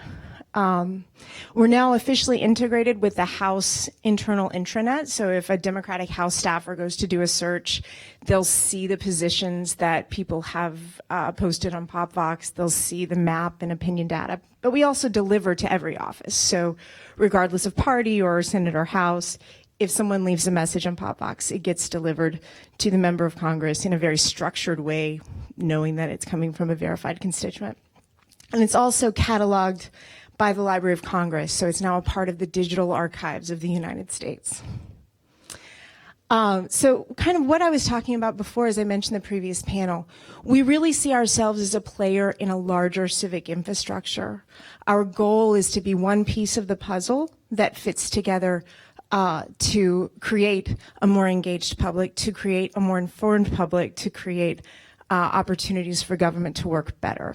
So we're working with APIs and other ways that various developers, whether for-profit or nonprofit, public or private, can use our data, and likewise that we work and play well with theirs. And coming in January 16, we'll be launching PopVox California. So right now we're working with partners. We're studying up our California legislative procedure and working on the technology to make it possible for citizens of California to come to PopVox to interact and get updates, not just with federal legislation, but also with the legislation pending in California. It won't look exactly like this, but we're starting to work on mock-ups. But as a part of that, I just want to share the theory and principles of the way that we go about this. And I know it's just so terrifying when you see a slide full of text. But number one is that we assume best motives on the part of everyone. So we don't think that Congress is corrupt. We don't think that legislators are there for any reason other than to serve the public, as well as the advocates, as well as the public. We also think that your civic identity is different from your social identity or your professional identity, that when you interact in a civic way online, you have different privacy expectations, you have different needs. It's very different than sharing your photos on Facebook. And that as the amount of influence of public engagement grows in the legislative process, it's important that there's a verified, neutral infrastructure and record of that engagement. We want to reduce the barriers to participation, leading to a broader span of people who are participating. Sometimes you talk a lot about the digital divide. There's also a free time divide. People with lives find it very difficult to get to the public meeting. And I'll jump down to the bottom because I'm out of time. But again, as I mentioned before, doing civic tech right, in our opinion, requires that mission-driven organizations work together with each other for government and for citizens. So thanks so much. Please get in touch and follow our new PopVox California Twitter account that we set up for today. Thank you.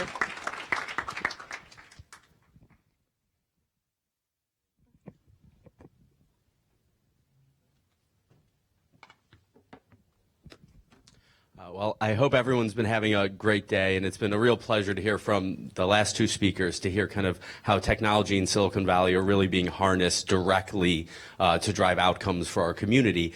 The next two speakers you're going to hear from are developing products and technology that aren't necessarily directly geared towards the government or municipalities, but are incredible representations of major trends that are going on around mobile, cloud, wearables that will be increasingly relevant to kind of every element of society and government. And so I think it'll be really interesting to hear kind of another perspective on what Silicon Valley's working on right now. And so first you'll be hearing from Toby Corey, who's the CEO of Tool and the former Chief Revenue Officer of SolarCity, a company I'm sure you're all familiar with. There, he helped lead, one of the premier clean energy service companies to over $6 billion in market cap, and has successfully managed over $3 billion businesses, 2 IPOs, and over $300 million raised in private equity and public equity funding. And so it's my real pleasure to introduce Toby Corey, CEO of Tool. Thanks, Alex. All right. Thanks for having me here today. Real quick background, I think Alex covered it pretty well. Was at SolarCity for the last couple of years, helped get them public at the end of 2012. Most of you probably know Lyndon Rive, my former boss, and Elon Musk, our chairman of the board.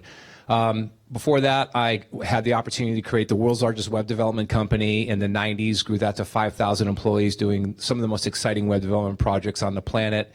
And then before that, I spent some time at Novell running a $1 billion business there. And what I wanted to share with you today, a couple charts that I wanted to go through. So the first sort of message I want to leave you guys with is that we're in the midst of what I believe is going to be the greatest decade of innovation in the history of humanity. And the key contributing factors to that are, first and foremost, is that we are in the midst of a paradigm shift of this technology called mobile computing. And 2.5 billion people have these smart mobile computing devices in the palm of their hand today. See, everyone has their mobile computing device with them today. And probably within 5 years, certainly no more than a decade, every human being on the planet is going to have one of these devices in the palm of their hand. The CPU processing power is getting stronger and stronger. Bandwidth is getting larger and larger, and the costs are going down at a radical rate. So that's one of the major components driving the most incredible disruption in humanity. Secondly, is that there's been more money poured into innovation than no other time in the history of humanity. So over the last 3 years, over $100 billion has poured in the hands of new startups, young entrepreneurs, old entrepreneurs, driving massive innovation in the marketplace. And lastly, software used to take a really long time and a lot of money to develop. And the world's changed so radically. We used to take many, many years to develop an application, an enterprise application, can literally be done in months at 1/10 of the cost. Look at what Uber's doing. It's a fairly simple application that's completely disrupting a massive new industry.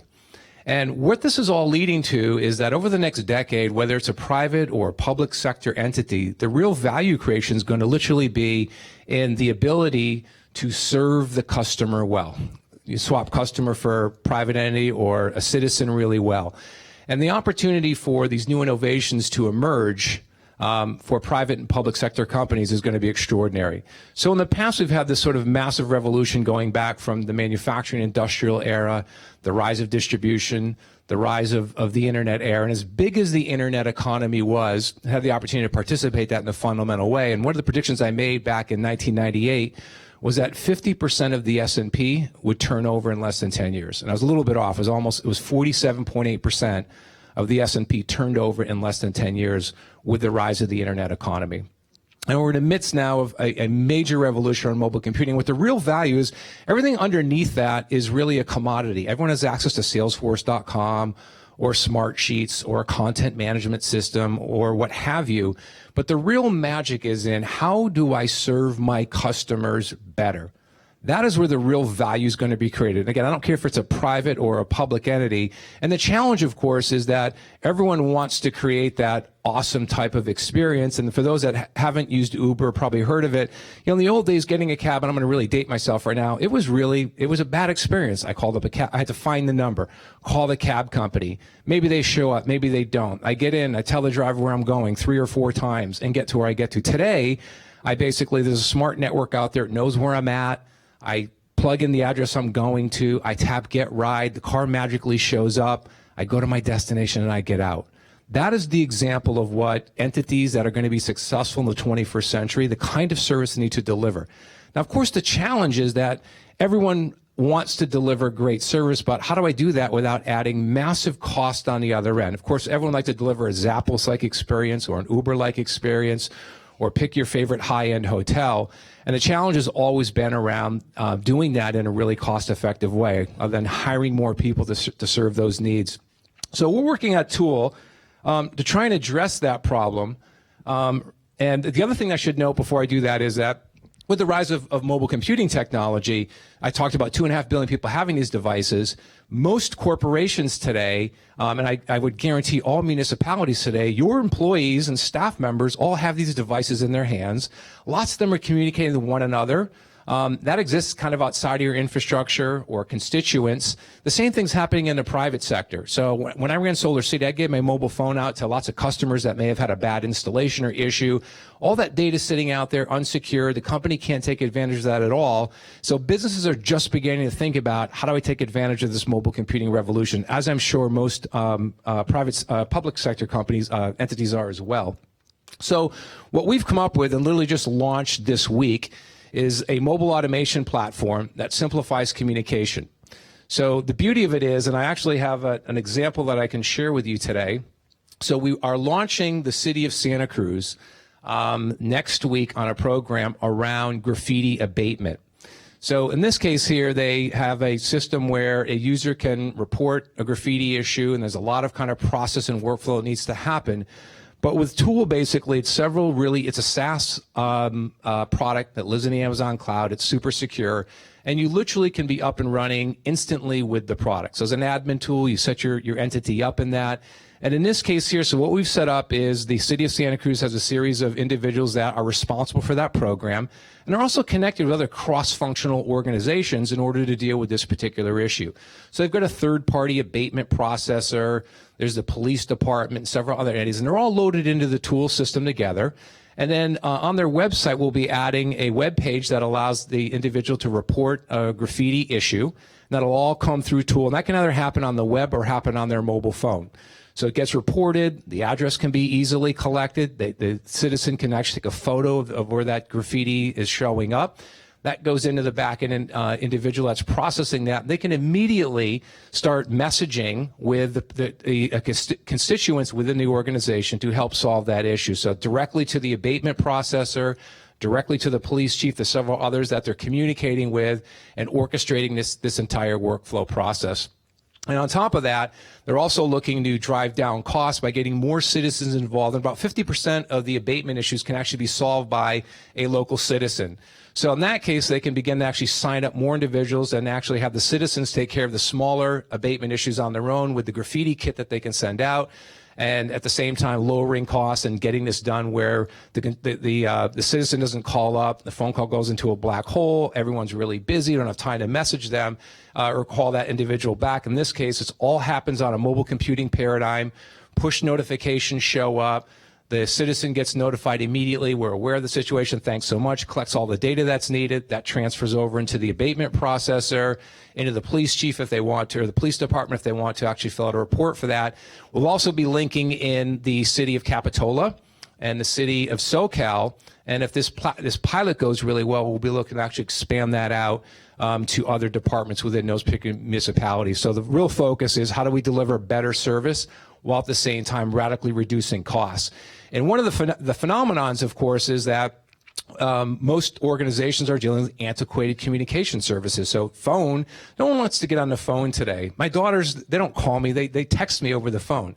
It's fast, it's efficient. I see lots of texting going on here. And as powerful as email was, the problem with email is that it's really more of an asynchronous communication model in that most people get an email. How many emails do you get a day? Probably a lot. You'll categorize the top ones. I want to get to those right away. The other ones, maybe 2-3 days go by, but by the time I get around to actually responding to that email. So thinking about the mobile revolution now, and that most of you probably when you get a text, you're able to respond to that really quickly. You could be in the movie theater, in a conference room, in a meeting, wherever that might be. So all this prior communication latency that was very costly and really inefficient begins to get solved really quickly with this mobile computing technology. So we're actually rolling out several, obviously given my expertise in clean energy with the likes of Solar City and lots of solar companies. And for those that haven't gotten solar, it's a fairly complex process to get that, with getting a permit for the structure and coordinating with the homeowner and all of that.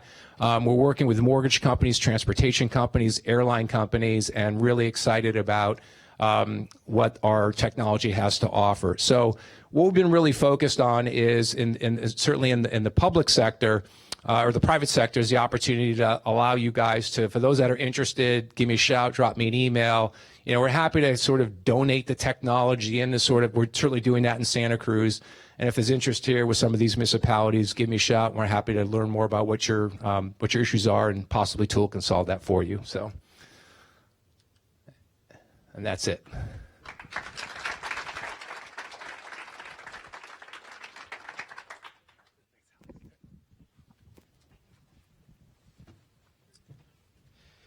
Thank you very much, Toby.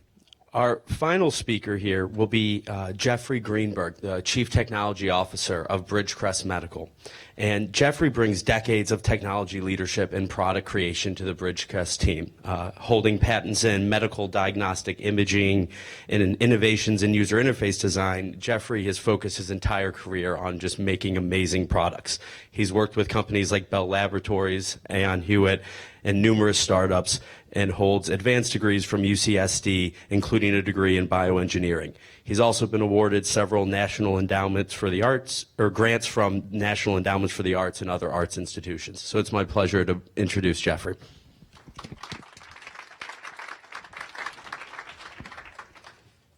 All right. So yeah, I date back when working in a refrigerated room in the art department, because computers were so useless that they gave them to us in the art department, trying to find something useful to do with them. You know, we ended up being one of the first 10 sites on the internet, which was sort of a useless at the time. And I remember, you know, creating an email and thinking, wow, this would be really interesting while I'm sitting in this refrigerated room behind refrigerator-sized computing equipment that's like weaker than this watch. You know, wow, this email thing could be cool, but it'll never happen. So here we are. Now let's see if I can use this clicker. So I'm here to do this nerd factor on, there's some really interesting technology that's currently out there. Public safety that are also save us money. So I want to take you back to a public transport disaster this May, where an Amtrak train approached a curve in the Amtrak line between New York City and Washington, and it was on a curve, 50 miles an hour rated curve, and the train was doing more than 100. It derailed, cars were crunched, there were 11 fatalities, there were hundreds of injuries. And the outcome of this, loss of life, also considerable liability, 26 lawsuits. There's at least, the federal cap on accidents is $200 million. So in urban environments, these are large-scale fiascos. And they're actually looking at upping the cap on all accidents to between $300 and $500 million. So we'll see what this Congress does. But these accidents are considerable, and they're addressable problems. And we have some technology solutions in place to help us deal with them. I actually need to see this slide so I can do this. So typically, what way these solutions work is you go, you look at the assets and you try to measure the machines. Are they operating right? We try to look at the operator, but there's not a lot of data there. They could be fatigued.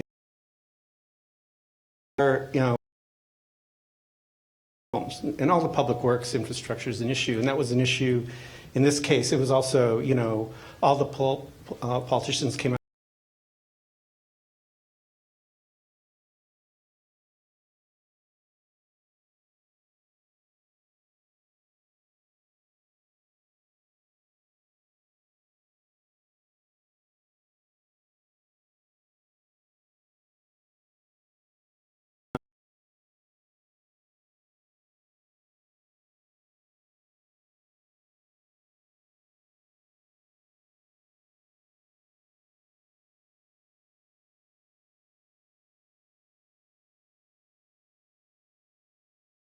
To the metadata.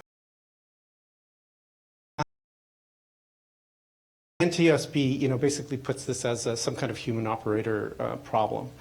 So, so there's technology in place to reduce these accidents. So we track the trains, we track the speed. These systems actually were not in place at the time. Might have helped, might have solved this problem. They basically try to catch the train in moving and then try to stop it, or send a signal to the operator to stop it. We have other technology to measure the tracks themselves. We do ultrasound engineering on the steel and can tell whether metal is viable. But the human component, whether they were attending or distracted or fatigued or drug use, are are not really measurable until recently. And that's kind of where I'm heading with this.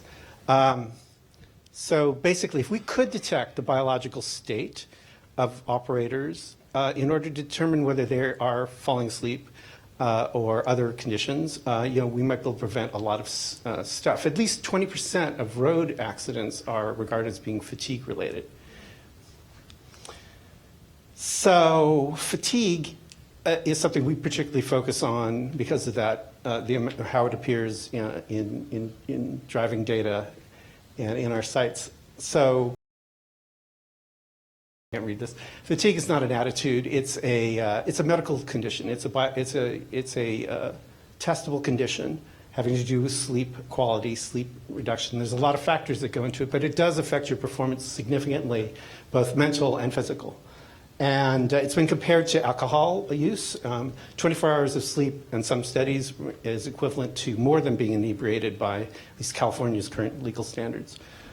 So that's so people working on mass transit or in city situations like buses, police, trains, all these situations involve shifts, and the sort of shift use really doesn't help sleep. So there's many factors that go into fatigue, like sleep apnea, which is now diagnosed more than ever. That snoring is really not a good sign. There's chronic sleep illnesses like insomnia.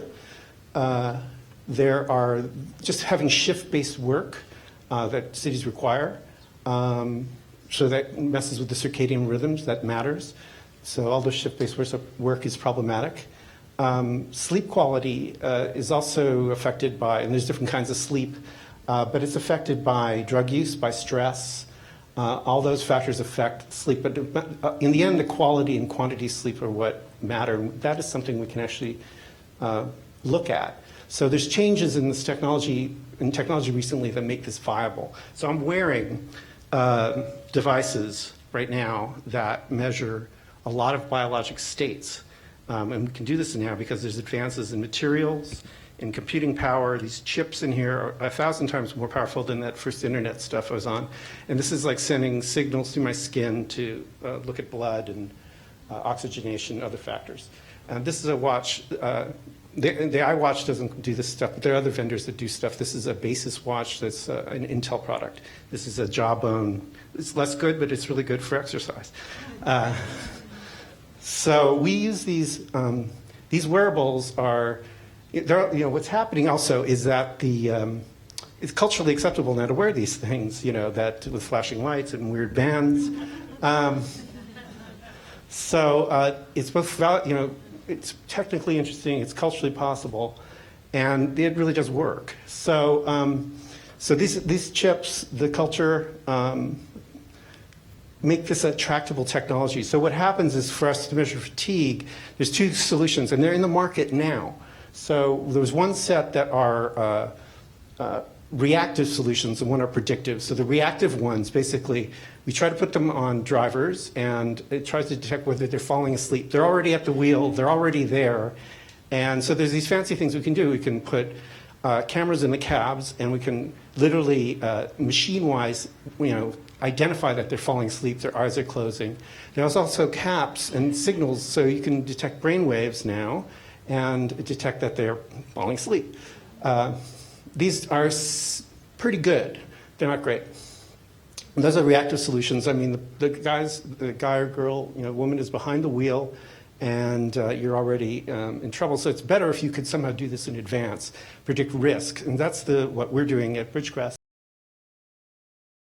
We look at these signals for sleep quality in different ways in order to anticipate sleep. So that you either wear these devices or you have your phone on the bed through accelerometers and stuff can detect sleep to different degrees of accuracy. These are better.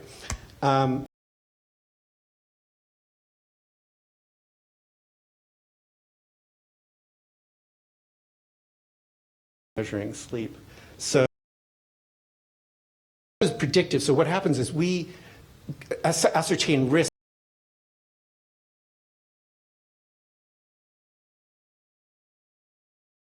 So that's basically the gist of what we're doing. So basically, the stuff is in the market now. It works. We're using this on mine sites and bus sites. We are looking to do something there, and here's airport, bus, train, where we can sort of work, and we work with these workers, so one of the challenges is getting the workers to use this stuff, which is, it actually is fairly easy to do, and they're fairly sophisticated on the mobile side. So this is a fairly viable, technology that can also work with, that we have experience making it work with workers. So we're looking to do that here in San Mateo as well. So it basically, so these fatigue risk kind of incidents, like the Amtrak one, which may be, is something that we can prevent and at low cost and using this very spiffy technology. So there's also more stuff coming, more sensors, more things that we can sense that make from other opportunities like heat stroke and other challenges. We also been involved with tracking Ebola in West Africa. Those are also related to mobile tracking, mobile setups for sensors, have mobile sensors that detect conditions. So that's it. Thank you.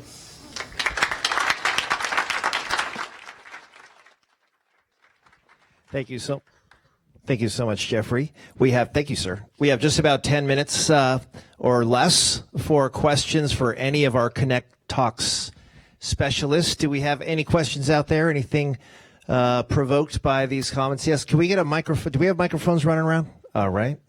If you could just hang on 1 second, we're going to get a microphone out to you. And if you could specify which of our speakers you'd like to direct the question to. I think I've already asked questions of everyone. Hi, Kevin. But I have a question for this fine gentleman here who just spoke. This is reminding me of sci-fi TV and movies and things like that. Do you think that we will at some point have sleep chambers, or a doctor would be able to tell what's going on by using technology? Certainly. Yes. Okay. So yeah, well, there's a movie out there where I think they could predict crime in advance, of it occurring, and in that one they had a clairvoyant, which is a technology we don't quite have yet. But yes, no, these are these non-invasive tools are mean, that's like really awesome, amazing technology, you know. So yes, I mean, you know, there's microassays, these tiny chips that can detect, you know, whole conditions out of a drop of blood or saliva. This is, you know, real. It's bleeding edge. I mean, to various degrees, this is unfolding, but it is. Other questions? Ernie, let's get a microphone. There you go. So this question's for Marcy. Have you guys, one of the things that you start off with is effective participation. And as technology is evolving and the needs of the constituents are evolving, found that you're redefining effective participation? Oh, it's a really good question. So one of the things that we are starting to measure, and we know we're not going to get it perfect when we start to measure it, but we'll at least have something to go on and change next quarter, is impact. And as everyone here knows, you don't measure legislative impact by whether a bill got passed or not. It's really, you know, whether people felt that they were empowered. In a lot of ways, political efficacy determines how effective you actually are, or was a broad perspective taken into account when the legislation was being drafted, you know, things like that. So we're working on exactly how to measure both on the user side. Did PopVox or other tools help you know more about what was going on, feel more connected, do something that you wouldn't otherwise do, share legislative side? Did members feel like they heard from a broader range of perspectives? Were the comments helpful? Was there less, you guys are, you know, all this or that? So trying to even measure the tenor of the comments is something that we're going to look into. But as you know, it's very difficult to measure, and we just look forward to attempting it, probably being wrong the first few times, but kind of tweaking it as we go along, and having discussions like this once we've got some results to look at. Other questions for our speakers? Rod Chow, there you go. This is for Marcy too. It's kind of related to the prior question, but you're talking, you know, I was a Hill staffer too, and I know we always counted the number of letters that came through, which dates me because it was pre-email. But at a local level, we don't have legislation, and sometimes you have city council votes. Are there ways for you to start looking at the level of discontentment in, say, a town or a city? Because it's often not just a single issue, but it could be, you know, a pattern of discontent that's arising. Yeah, that's also a really good question, and one that we hope we can take baby steps towards working with others on. So one of the reasons that I brought up the panel that had gone before about various tools for standardizing data at the local level is that at least we think the way that our site is going to be structured to show people federal level data, state level data, and eventually have kind of the opportunity to display county and municipal data when it's available is to provide the beginnings of that portal. What the data looks like is another question, and how well it can be presented in a way that is potentially understandable, and then how well the constituent input can be transmitted to the elected official in a way that's meaningful and shared publicly.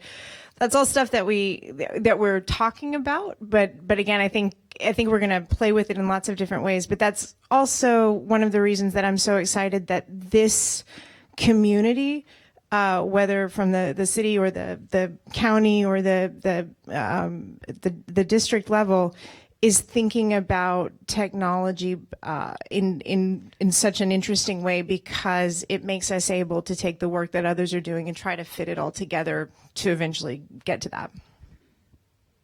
And Marcy, if you need a guinea pig for your work with PopVox California, please keep my office in mind. We would love to. We'll be your beta.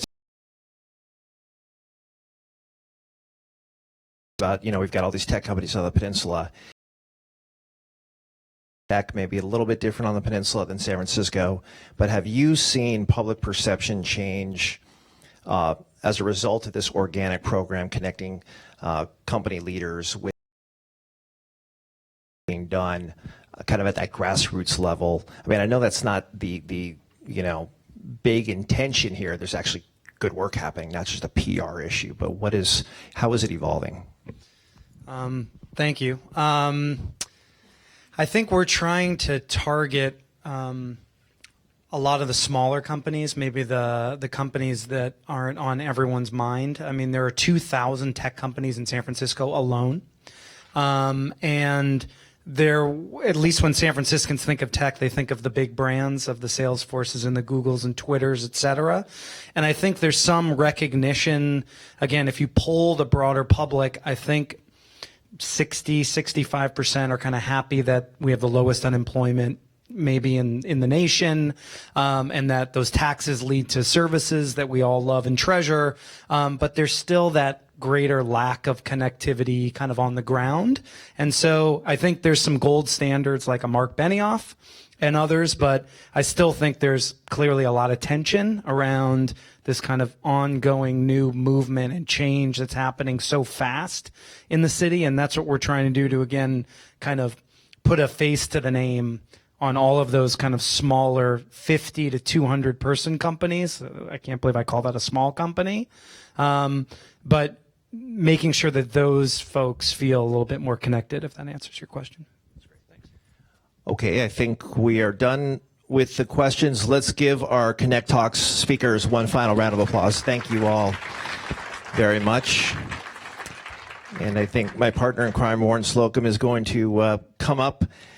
Just a couple of quick themes. I always learn a little something here that I can now drop into my speeches and steal material from all of our brilliant speakers here today. But just some themes that were kind of consistent: humanizing technology, real data collection, from pattern detection to improve services, growing collective adaptive capacity. I like that phrase for a tremendous keynote this morning. The need for cross-sector translation and collaboration on open data, and California is going to be making a big push on open data, and that's something Assemblymember Phil Ting is leading, and I'm hoping to partner with him on that.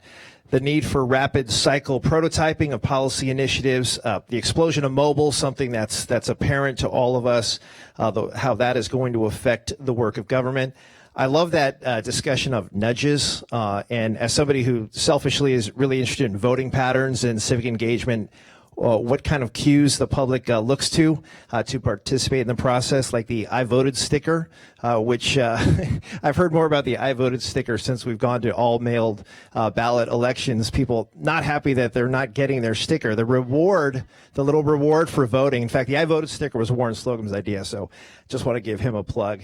And I was really interested to hear the presentation on SFO, and SFOs is really interesting hybrid. They were talking about the revenue generated like a business, but within the governmental structure. So you could actually do some modeling and pilot types of things right there. It's acting as the largest city in the county during the day. That was interesting. All of this not bad for San Mateo County, which would be the 47th largest state in the United States. I'm going to use that one in my speeches. So with that, I want to make sure that we thank our sponsors, publicly recognize the folks who have made today possible. First, GSV Labs for opening their doors to host the event. That's right.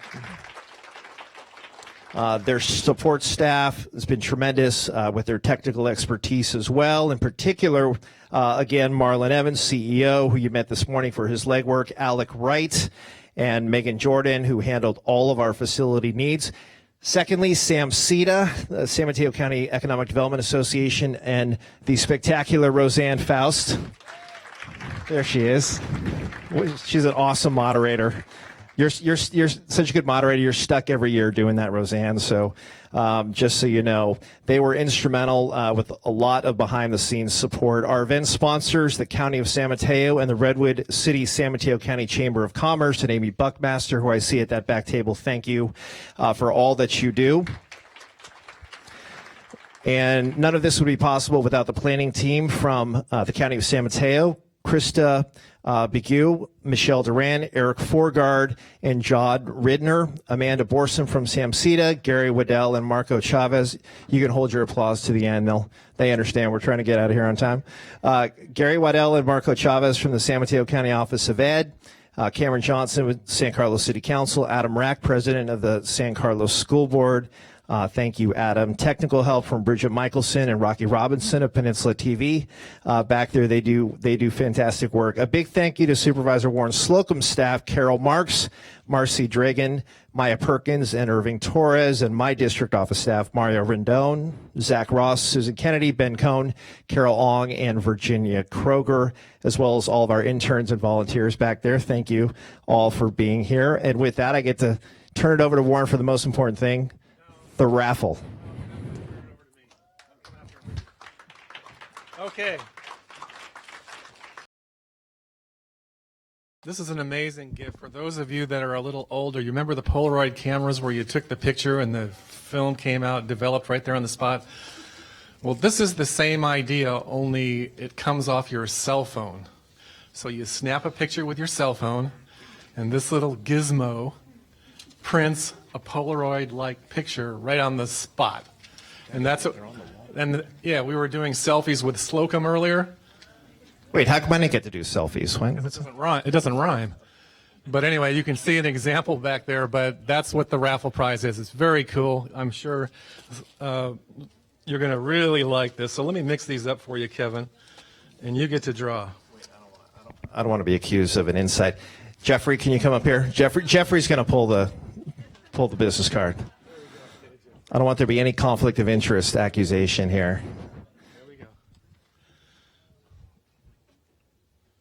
Wait a second. Can we have a drum roll? Yeah! Babar Bag from Right Reader. Is he here? Not here. Too bad. Wait, do you have to be here you have to be here, right? You have to be here. Come on back, Jeffrey.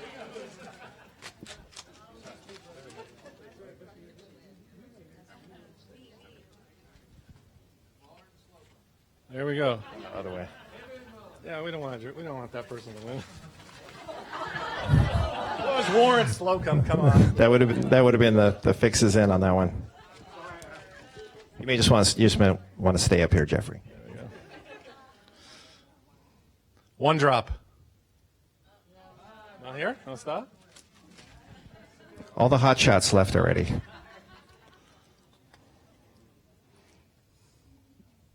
John from iLobby. Tebow? Tebow? Right there. There he is. All right, John. Thanks for sticking it out.